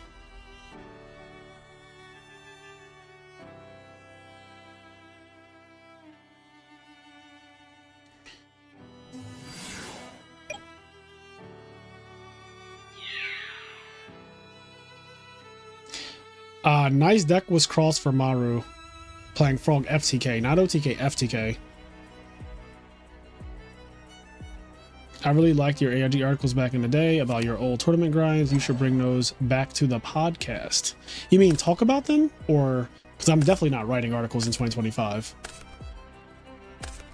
OG1? Yes. Yes, come on, OG. The whole gang is X1. Come on, gang.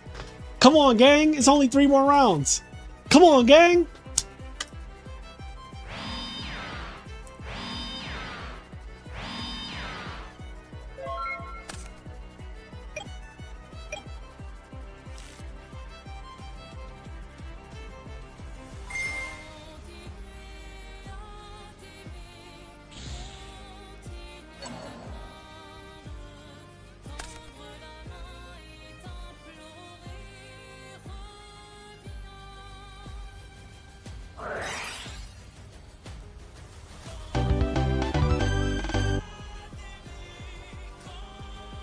All right, we're going to game 3 here.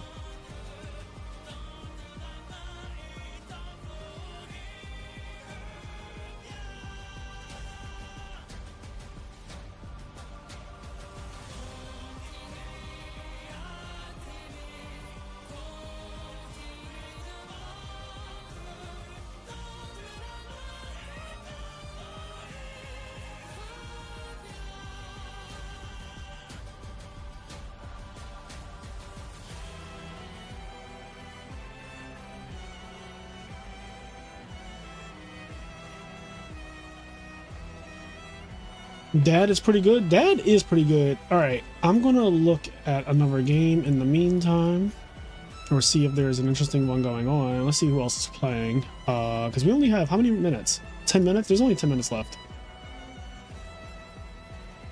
I'm not surprised people are going into time today, chat, because this is Worlds, and people are going to play a lot slower than they normally would because they care more.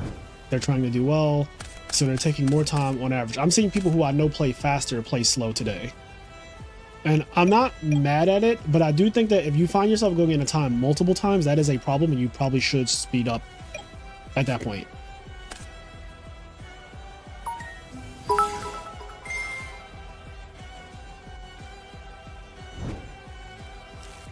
What was the answer? Nothing so far.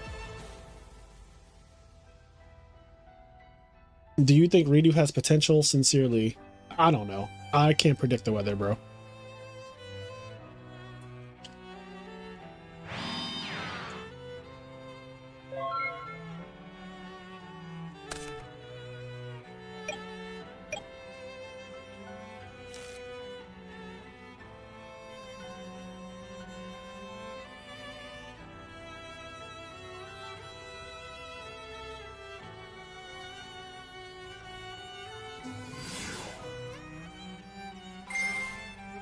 Yeah, Ronak, you are one of the faster players.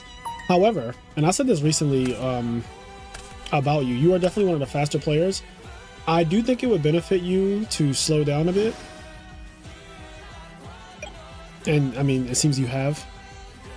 I really, really am. You're one of the people I'm rooting for. You're one of the 4 people I'm rooting for. It's you, OG, Television, or True Hero. You are the 4 people I'm rooting for.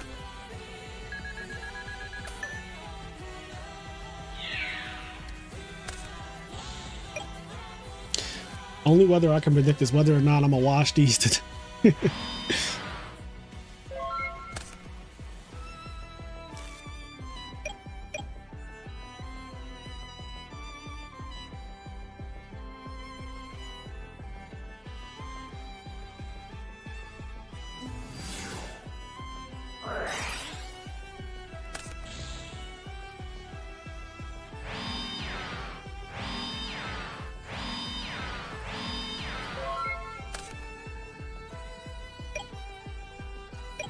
Today I shall be one with the gang. Exactly. Are you the only member of Ring of Destruction playing today, Ronak? Do we have any other players besides you in this tournament? Hydro's not playing. I'm not playing. I don't play in any EWCQ stuff or any Edison or format library stuff anymore, unfortunately. It's unfortunate and fortunate. It's unfortunate from a competitive standpoint, but it's fortunate because I actually love doing content creation and streaming.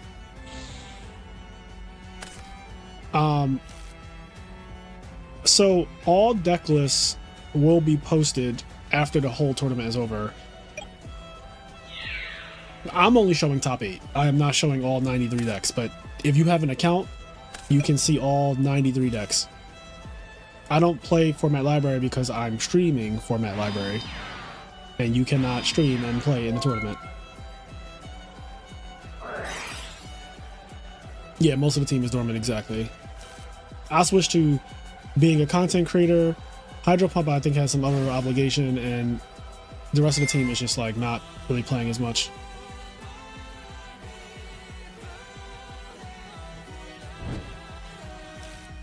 Call on Stratos is so broken, especially in redo.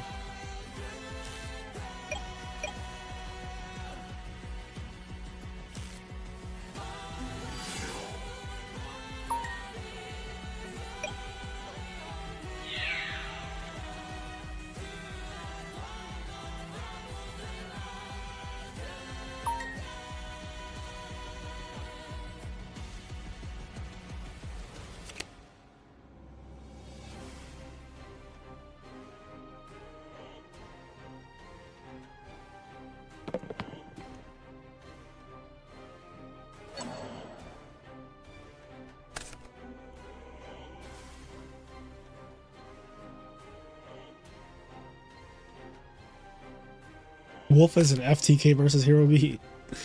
Damn. With the Raikou pop. Oh my god, he milled the wolf. Bruh. Mamizuku Rai is him. He is him.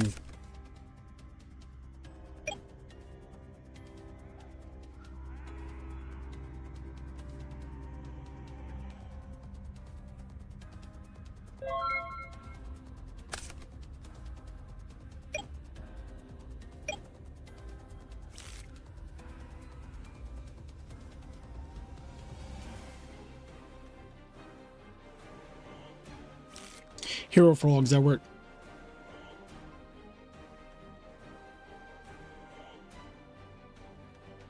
Remember I said that Value Turbo wins accidentally by milling, and that's one of his biggest strengths?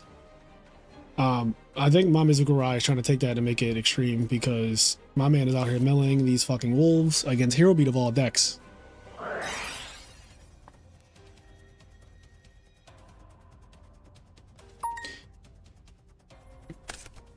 Heavy Storm.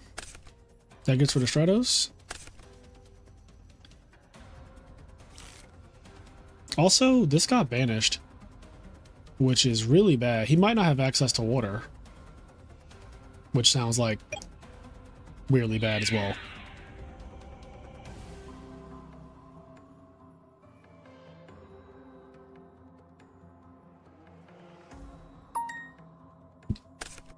Damn it. I wanted to get this honest.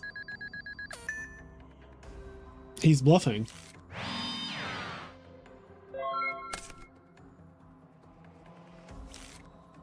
That honest is bingo, actually. If we can get an honest, that's actually bingo.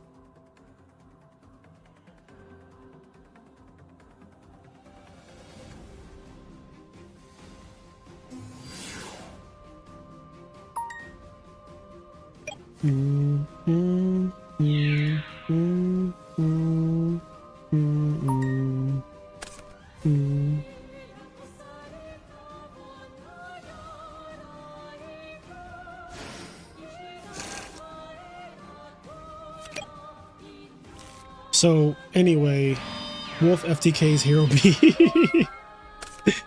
Yo, it really is though.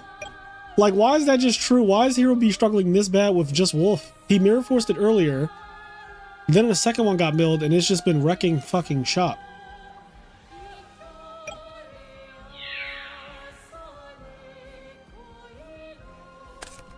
Oh yeah, this is cooked, chat.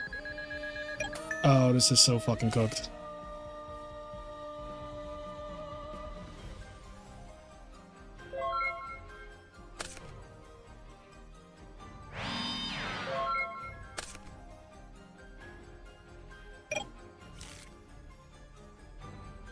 I mean, Hero Beat was undefeated until now. Right? Isn't 808 undefeated? Oh, that was a crazy top deck. Is Mamizuku Rai undefeated?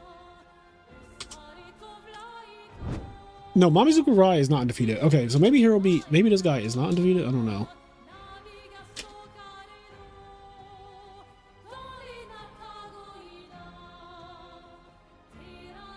Oh, 808 is 2-1. Is there an undefeated person playing Hero Beat?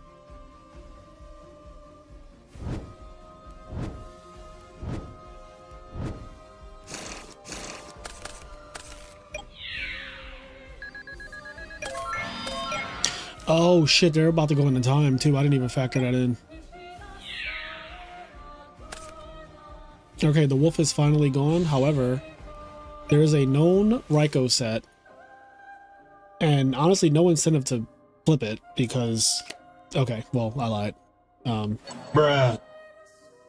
Maybe he has something good. Ooh, Miracle. Dead Miracle.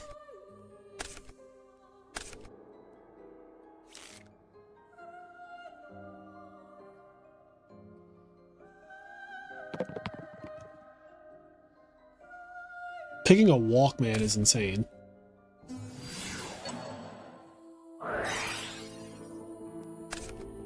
This is why I don't target. I hate targeting and then they solemn. I fucking hate that.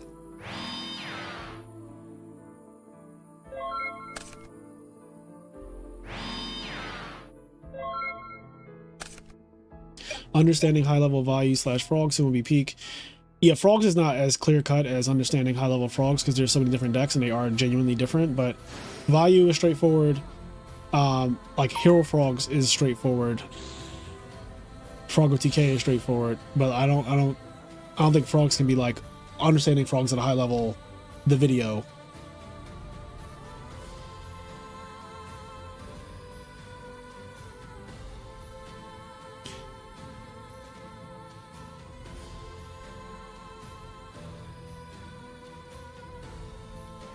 Time, says the colleague.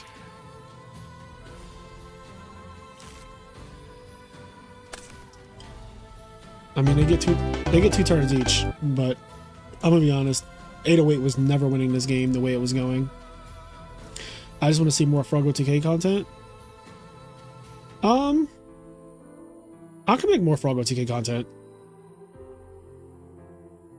So if you specifically want to see gameplay, it is a little hard on DB for multiple reasons. One, people tend to either straight up quit or they get really toxic and go AFK on me, which is obnoxious. Or they don't understand how my cards work because I don't have a high ladder account, and even if I did, people are still slow. So it's like a lot of times it's just frustrating. Like I would love to by myself, no Kenny, no Stango, no guests, just play by myself on DB ladder in a video and everything just go perfectly fine and like I can demonstrate. But I get very tilted when people are just being ridiculous, and people are often ridiculous on this website.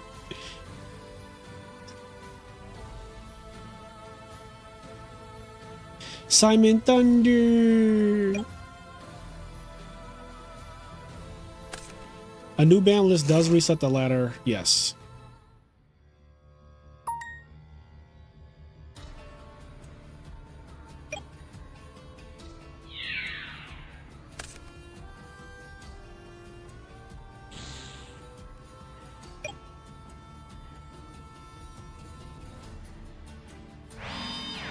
Cave said, I'll quit every time. I'm not sitting there.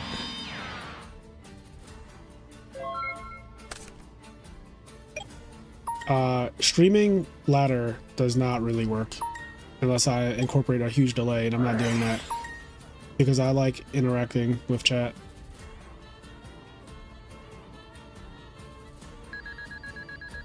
Principles of what deck?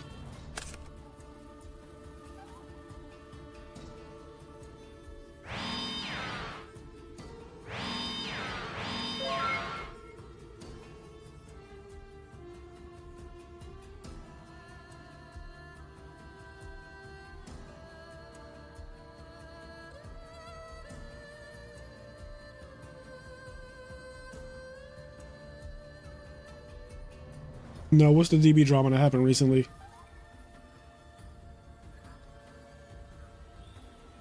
I am unawares. You have caught me unawares.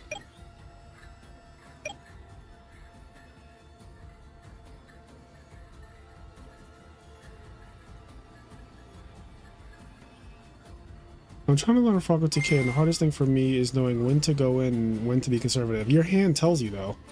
Like, I'm gonna be honest, and I'm not saying this to be an asshole or to be mean, but, like, I don't know if I take it for granted. I think Frogger TK is very easy to play. I think you look at your hand, you see if you can kill your opponent, and if you can't kill your opponent, you keep playing. If you can kill your opponent, you go for it.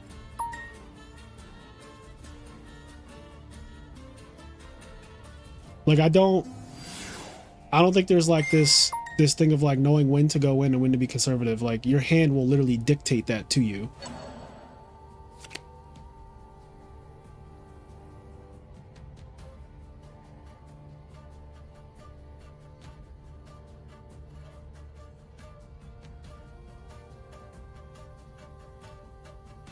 I don't know about DB drama. Basically, a user said a bad word and a judge didn't act correctly.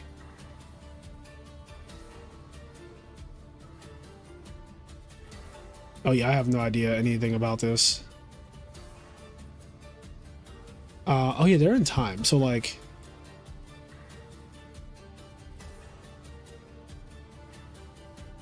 what, like, oh, they're at fucking 9,000 and 8,000, bro. Is he gonna lose to Upstart? Oh, okay, turn 0 now apparently. Sure.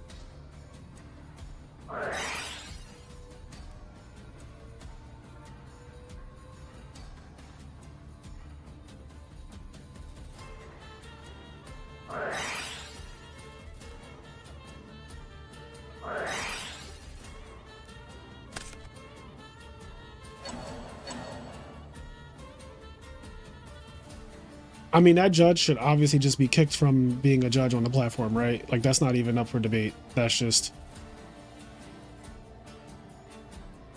obviously, DB does not promote racism. That is a stupid thing to say. If a person who is a judge on DB is a racist, that does not mean that DB promotes racism. Just like if an employee at McDonald's is a racist, it does not mean that McDonald's, the corporation, is racist. Like, that's not how that works. An individual person can be a racist. It does not mean that the fucking company itself is a racist or is racist.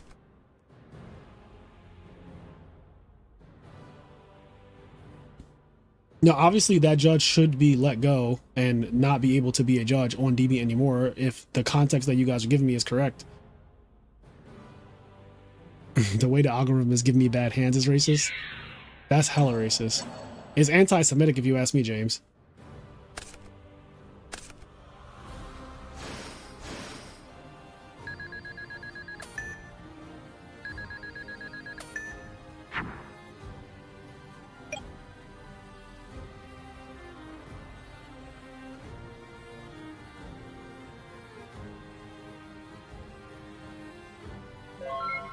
Actually insane gores.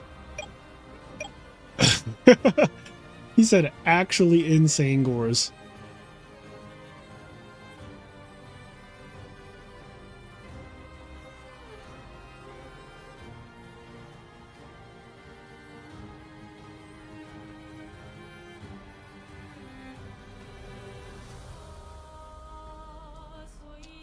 There in time, he solemn the Icarus.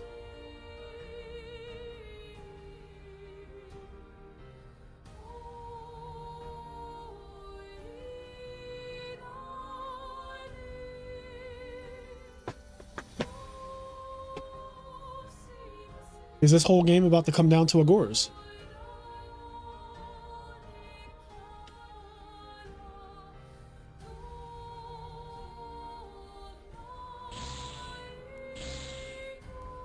I don't know how many turns are left. Do we know? Simon Thunder says turn 1. Did he just say that? I'm assuming this is 0, 1. Okay, so 1, then it's gonna be 2, then 3. So this isn't even his last turn.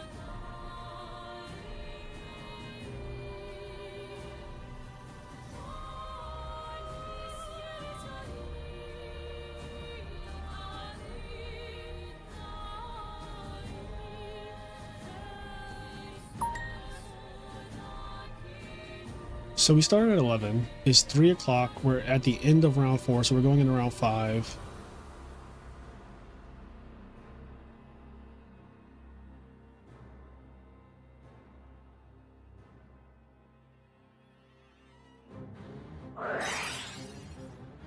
There are 6 rounds today and 1 round tomorrow, and then top 8.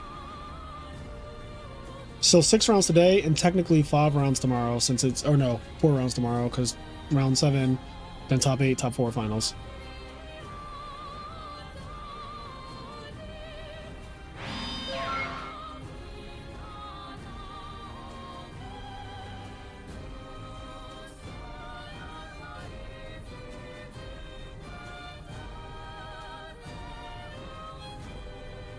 I don't think Gores was ever at 3. I think Gores came out on 1, basically.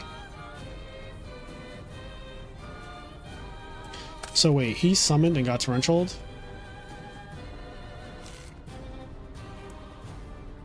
So this is Simon's last turn. He has to deal damage right now.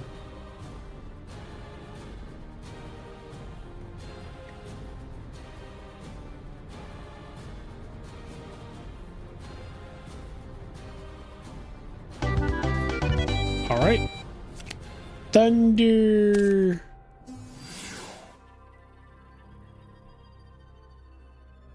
All right. So I think we're in round 5 now. That should have been the last one. I'm gonna wait for this to update. I'm also gonna refresh this.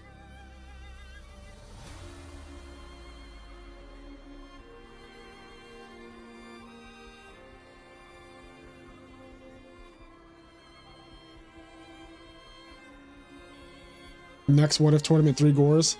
Bro, that would be awful as a viewer because nobody wants to attack directly.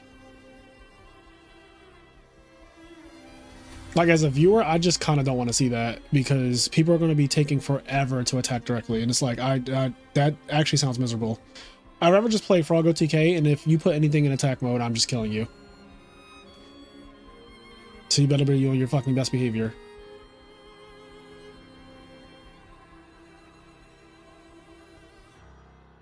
Is that round 5? Is that round 5? Oh, round 5 is up. Okay, good. I guess I'll put my countdown back up since I assume that it starts fucking immediately. Immediately.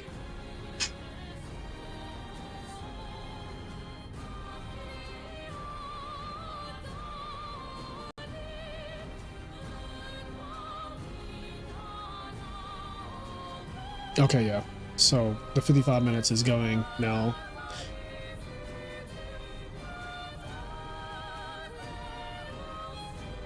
I don't know what decks are undefeated, honestly. The people know these people's decks. I think they said Cats was on Dragon Turbo. Johnny the Giraffe, I assume, is on Blackwings. Yondaime, I know, is on Blackwings. I don't know what Alessio Lamonti is on. I don't know what Romano or Perfect Pair are on, but we can start watching some of those people now. So Alessio is playing...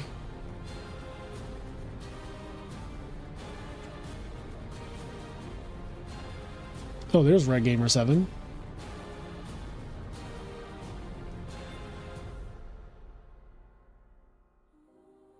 Oh, Cats is playing Perfect Pair. So we can see that. And on the other screen, Samu versus Seba is happening. Fuck me, bro. I want to watch. So I saw Samu and I saw Seba today already. I do feel like I am obligated to watch Samu versus Seba though, right? I'm obligated. I'll watch it. I feel like I would just not be a good streamer if I don't watch that match.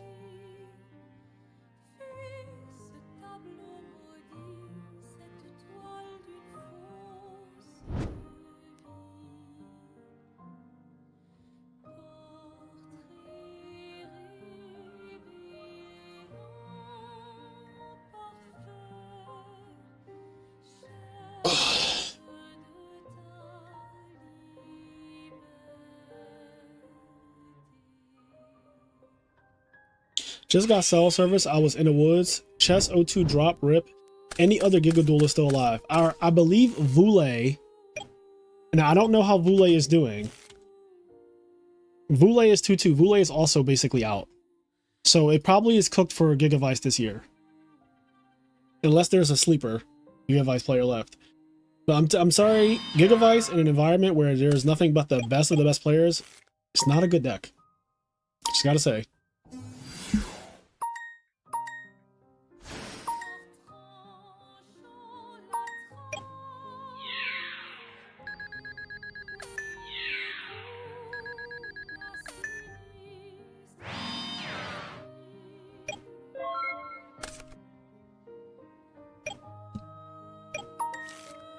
It was always cooked. I'm not in a tournament. Bro, why didn't you play?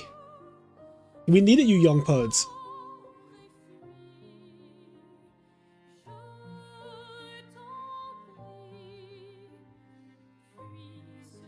Have you ever thought of doing a tournament where your subscribers can battle it out? You know, every tournament I host is actually that. Every tournament you've ever seen me host on this channel is actually my subscribers battling it out. It's fun fact. That's a little fun fact for you right there. Every single tournament you've ever seen on this channel is actually my subscribers battling it out. It's kind of crazy, right?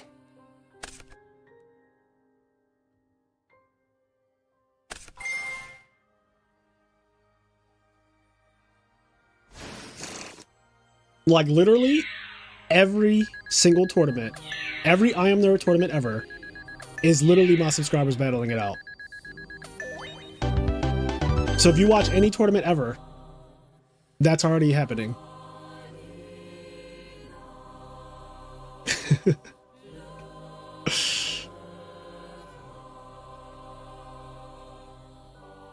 That was fucked up game one, bro. That was a fucked up game one. That was a fucked up game one. That shit was, yo, chat, we are less than 5 minutes into the round and they didn't start on time. They started like 3 minutes, like the timer was at like 52 minutes when that game started. Wait a sec, is that D. Fraser Smith? Ryzen, who? Bro, I feel like I know you, but I don't remember.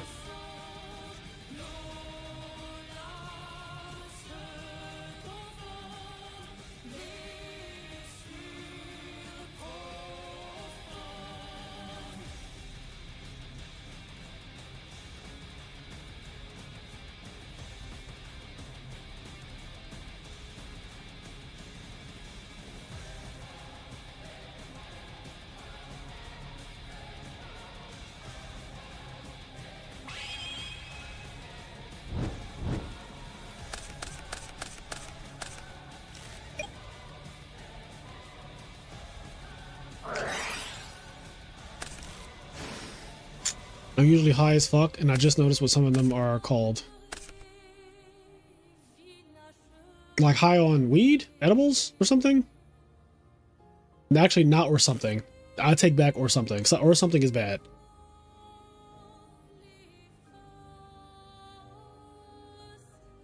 Anywho, so it's Dragon Turbo versus Black Wings. Black Wings is the great equalizer of all combo decks. Black Wings has a good Gigavice matchup and a good Dragon Turbo matchup. Because it rushes them down, as you saw game one.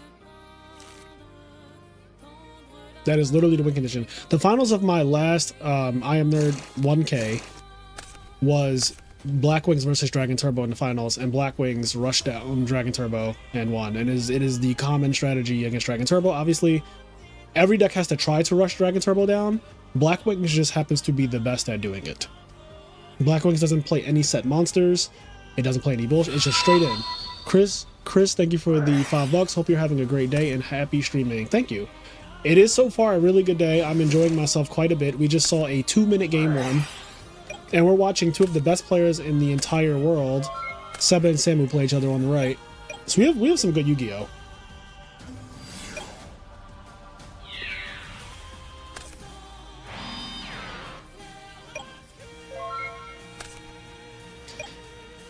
I mean, Golden, you didn't really say anything though, because every deck has a bad matchup into the absolute turbo nuts of Dragon Turbo. So that that's a nothing sandwich.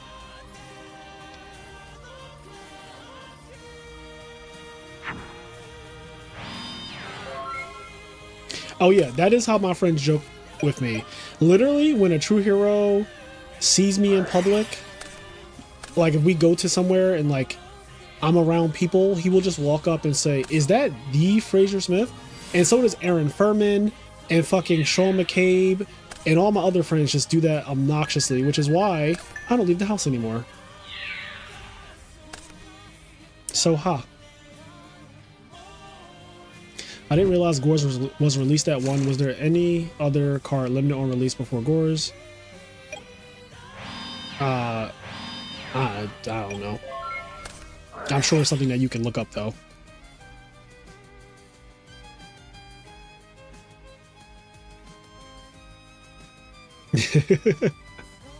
Can see how the or something came about though. What does this deck do versus Dyna? Which one? Dragon Turbo? It has Lightning Vortex. And Quackimiro Drago. And Mirror Force and Torrential Tribute. So it has a couple outs.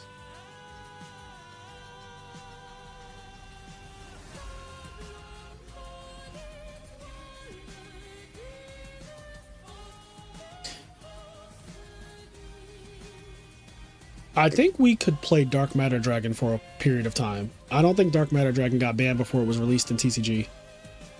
Like I think that there were people who played Dark Matter Dragon at some point in Yu-Gi-Oh's history. Maybe just not long. I don't remember what it does either. I'm gonna look that up.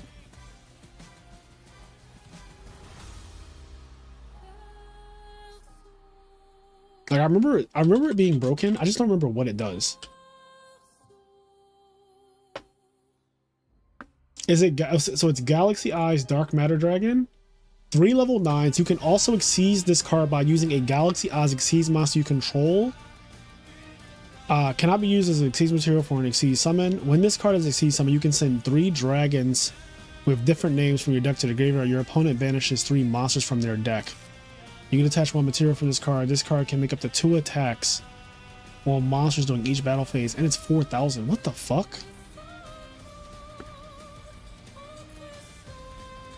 Yeah, it's too much. Dark Matter seems like way too much, especially for the time it came out. It came out in April 2015. It got banned in April 2019. So 4 years. It got 4 years and it's not been unbanned. The shit has been banned for 4 years, or it got banned 4 years in and has not been unbanned.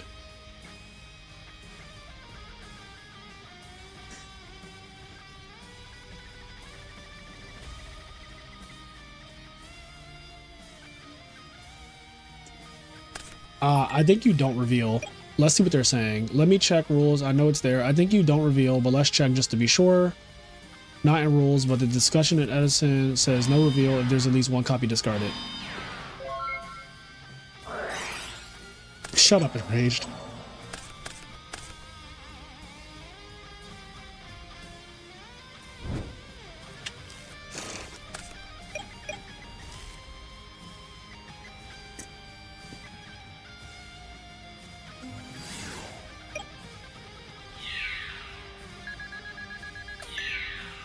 Blackwings do this best. Blackwings do it best. This is about to be, if Blackwings wins this tournament, this is the year of Blackwings. Like, it will have more. I already think Blackwings has more wins than any other deck this year, by the way. But if it wins this too, just add it to the list and melt it down.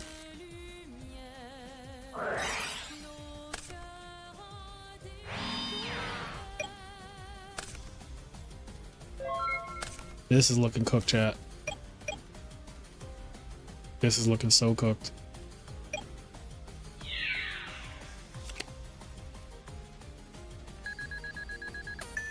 You got that colluder and all.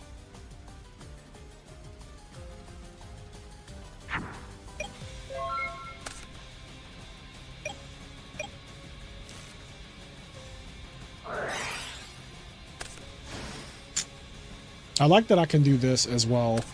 So I'm going to pull grave. I like having the graveyards just open. That's so the split view. I know some people, it might not be great if you're looking at this on mobile, so I apologize for that. I do like it from a big tournament streaming perspective because you get to watch 2 games, so you get to choose which one you really want to watch. And you get to see graveyards at all times, which is kind of cool. Nice little benefit. Oh, this one actually might take a while. Where's the Icarus attack? We need one. This is the new meta.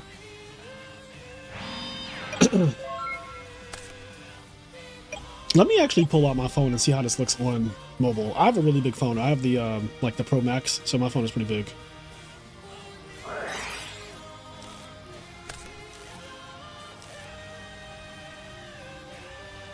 Let me pull up the stream.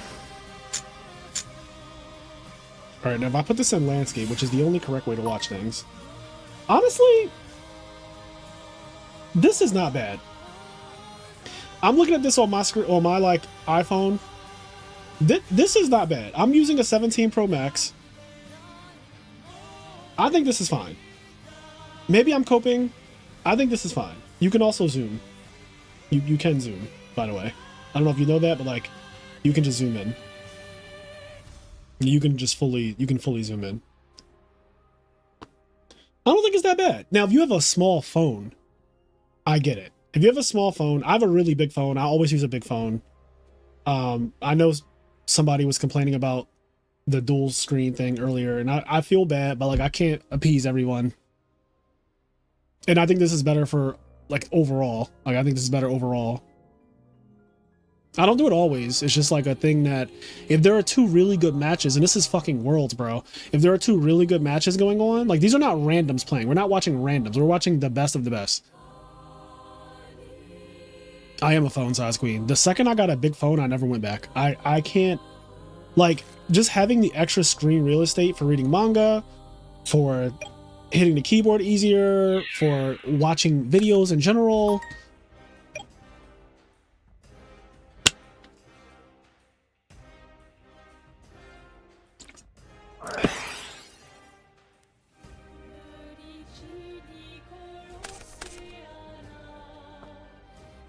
Do you think Hydro's Dark Dragon Turbo has the potential to surpass regular Turbo, like how Twilight has passed up Pure Lightsworn? Maybe. It's very unproven right now. Like, it doesn't have enough... I don't have enough of a sample size to make that judgment on it. The same way I feel about Nitro Value. Like, I don't know if Nitro Value... I mean, I feel very strongly that Nitro Value is not better than regular Value, but I don't have enough of a sample size to say that, like, Nitro Value is definitively worse than regular Value Turbo. Who's winning it all? I don't know. I'm hoping. Here's my hope. I'm rooting for 4 players. Rawnak, a True Hero, Televisual, and OG. Those are my 4. And if any of them win, I am very happy if any of those 4 win.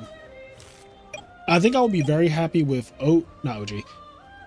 I would be very happy if a True Hero or Rawnak won, because both of them, I feel like they've been gunning for a win for a while.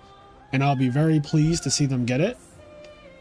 And then Televisual and OG are just also close friends of mine, and I would love if Sushant won. That means that he went back to back on Worlds, which is like kind of fucking crazy. So that would be storytelling right there. That would be like an iconic storyline that he won Worlds twice in a row. If OG won, that would be his 3rd Edison tournament win, and also winning Worlds is just really prestigious and really cool. If Rawnak won, that would just be like, I feel like the cherry on top of his very nice career as an Edison player. And if a True Hero won, it would also be a very nice cherry on top of his very nice Edison career. So we shall see.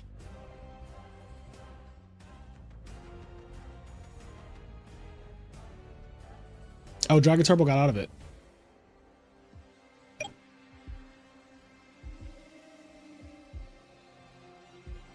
Or did they?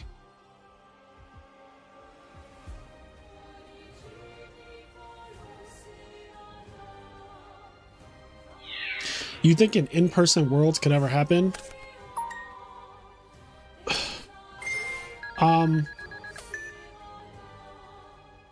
So a lot of money would have to be involved. Worlds means every country is represented. Every country that plays Yu-Gi-Oh reasonably is represented. If you're calling it Worlds, not Nationals, Worlds, which means that you need people from Italy because they are some of the absolute best players.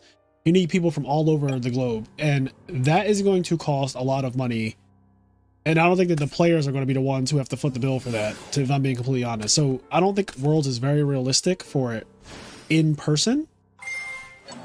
Unless somebody extremely rich decided to get into Yu-Gi-Oh! And just like subsidize a world tournament in-person thing. Now, it's really hard to grow a channel really big off of retro Yu-Gi-Oh! Because it's a niche in a niche. If my channel was as big as like some of the ones that have hundreds of thousands of subscribers and they rake in a shit ton of money, I would absolutely love to do something like that. Like if I had a channel like Team Sam, right? He has like almost 1 million subs. I'm sure that his monthly income from YouTube is astronomical. And he could do something in theory to like subsidize that type of thing. But like why? Outside of just making like amazing content or whatever, it is, I'm sure that the bill will be incredibly high. But I also assume that he makes incredible amounts of money with that many people watching his channel every single day and every single week and month or whatever. So I don't have the bankroll for it. It would need to be somebody with an incredible bankroll to do that. Because the players, you're not just going to get people flying from Italy, flying from Greece, flying from, you know, wherever. Okay, so that Blackwing deck just cooked the shit out of Dragon Turbo.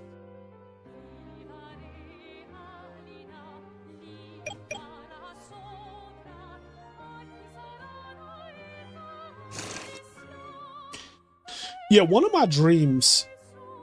actual dreams would be to have a channel so big that it brings in enough revenue so that you could do things like an Edison Summit. For people who don't know what Summit is an invitational tournament that Smash players usually get. And I know that other games like, I think League of Legends or something else, they do Summit as well. But I'm going to speak to Smash because I actually watch those. So in Smash, they invite 16 players over a week. They invite them to like a big house over a weekend. The players make content while they're there. There's like skits and stuff. But they also, for 3 days straight, are playing in a tournament. And it's layered. So Friday, day 1, you do round robin pods. So there's 4 pods, pod A, pod B, pod C, pod D. And you do round robin. So you play everyone in your pod, right? So like I would play against, like my pod would have like me, I don't, like, and 3 other players. I'm not even going to say names, but like my pod would have me and 3 other players. And then there would be a pod with like Sizzle and 3 other players. And then there would be a pod with Samu and 3 other players. And then there would be a pod with Seba and 3 other players. And based on your records on Friday in those pods, right? So let's say I go 3-0, right? So now on Saturday, I don't have to really play at all. But the people who have like a 0-3 record or 1-2 record, the top 2 from each bracket don't have to play on Saturday, but the bottom 2 have to play in like a tournament, like a gauntlet tournament thing, to decide where they're going to be placed in the final bracket. Sunday is then the final bracket, and so you have a winner's bracket at the top, you have a loser's bracket at the bottom. If you were one of the top 2 on Friday, you skip right into the, you go right to winners. You go right into winners on Sunday. The people who did the worst though have to battle it out on Saturday, and then they go in losers or whatever on Sunday. And then finally on Sunday, there's a big tournament where the 16 players, all 16, so nobody is eliminated until Sunday. No one is eliminated from the tournament until Sunday. On Sunday though, after all of the playing on Friday and Saturday has concluded, then you play an elimination, like double elimination bracket basically, on Sunday, and then the winner gets a shit ton of money because those events usually are crowd funded. I know MK Leo won $50,000, Tweak won $50,000.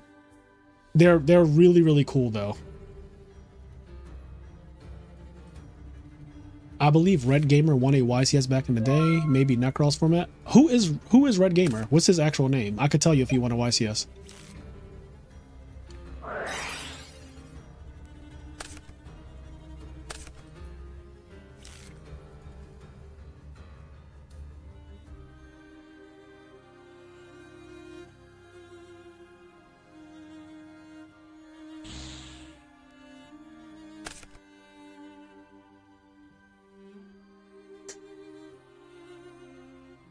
Summon is such a good tournament format to watch. It really is. Imagine a tournament and it's like literally 16 of the absolute best players in the world playing in it. That's such a cool idea. It's just very expensive.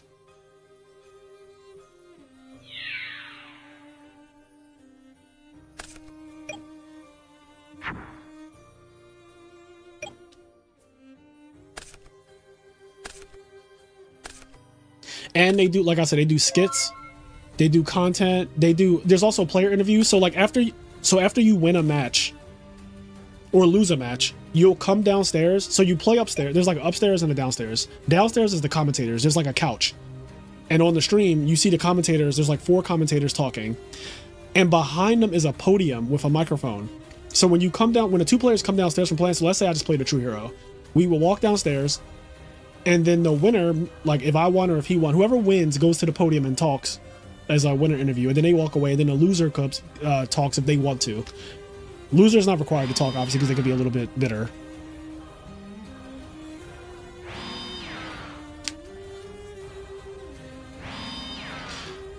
If you're just coming in, you can rewind the stream. The stream is rewindable. We are on YouTube, so you have the ability to just go back.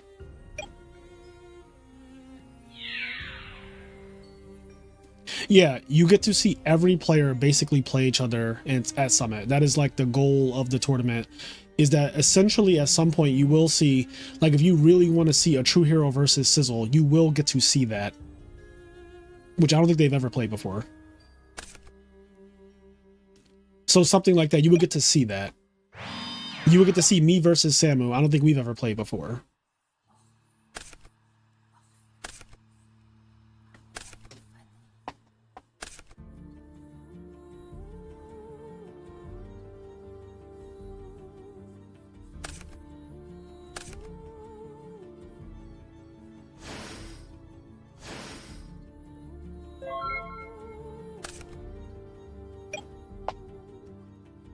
Necroguard and Gale is one of the most ridiculous combos in the format, just by the fucking way.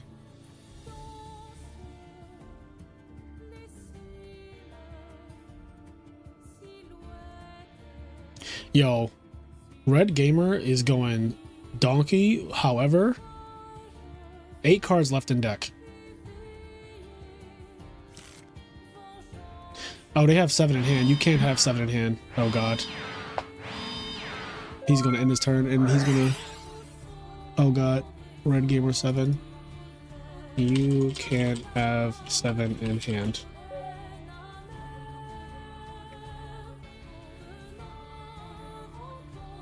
Like how he can't, like, how do you have 7 on your opponent's turn? Did you get compulsed?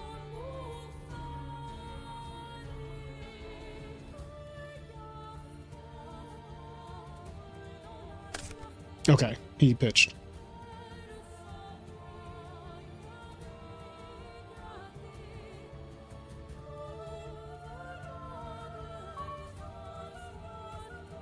Forgot, sorry.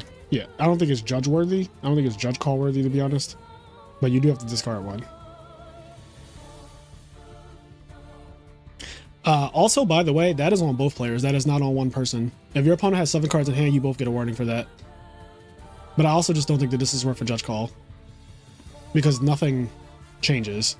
Literally.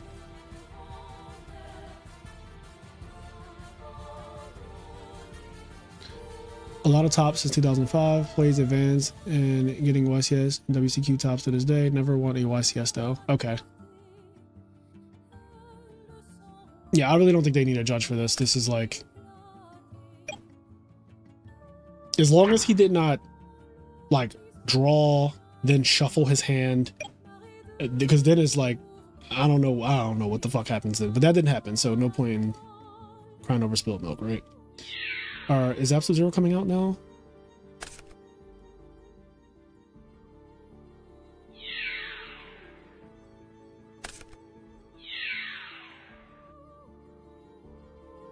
Okay, so Samu has a couple of win conditions right here. Since Seba's life is so low.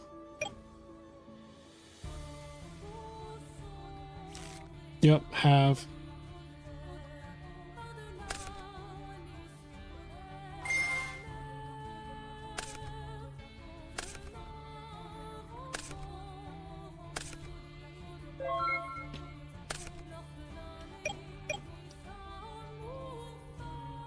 That Arcus is going to cause problems, but Decree plus Consecrated is very strong.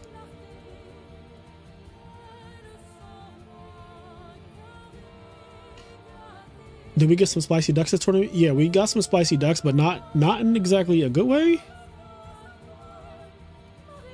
We got a frog FTK deck that literally took over 15 minutes to do a thing, and then it got a game loss for it. So it's not exactly like, it's spicy, but it's not spicy in a good way, I would say. I also don't know if the player was aware that like that is how that works.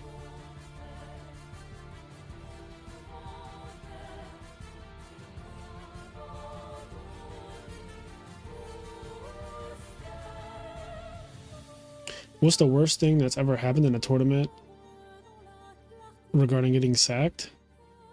Breaking in top 8, someone pulling a one-outer. I mean, I've had all types of shit happen. I've had some really unfortunate like things happen. I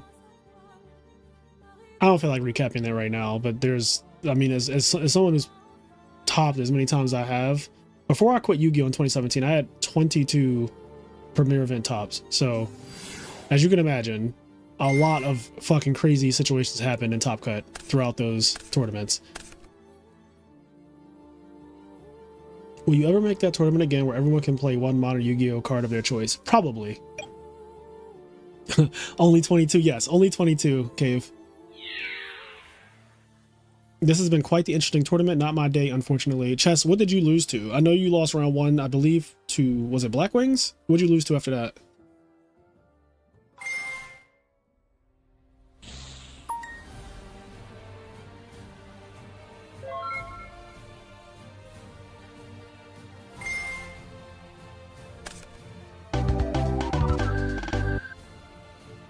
That was only game 2. Wow.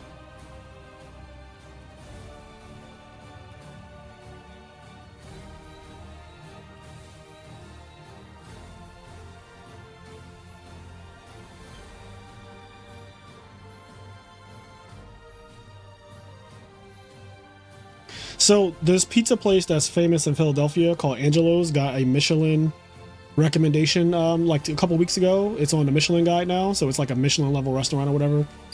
And I order from there all the time. I actually got their pizza last night. I'm going to show you guys a picture of it because I'm about to go and put some in a toaster oven and eat it because I am hungry as shit.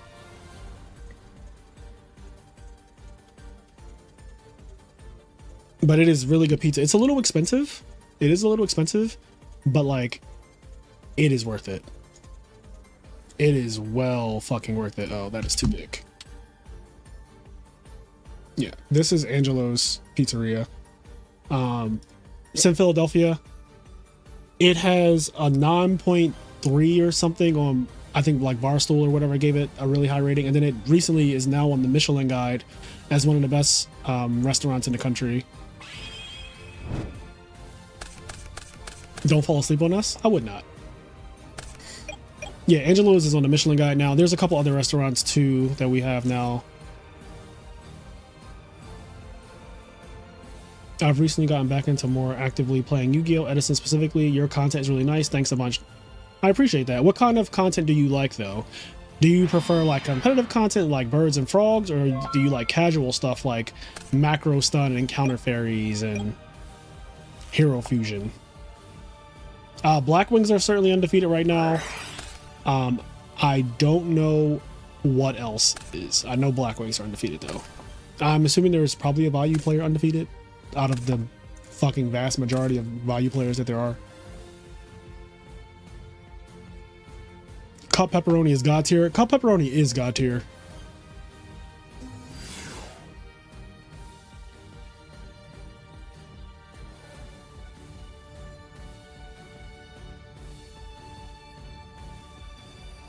Look at that. Look at that fucking pizza, bro. My mouth is watering at the thought of it right now. I'm so hungry too. We milled Dark Arm, but we also milled a piece.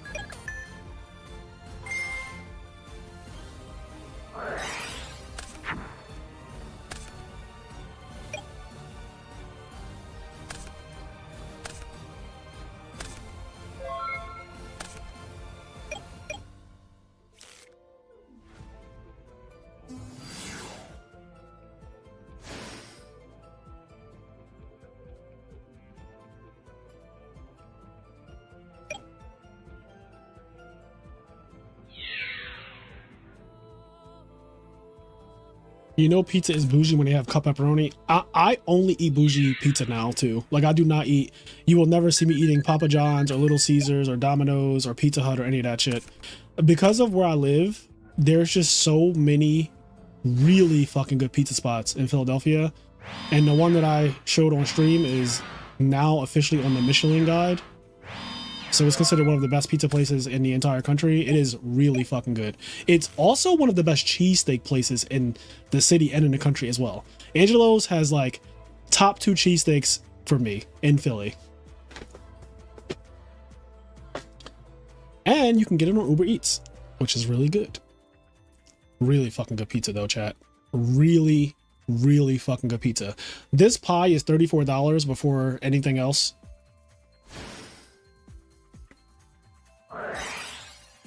How old are you? I'm old, bro. I'm ancient. I'm a vampire. I do like the overviews. Recently watched the one you did with Gigavice. I like your insights into the game and the back and forth discussions. Also, the tier list was helpful too. Oh yeah, if you're just getting into Edison especially, I think the tier list video, the one I just did recently, can really help you. For people who are wondering how it looked at the end, this is basically what my tier list looked like at the end here. Yeah.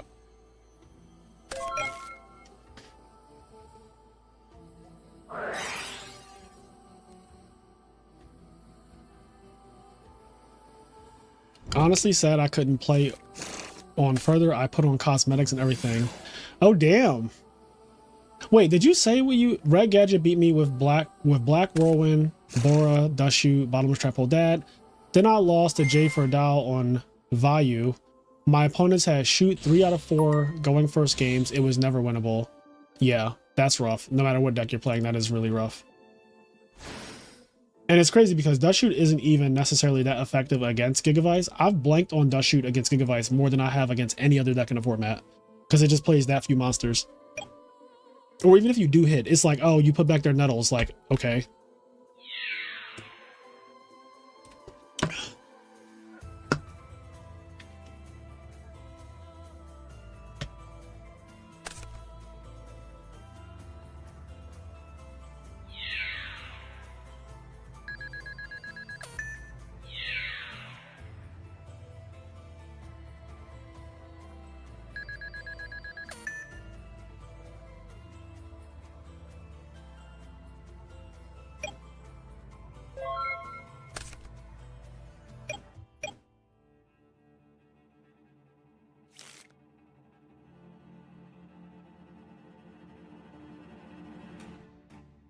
Just a variant tournament. That's how this format is. That is how this format is.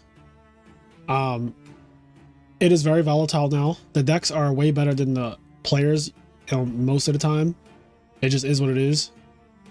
Like I said this last night when I was doing the tier list, but you can genuinely just copy one of the top 3 decks, like a bird deck or a frog deck.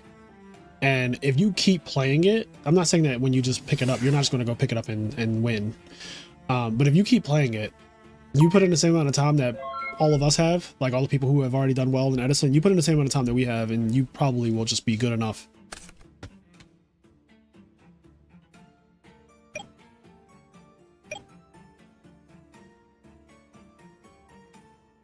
It's disappointing, makes me want to stop trying. You know, that's a decision that you have to make for yourself. I don't encourage anyone to keep playing a game when they are not having fun anymore. That is my like rule, because I quit Yu-Gi-Oh in 2017 because I was not having fun with the game anymore, and I saw the writing on the wall that the game was going in a direction that I did not enjoy.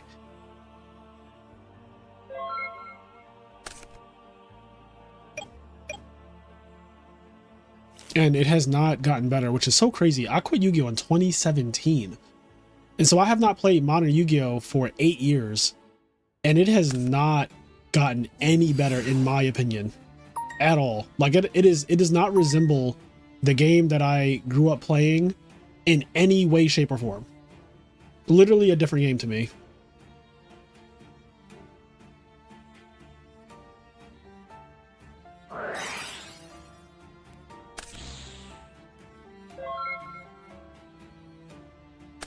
Yeah, definitely Yu-Gi-Oh 2.0.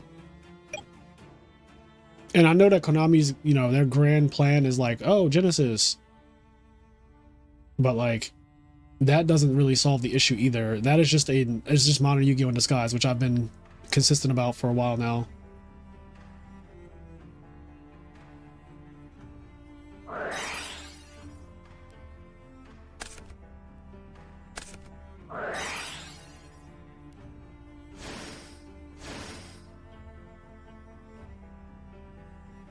They hit Oppression, which is not the best hit. Mirror Force is still nowhere to be seen.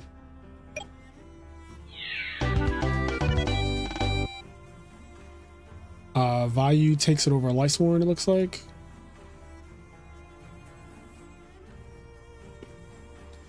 Vayu!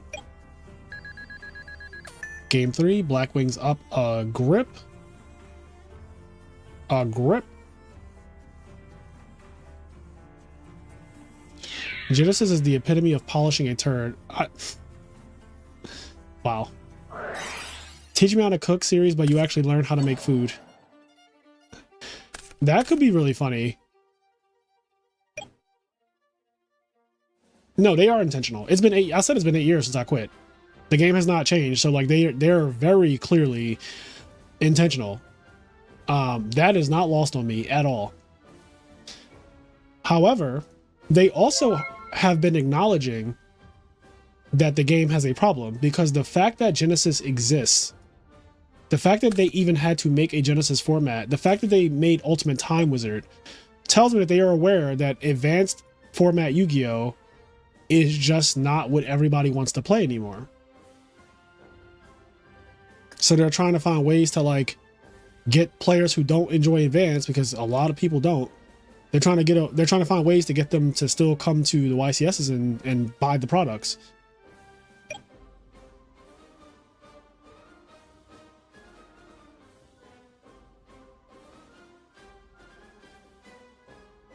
What was the last format you enjoyed? I don't know. This is kind of selfish, but I enjoy Pepe Bosch format. I got 3rd place at YCS Atlanta. I almost won YCS Atlanta twice. I won a Super Minerva.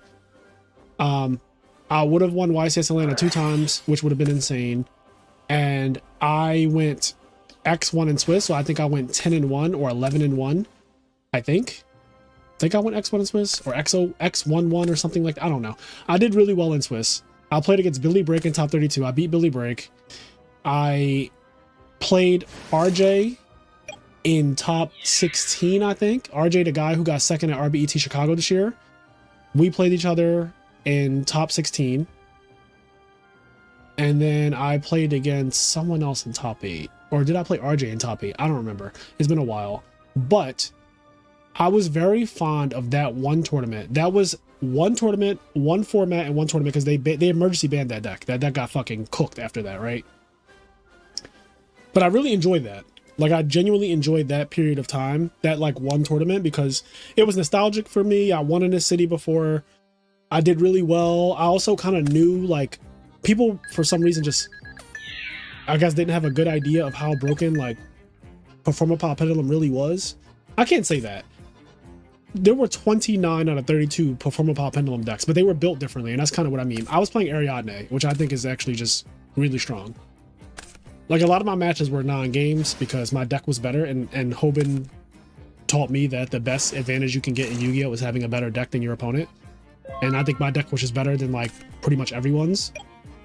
So when I played the mirror match, which a lot of the tournament, I played mirror matches. I cooked every mirror match except top 4.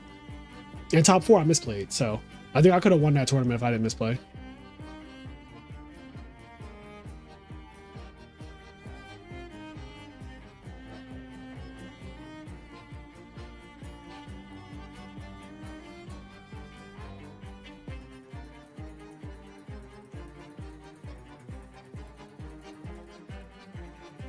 Do I think there's any way for Konami to fix advanced? I do not.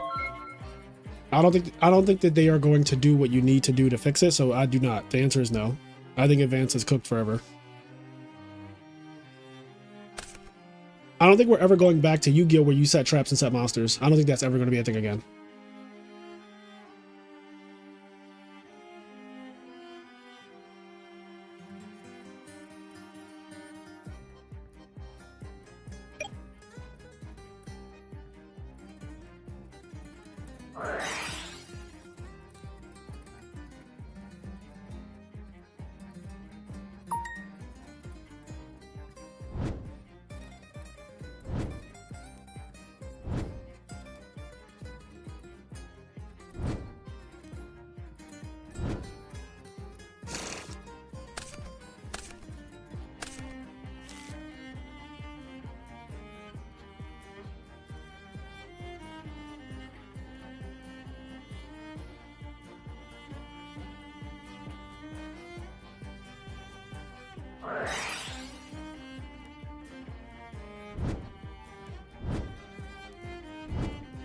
An Edison player made Jesse Cotton play Edison. At the end of the video, Cotton said, "That's not what I like."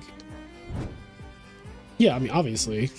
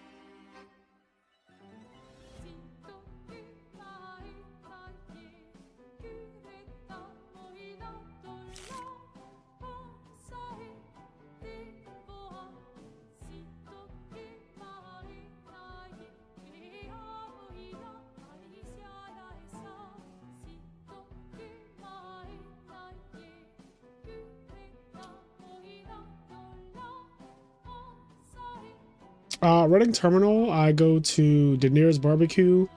There's a soul food spot in there. I think all of it is good. Honestly, you can't go wrong. Just find something that you like and just go there. Hunger Burger's really good.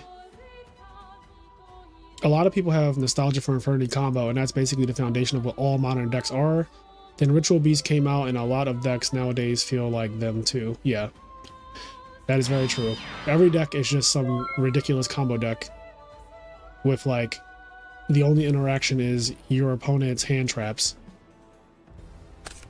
And the problem is Yu-Gi-Oh is going to die out like this because you cannot get new people to play Yu-Gi-Oh. Like you just can't get that to be a thing. Because the game is entirely too hard for new people to get into. If you tried to show someone modern Yu-Gi-Oh and was like, play this game, there's no fucking way that they can learn to play modern Yu-Gi-Oh as it is right now. It is too much. It's too much reading. The cards have entirely too much text. There's too much rulings. Yu-Gi-Oh is never good with rulings and consistency on that shit. There's a lot of nonsense. And then the other problem, and this is one of the biggest, the library of Yu-Gi-Oh cards is too big. You can't have a game with no set rotation and a small ass ban list and be like, go play, go figure everything out. There's too many decks. There's too many cards. You have to know these interactions. How does your cards interact with every other possible card? It's too much. The only people who benefit from this and who have been benefiting are people who have been playing the game for over a decade. So the people who are winning every single tournament currently are the people who have been playing Yu-Gi-Oh for literally over a decade. That's literally what you're seeing.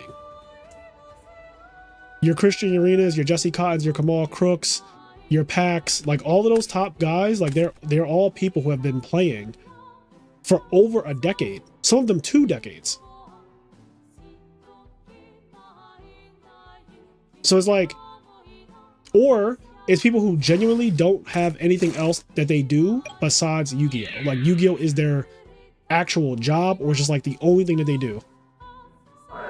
That's like the requirement to be a competitive modern Yu-Gi-Oh player, which is not realistic for most people.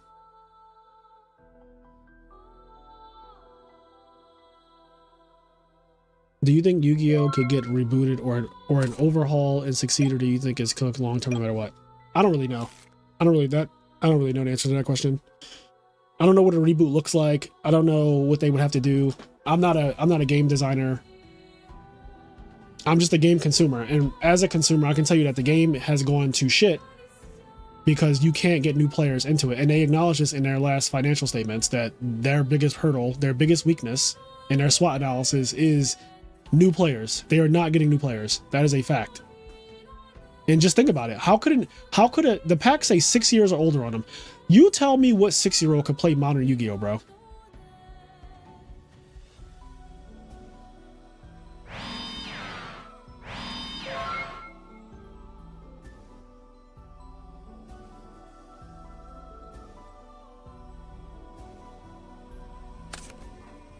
Like, bring me the 6-year-old.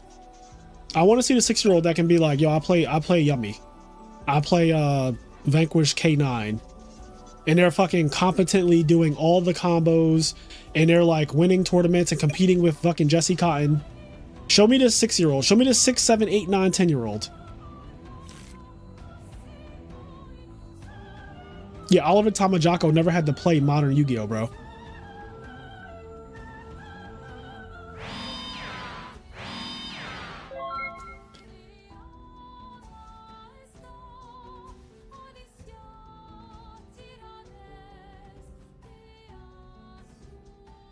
I'm gonna be honest. The people who are currently playing Yu-Gi-Oh as it is right now will play Yu-Gi-Oh no matter what. They don't give a fuck. If they rebooted Yu-Gi-Oh, those people will play right now. You gotta be fucking delusional to think otherwise. The people who currently suffer through Yu-Gi-Oh in its current state, they will play Yu-Gi-Oh no matter what happened. They don't have anything else to do. They will play Yu-Gi-Oh no matter what. They could fucking tell them everything is banned. We're starting over. The only pack that's legal is the pack that we just printed. That's it. They would still play. Not a single one of those people will quit. Not one. Literally not one. They would make fucking content, they would rage and tweet, and they would all be at the next YCS. I promise you. Not a single one. If the people who play Yu-Gi-Oh right now in its current state would not quit Yu-Gi-Oh for shit. You are delusional if you think that is going to, if you're like, oh, you're shafting the current players. The current players don't give a fuck. They don't care.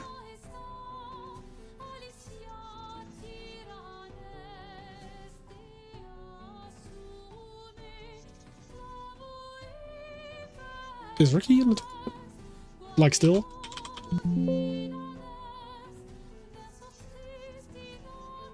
No, Ricky. No, his name is crossed out, right? No, he's not. Okay.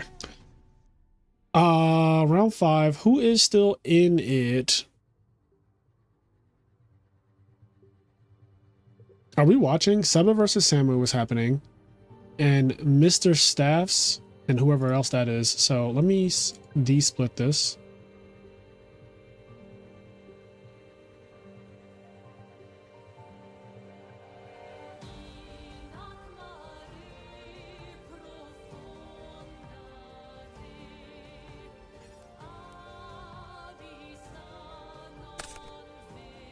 Samuel takes it. Double Dead Miracle. Oh, I have the graveyard down here. He had fucking gas in his graveyard. I greeted on that impression a bit.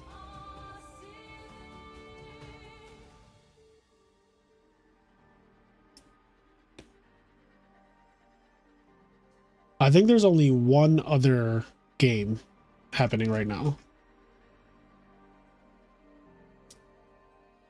And it might be over.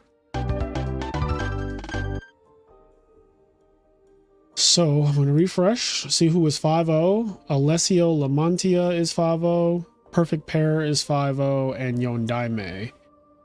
Johnny the Giraffe. Televisual is 3-2. Gary is 3-2. A True Hero is 3-2. No, all of my guys are 3-2. Where's Ronak? Ronak, where you at, dog?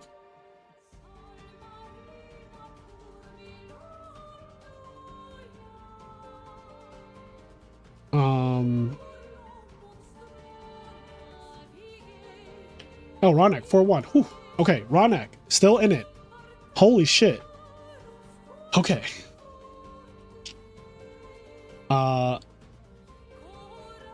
Stockholm Syndrome.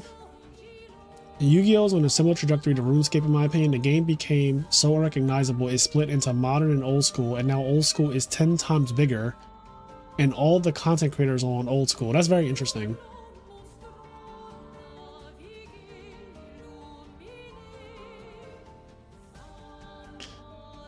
There was a time where a 10-year-old Austin Coleman won nationals. Never again. Yeah, that will never happen again. We will never ever see the day where someone that young could win a tournament. That will never happen ever again in Yu-Gi-Oh! The way the game is currently, that is an impossible thing to do.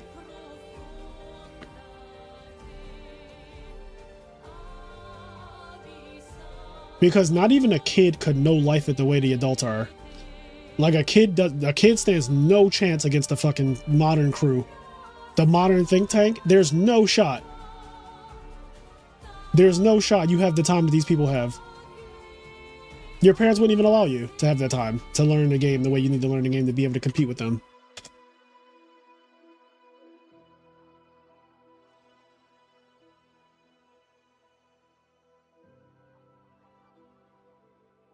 I'm back reading chat. I'm also seeing if round 6 is up right now. Round 6 is up. Holy shit. Let me put my countdown down, bring my countdown back up. Change this to say round 6. Okay, so this is the last round today. This is the last round today. Which format will be the next Edison? That's not a thing. I cannot stress enough that it does not work like that. You can't like think that there's going to be the next Edison. Of every format, it's just going to be whatever it is. There's no like next Edison. Like that's kind of the problem that a lot of people have when they try to make these other formats happen, like Redo and Tengu and whatever else. They're like, or Toss or whatever. They're like, oh, like this is, they, first of all, one of the other, like you compare it to Edison, which is already bad to do. It's just bad to do that. They're like, oh, it's better than Edison because X, Y, and Z. It's like, don't do that. Sell me on why your format is a good format. Don't try to downplay the format that everybody already loves and plays. That is not, like, telling me that One Piece is better than Edison is not going to make me want to play One Piece. It's not.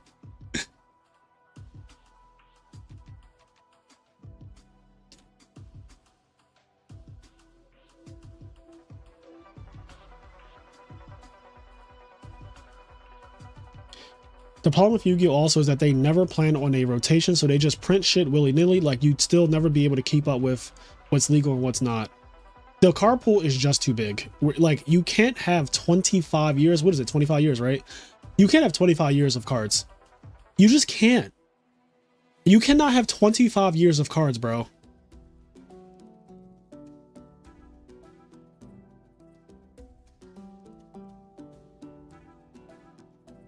Who do y'all want to see this round?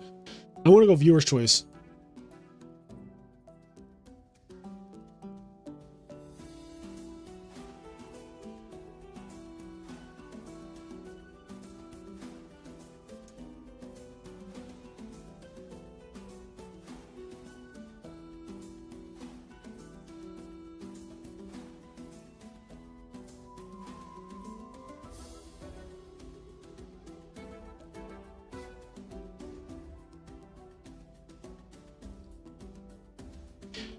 To be honest, I don't see even format like Edison drawing in new players, because I don't know anyone who plays Edison who didn't play Yu-Gi-Oh for years as well.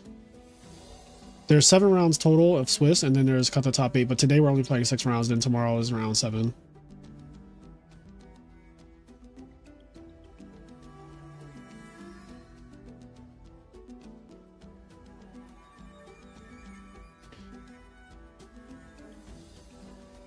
I guess we do watch Ronak, right? We 100% watch Ronak. That's a good one. Ronak is still in it. He's doing well. Oh, he's playing against fucking Johnson Boss though. No, GOAT. He's playing against fucking GBs. So Johnson Boss is X1 then too, huh? Hmm.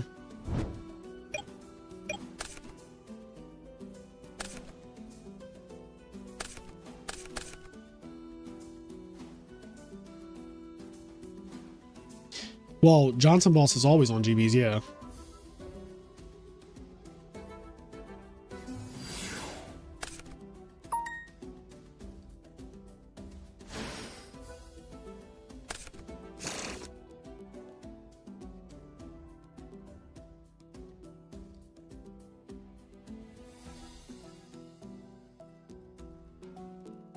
Like, you can like modern Yu-Gi-Oh!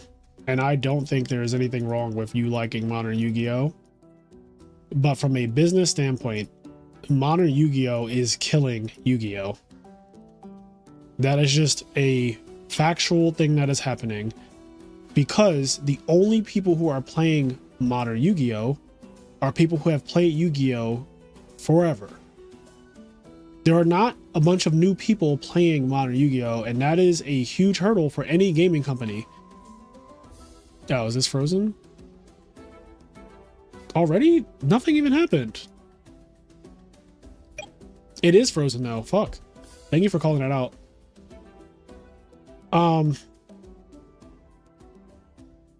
Yeah. Because eventually what happens is, so modern Yu-Gi-Oh stays the same. You guys who love it, go fucking love it. Modern Yu-Gi-Oh stays the same and they make no changes. They think that they're right because Japanese companies, right? Nintendo, Konami, fantastic companies at knowing what to do. And they never make a change. People who have been playing eventually fall off because naturally, like, some number of people will just bleed out and fall off. But you're not replacing them.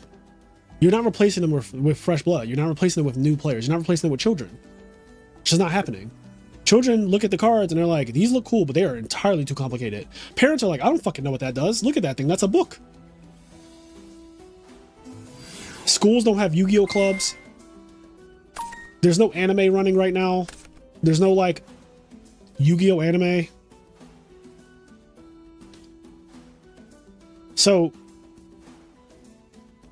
your game is upheld right now by the people who have just been no-lifing Yu-Gi-Oh for the last 10 years. But once they're done with the game, that's it.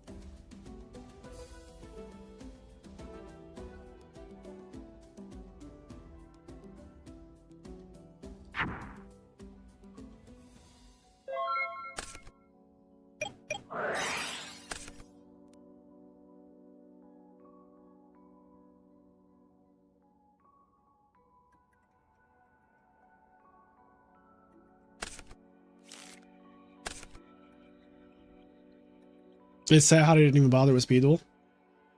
Yeah, I mean, I don't know anything about Speed Duel. That shit never like worked or mattered to me. I don't know anything about it.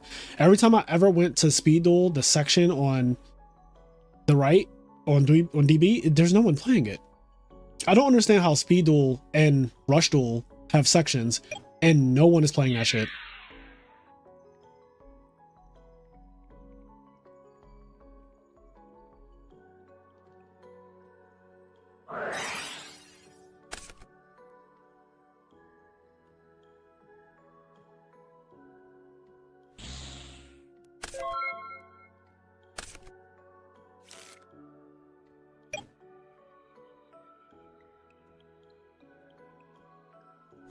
Losing your Murmillo forever.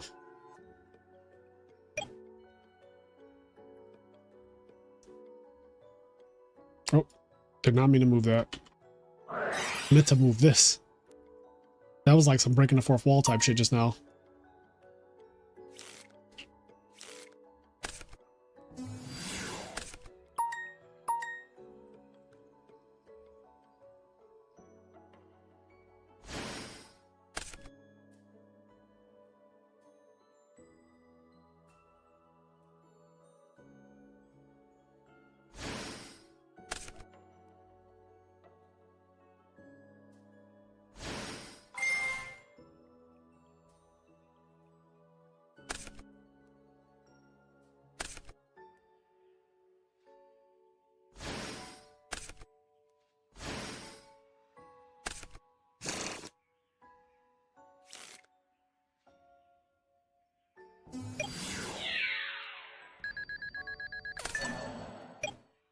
Love bottomless.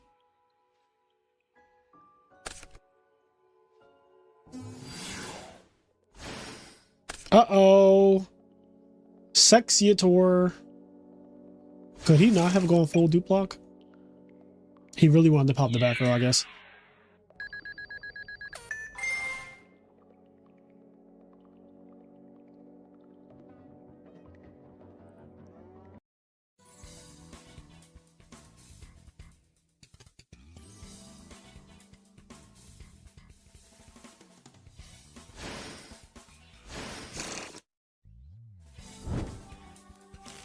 This looks really bad.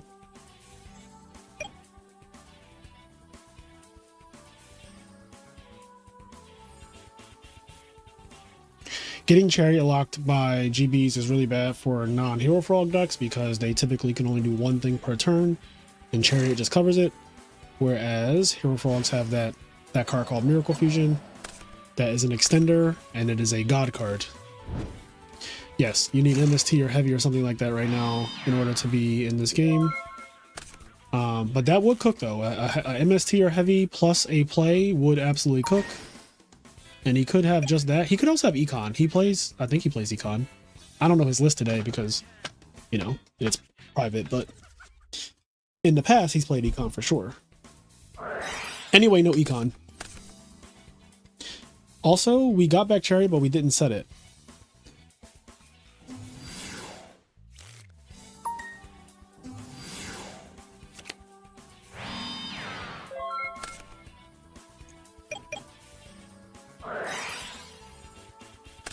Oh no.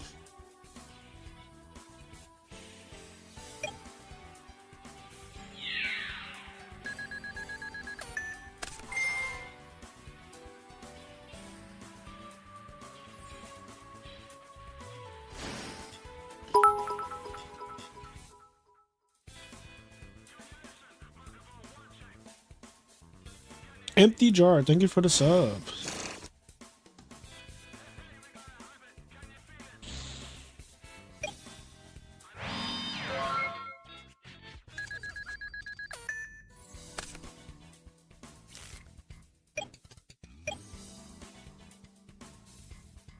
I was gonna say, how did he know he had Heavy Storm, but he dust shooted him. Is that Paul? What do you mean?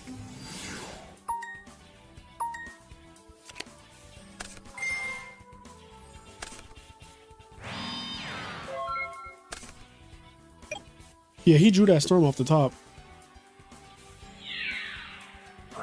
Because we knew his hand.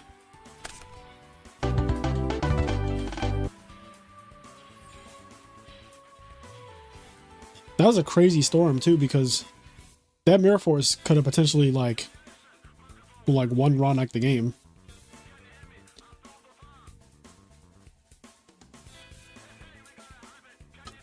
Why do you think I subscribed? What do you mean?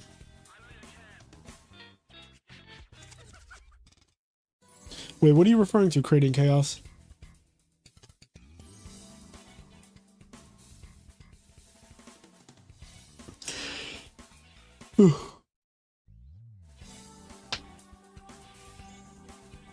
I think whoever wins this is like almost guaranteed to be in top cut.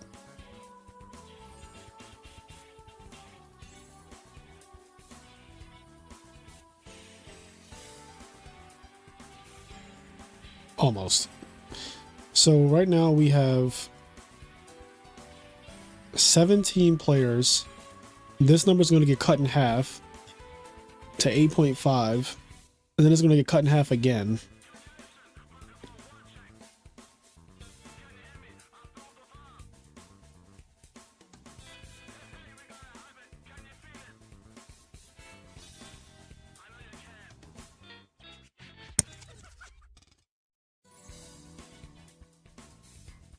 Can we see Jinzo?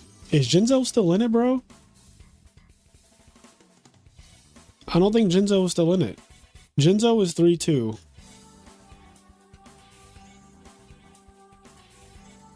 We're watching the X1 bracket right now. I'm the biggest GB hater. I hate to see them prosper. That's real. It's funny because Johnson Boss's only loss with GBs is Frogs. Frog OTK, but Frogs. We saw Jinzo round 1, and it's Ronak's only loss. Oh no. Oh boy.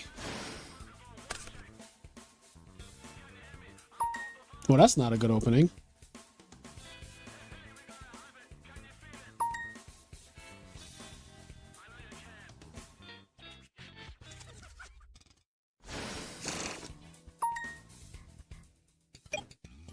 I was like wondering why he was asking him if it's good, but it's because Ronak has played Ice Dragon.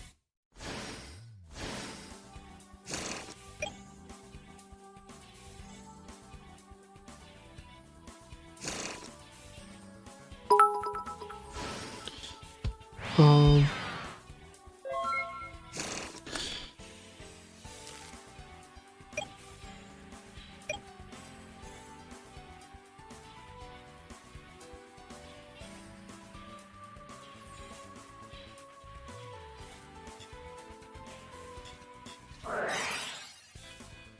I've always wondered something about DB, but wasn't sure. Do they have good software to protect against hacking? I don't fucking know. Hacking what? What are you hacking?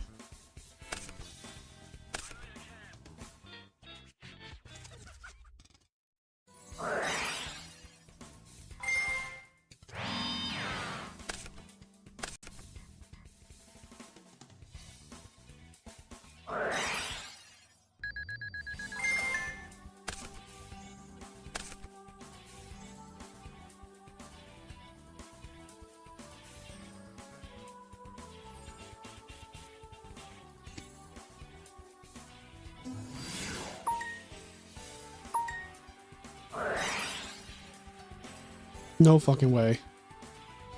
No fucking way.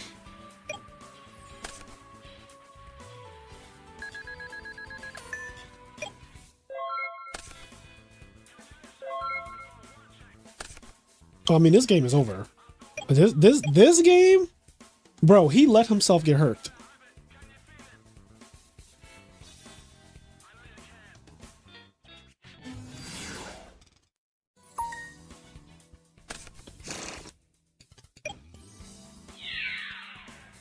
This is wild. So Johnson Boss needs to draw specifically Rescue Cat here.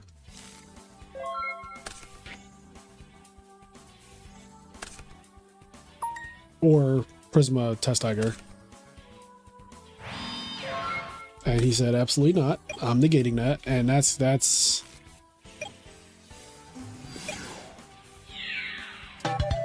I've never seen that. I've never seen that before. Only Rodnat could give you that. Fucking creature swap on a Heraclinos to win the game. I've never seen that.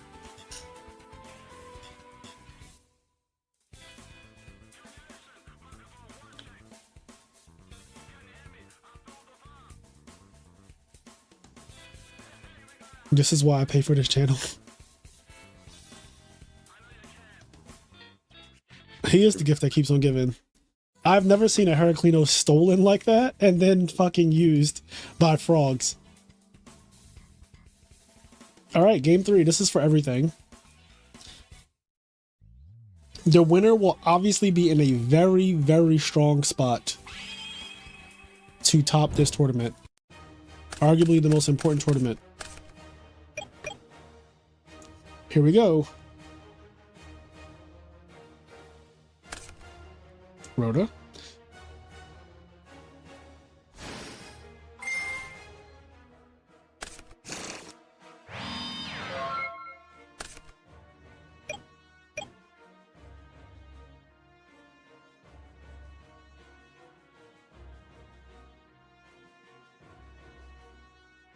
Never been happier to see a Herc win like that. That's fucked up.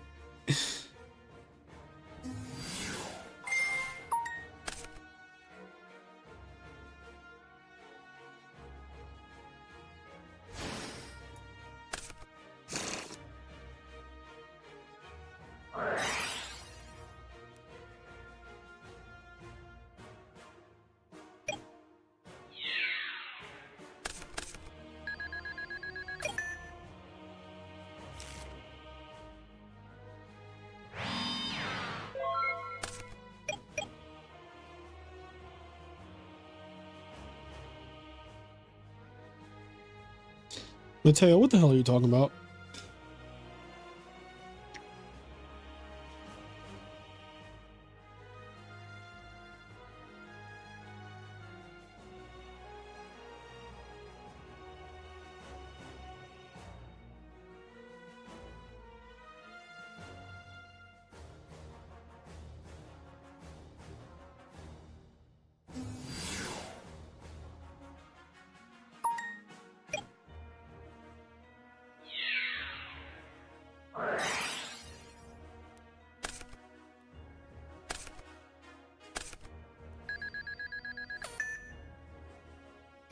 Oh, interesting. He wanted the bestiary in the graveyard.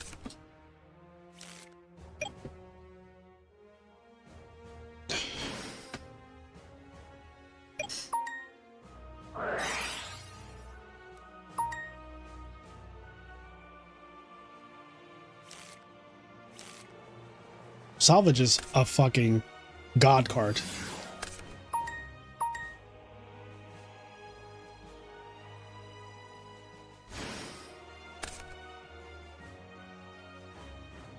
I like how you can literally read the back row based on the play.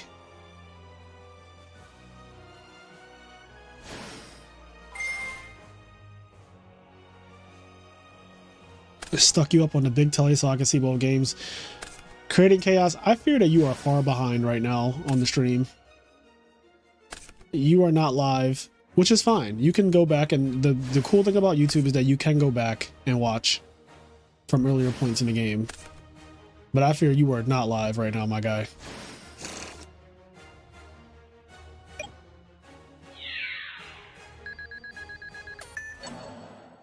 Yeah, he won't know forever. That's the other crazy part is that me saying that is like me dropping a fucking time capsule for him to find, you know? Like I just dropped a little capsule on the ground. Ronak is in a very strong position right now. Ooh. That is going to be pretty bad. I wonder if that back row is a discard trap. I wonder if you let him summon the GB, you go Water Art when he summons the GB, and then if he trap stuns, you go Chain Raigeki Break. That's the play that I think is correct.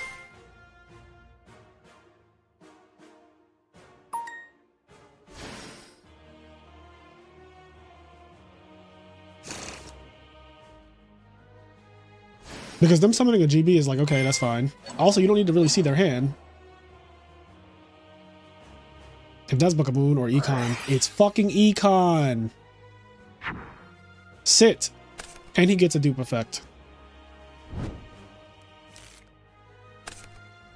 Now, the problem is you still have to out this. So he was able to Water Art.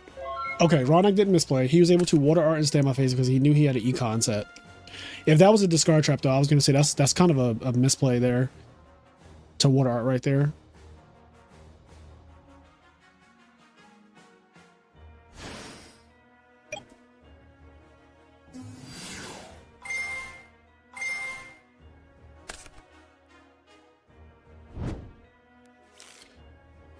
Yes, I do know what the next band card tournament is going to be.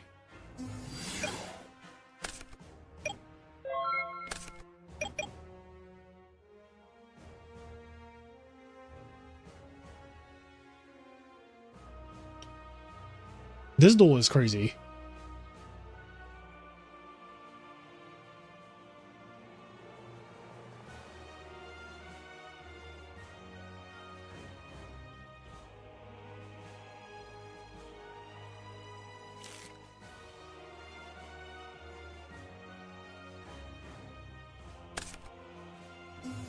Oh, shit. Which one did he draw, chat?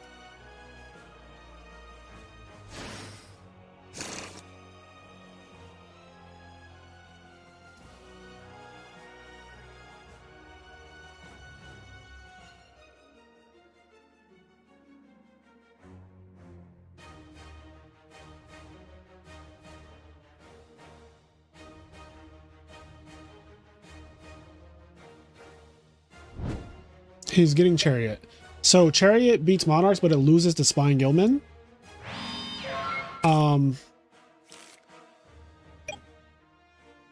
Which is like, please don't have Spine Gilman, I guess.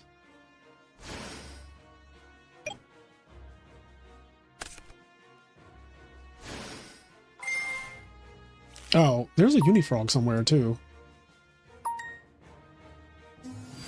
Yeah, he added that back. I forgot about this. So a Monarch is going through no matter what. Yeah. And if a Monarch comes down here, it could be Curtains. Yeah, this is looking really fucking bad.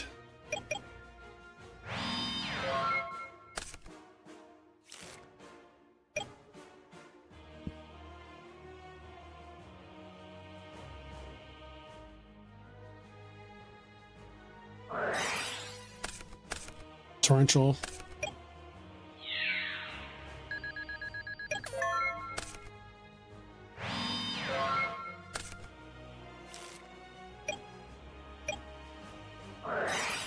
Oh my god.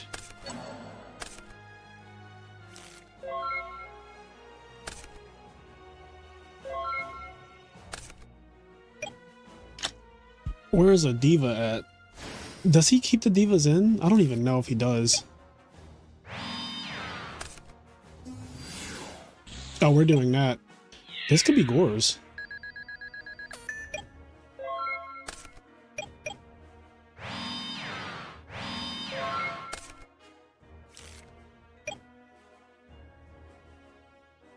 Torrential is gone, so he's just summoning Treeborn Frog. Yeah, Torrential is gone.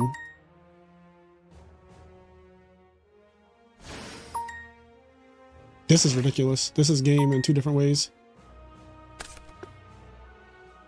Yep, GG. Ronnek is the GOAT, bro. Bruh. Ronnek is the fucking GOAT. That's my GOAT! It's my fucking GOAT. Let's go! I love Ronnek, man. He's the guy who got me into frogs. Oh, man. That's my Jiraiya sensei right there. I'm Naruto, by the way. But that's my Jiraiya sensei. Alright, let's watch Nicholas 97, actually. I don't think I called him today. What's his record? He's 3-2. Okay. Is this, what deck is this? This is Hero Beat. It's game 3, Hero Beat. Hero Beat is up a lot. Did you just call him a perv? I called him Jiraiya. I keep telling you motherfuckers that Unifrog is goated and stop cutting it from your frog decks, and you guys don't listen. You guys don't listen. I keep seeing these frog decks without Unifrog. Oh, I hate drawing Unifrog. Fuck off. Unifrog is just good. You don't know how to play the game. You just don't know how to play. It's you. It's not Unifrog. It's you. You're the problem. Stop blaming Unifrog for being bad. You're bad. Unifrog is actually insane. You can't do the shit that he just did without Unifrog. That card is insanely good. Well, hold on. We're not playing 2 of it now. Slow down. You got a little too much dip on your chip.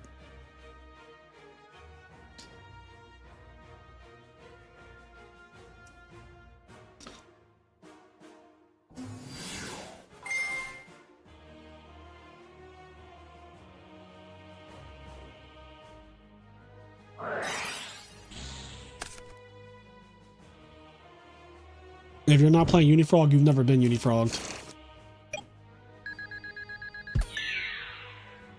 People don't fear swap until you give them an attack mode Treeborn that can't die by battle.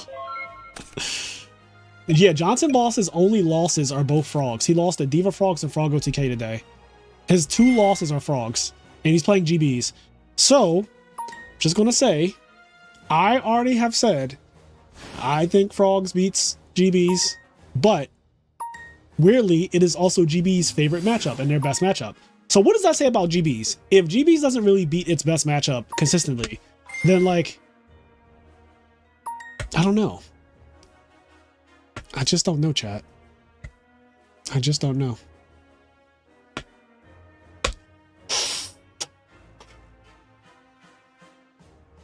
I just don't know.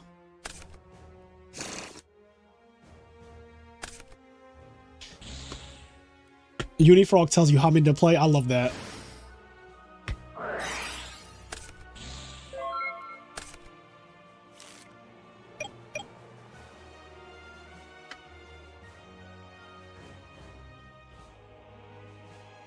That creature swap for fucking Heraclinos was play of the day. That was play of the day. Honestly, chat, we forgot about the bingo card, but I'm doing not like this. Because him taking that Heraclinos and killing him with his Heraclinos, that is the definition of not like this. Okay, Hero Beat moves on with a 3-2 record. A lot of people are 3-2. OG is officially out at 3-3. Icarus 89 is out at 2-3. Red Gadget is out at 2-2. Scrub for Life is out at 1-2. Solo Growth is out at 1-2. Carl Waite is out at 1-2. AJT is out at 0-2. Ouch. It was a bloodbath today. Igera is out at 0-2. Chess Prime is out at 0-2. Ice Queen, no. Ghost Rider 2-3. Jake XO 2-3. A True Hero 3-3, no. Ernie 2-3. J Ferdal, Drazar, Seba, Black Sanji. So many of my fallen heroes, bro. Raw Neck is literally all I have. Raw Neck and Television are all I have left. Is all I have left, bro. You can't take them from me. Raw Neck, I need him to win this next round to guarantee a Frog King in top 8. We need at least one Frog King. It only takes one. I've never done that to a Herc before in my life and probably never do it again. It's just destiny. It really is Destiny, King. It really do be like that. You're the fucking GOAT.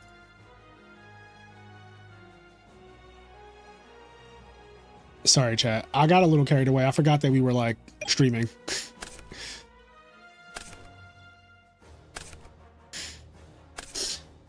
What decks are 6-0? I think Blackwings are 6-0. I think unless, can someone confirm? Alessio was playing Blackwings, right?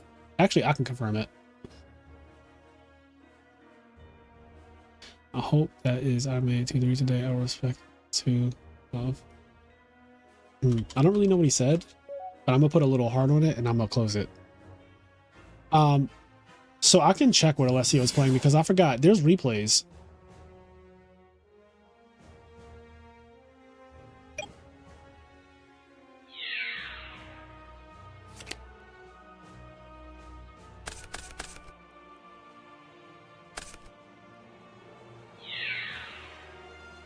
Or are there replays? I thought there were replays. Oh, I'm in the wrong fucking server. Well, I'm in my server.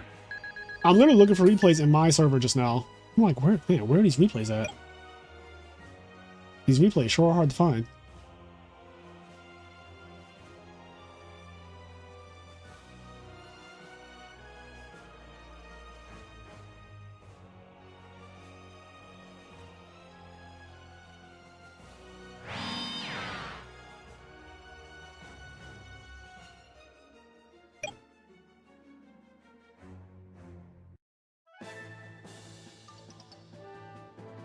Denny Cassie versus Televisual.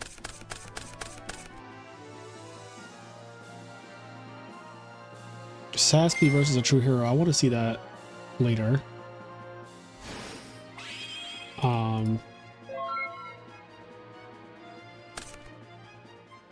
Saspy's playing Dragon Turbo. Well, that's unlike him.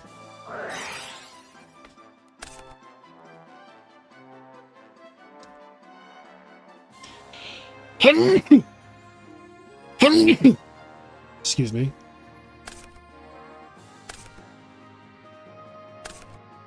Alessio is on Blackwings, always on it. Okay, thank you. That's what I thought.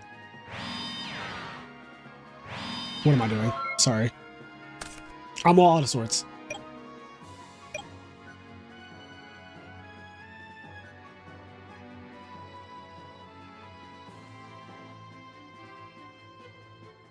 Perfect Pair and Alessio are both on Blackwings.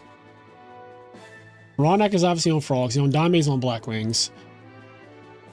Nardux, I don't know. I don't know what Danny Cassie, and I don't know what Mr. Staffs are on. Evolution, I'm assuming is on Value. I'm assuming Johnny's on Blackwings. Cats is on Dragon Turbo.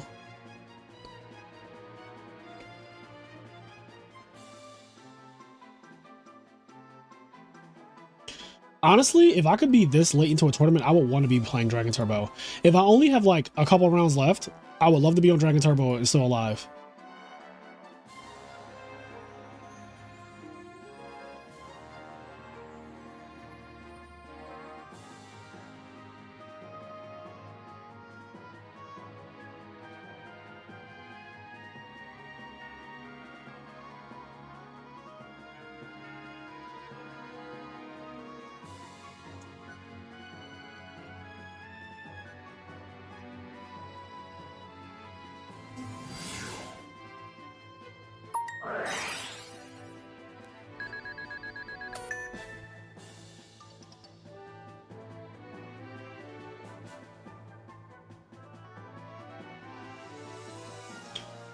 Yeah, top cut is tomorrow. So this is the final round today.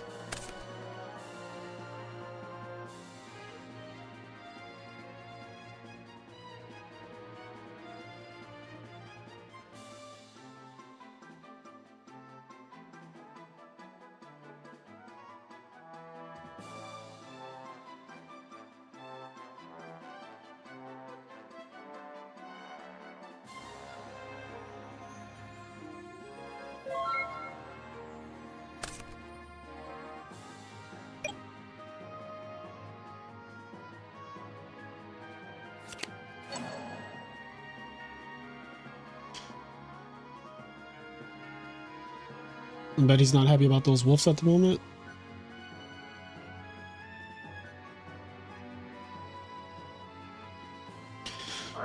Nardux normally plays Forgs.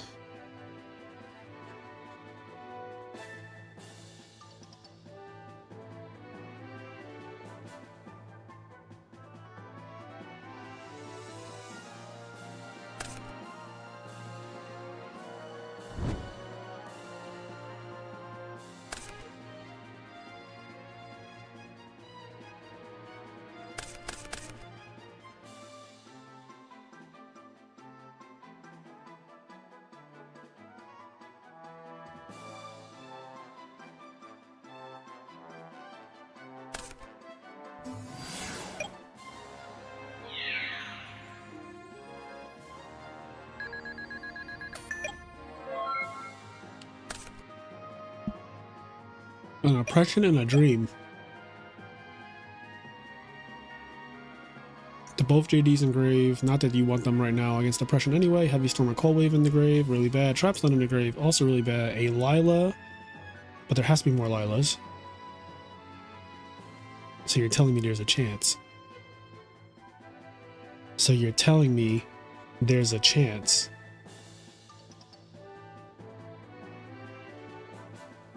The people we're watching right now are... What's their records? Luigi is 4-1, so this does matter. This matters a lot, actually.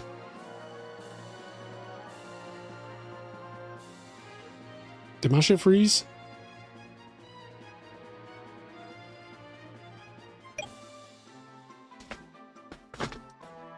What? Chat, can y'all still hear me? It said my... Okay, it said my OBS disconnected. I don't know if the stream went down for a second or if y'all like experienced any kind of lag or anything like that. Okay, we're good. We're good. It was disconnected for a second.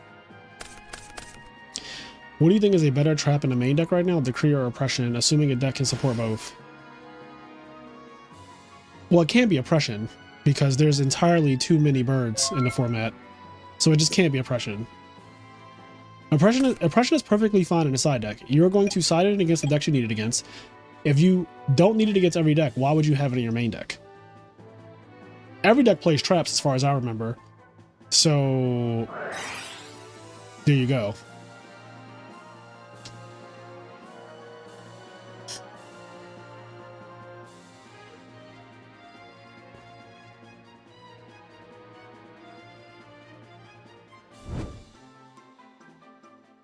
You could tech one Oppression if you want in like Black Wings or Value or whatever. I just don't think it's necessary to make your Black Wing and Value matchup, your mirror matches worse than they already are.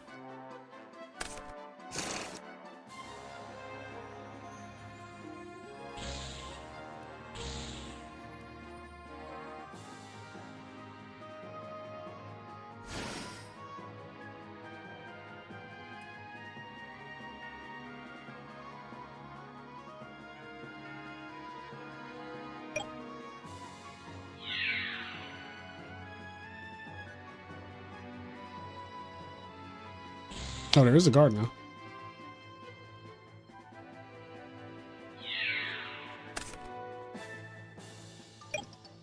Yeah, both honest are in the grave.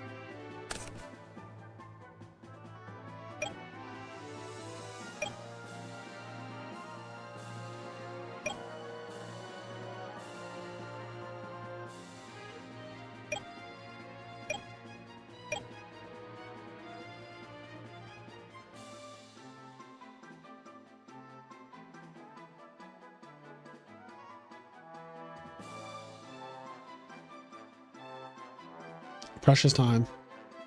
15 minutes remain.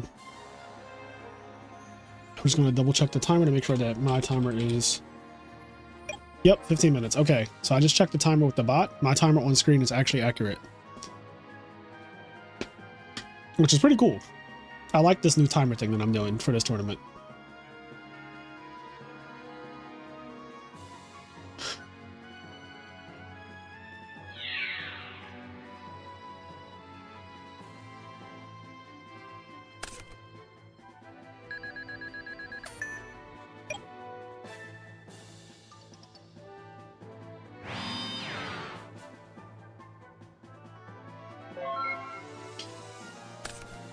What's that back row?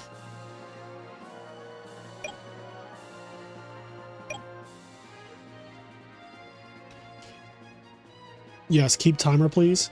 So I will say this. My stream does not really have a delay. So when I say things, you guys pretty much hear me as soon as I say them. Which means that my timer is also pretty good for the tournament. It's probably a few seconds off just because, like, you're watching a, you know, I'm transmitting my signal, like my whole stream to YouTube. So it is probably going to be 3 seconds-ish behind, I imagine. But like, I think that's fine, obviously.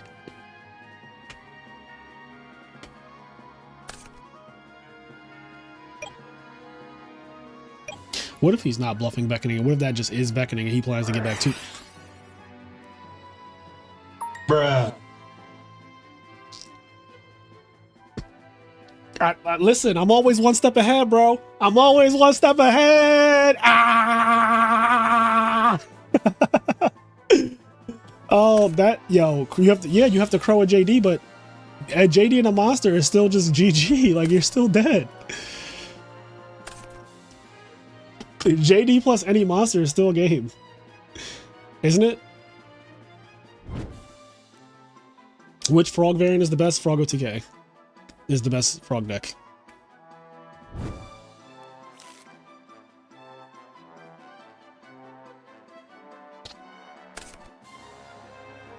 This should not take long, right? Like, it literally is. It like is summon JD. Like, there's no Gardener, right? There's nothing. There's literally nothing.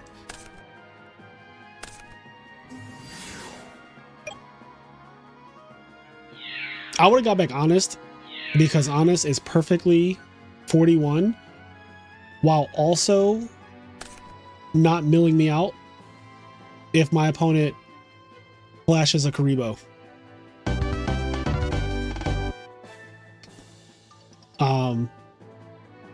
Okay.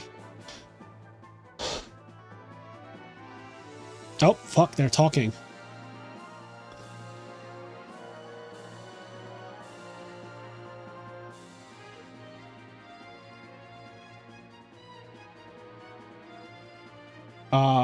What a broken ass. What a broken ass. I was wrong. I had one before. You ate it. It was right that you lost. What? What a broken ass. LA Jesus admitted defeat. I was wrong. I won before. LA Jesus, you ate it. It was right that you lost. True. I should have taken Lila and Drago. Oh, broken as in very lucky? Okay.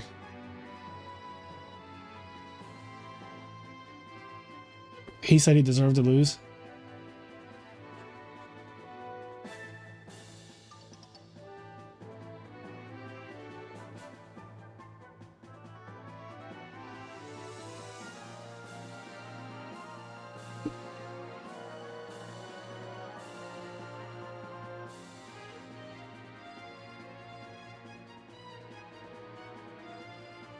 Frogs? What was I saying? So, Frog OTK is the best frog deck, in my opinion. However, most people cannot pilot it to the level that you need to in order to be successful with that deck. So it does not matter that it's the best version. If you want the deck that is very close in power and really good, you can just play Hero Frogs, and that is a deck that is digestible, and like, you don't need to spend a lot of time learning the lines and all that stuff. Like, but Frog OTK is factually better.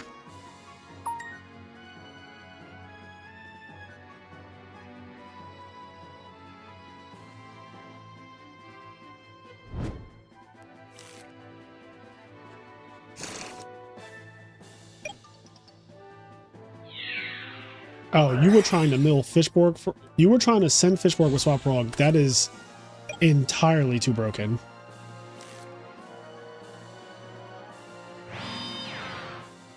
Yeah, no, you definitely cannot do that.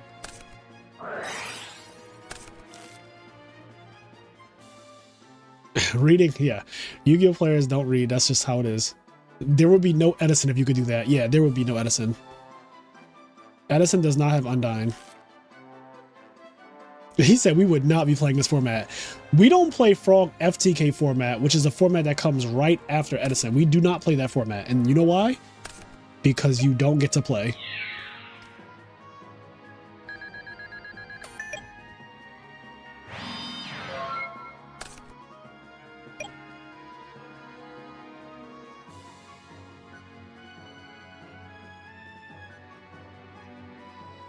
Yu-Gi-Oh players do read, but they immediately forget what they read if it is not convenient. That's true.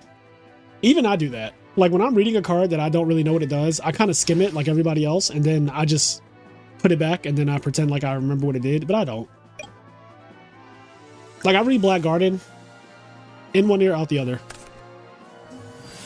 The voice I hear in my head telling me what Black Garden does, in, out.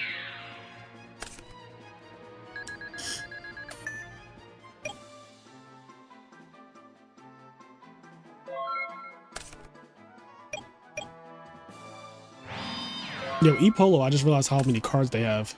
They have so many fucking cards. What are these guys' records? Isn't Yon Diamond X1 or is he X2? Yon Demime. Yon Demime is undefeated? What? How is he undefeated? How is he 5-0? Oh, I didn't realize he's undefeated. So he got pared down. Who the fuck is he playing?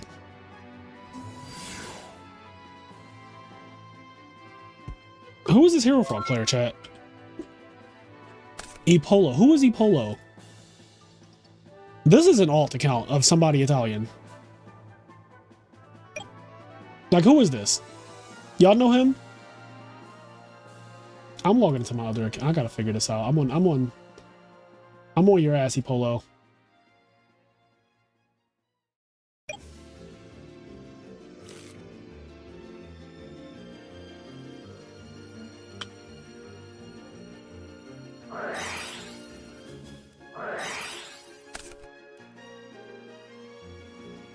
He's from Seattle.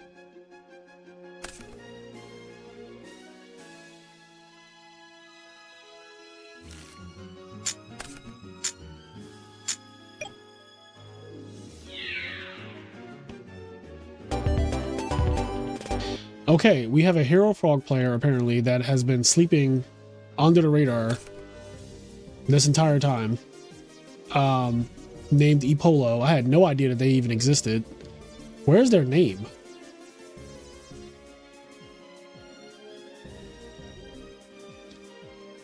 Oh, right here. Yeah, so this guy is... So Frogs... So Rawneck is X1 and so is this E-Polo person who's X1. So there's a lot of Blackwings, I think. I know at least 2 Frogs. You guys said that Nardux typically plays Frogs, but he's now X2. Cats is on Dragon Turbo, but they are also X2.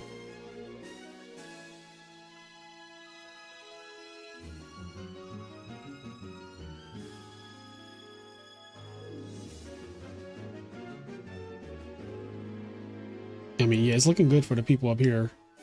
It's looking real good. Mamizuku Rai, shout out to them for being this high up. I mean, this is not to be trusted, actually. I shouldn't say that. Challenge is not to be trusted. Those standings don't mean anything. Like, literally, they don't mean anything.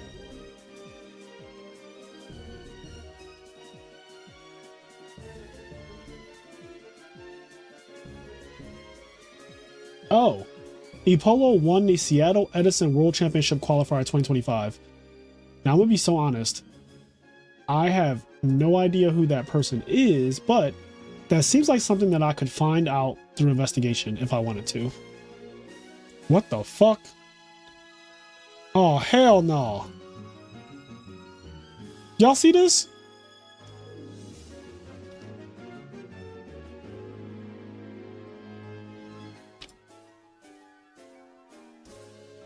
Okay, we're back. We are so back. That was scary. Thought the FBI finally got me. All right, John Wick. Don't know who that is. John Wick. Is anyone still playing or are we done? Are we done? Can I go heat up good pizza?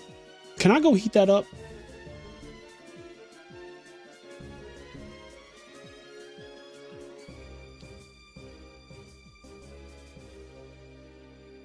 Oh, we're done.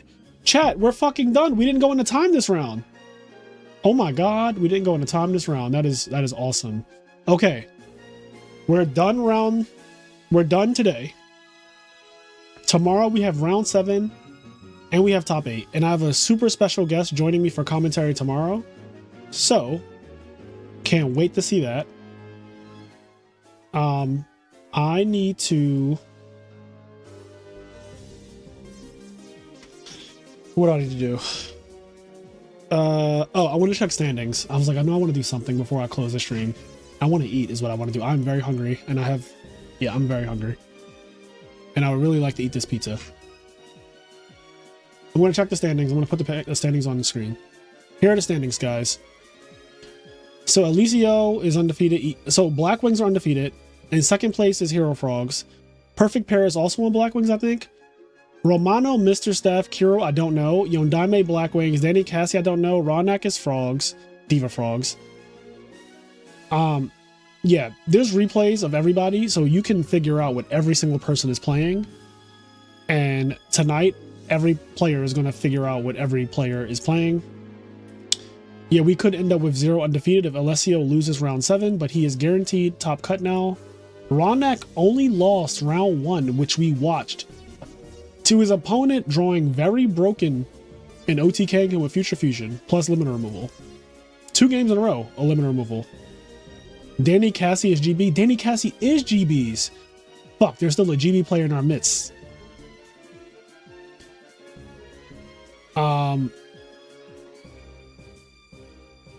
Yeah, all right. Well, that's that. I'm gonna figure out the decks, and then hopefully tomorrow I can have like a list of what everybody's playing. Where's Gigavice? Gigavice got bopped today, and as far as I know, Gigavice got bopped today. So, yeah, not a good day for Gigavice. But guys, I will catch you all tomorrow morning. I have a special guest joining me for comms. I'll see you all later. Peace.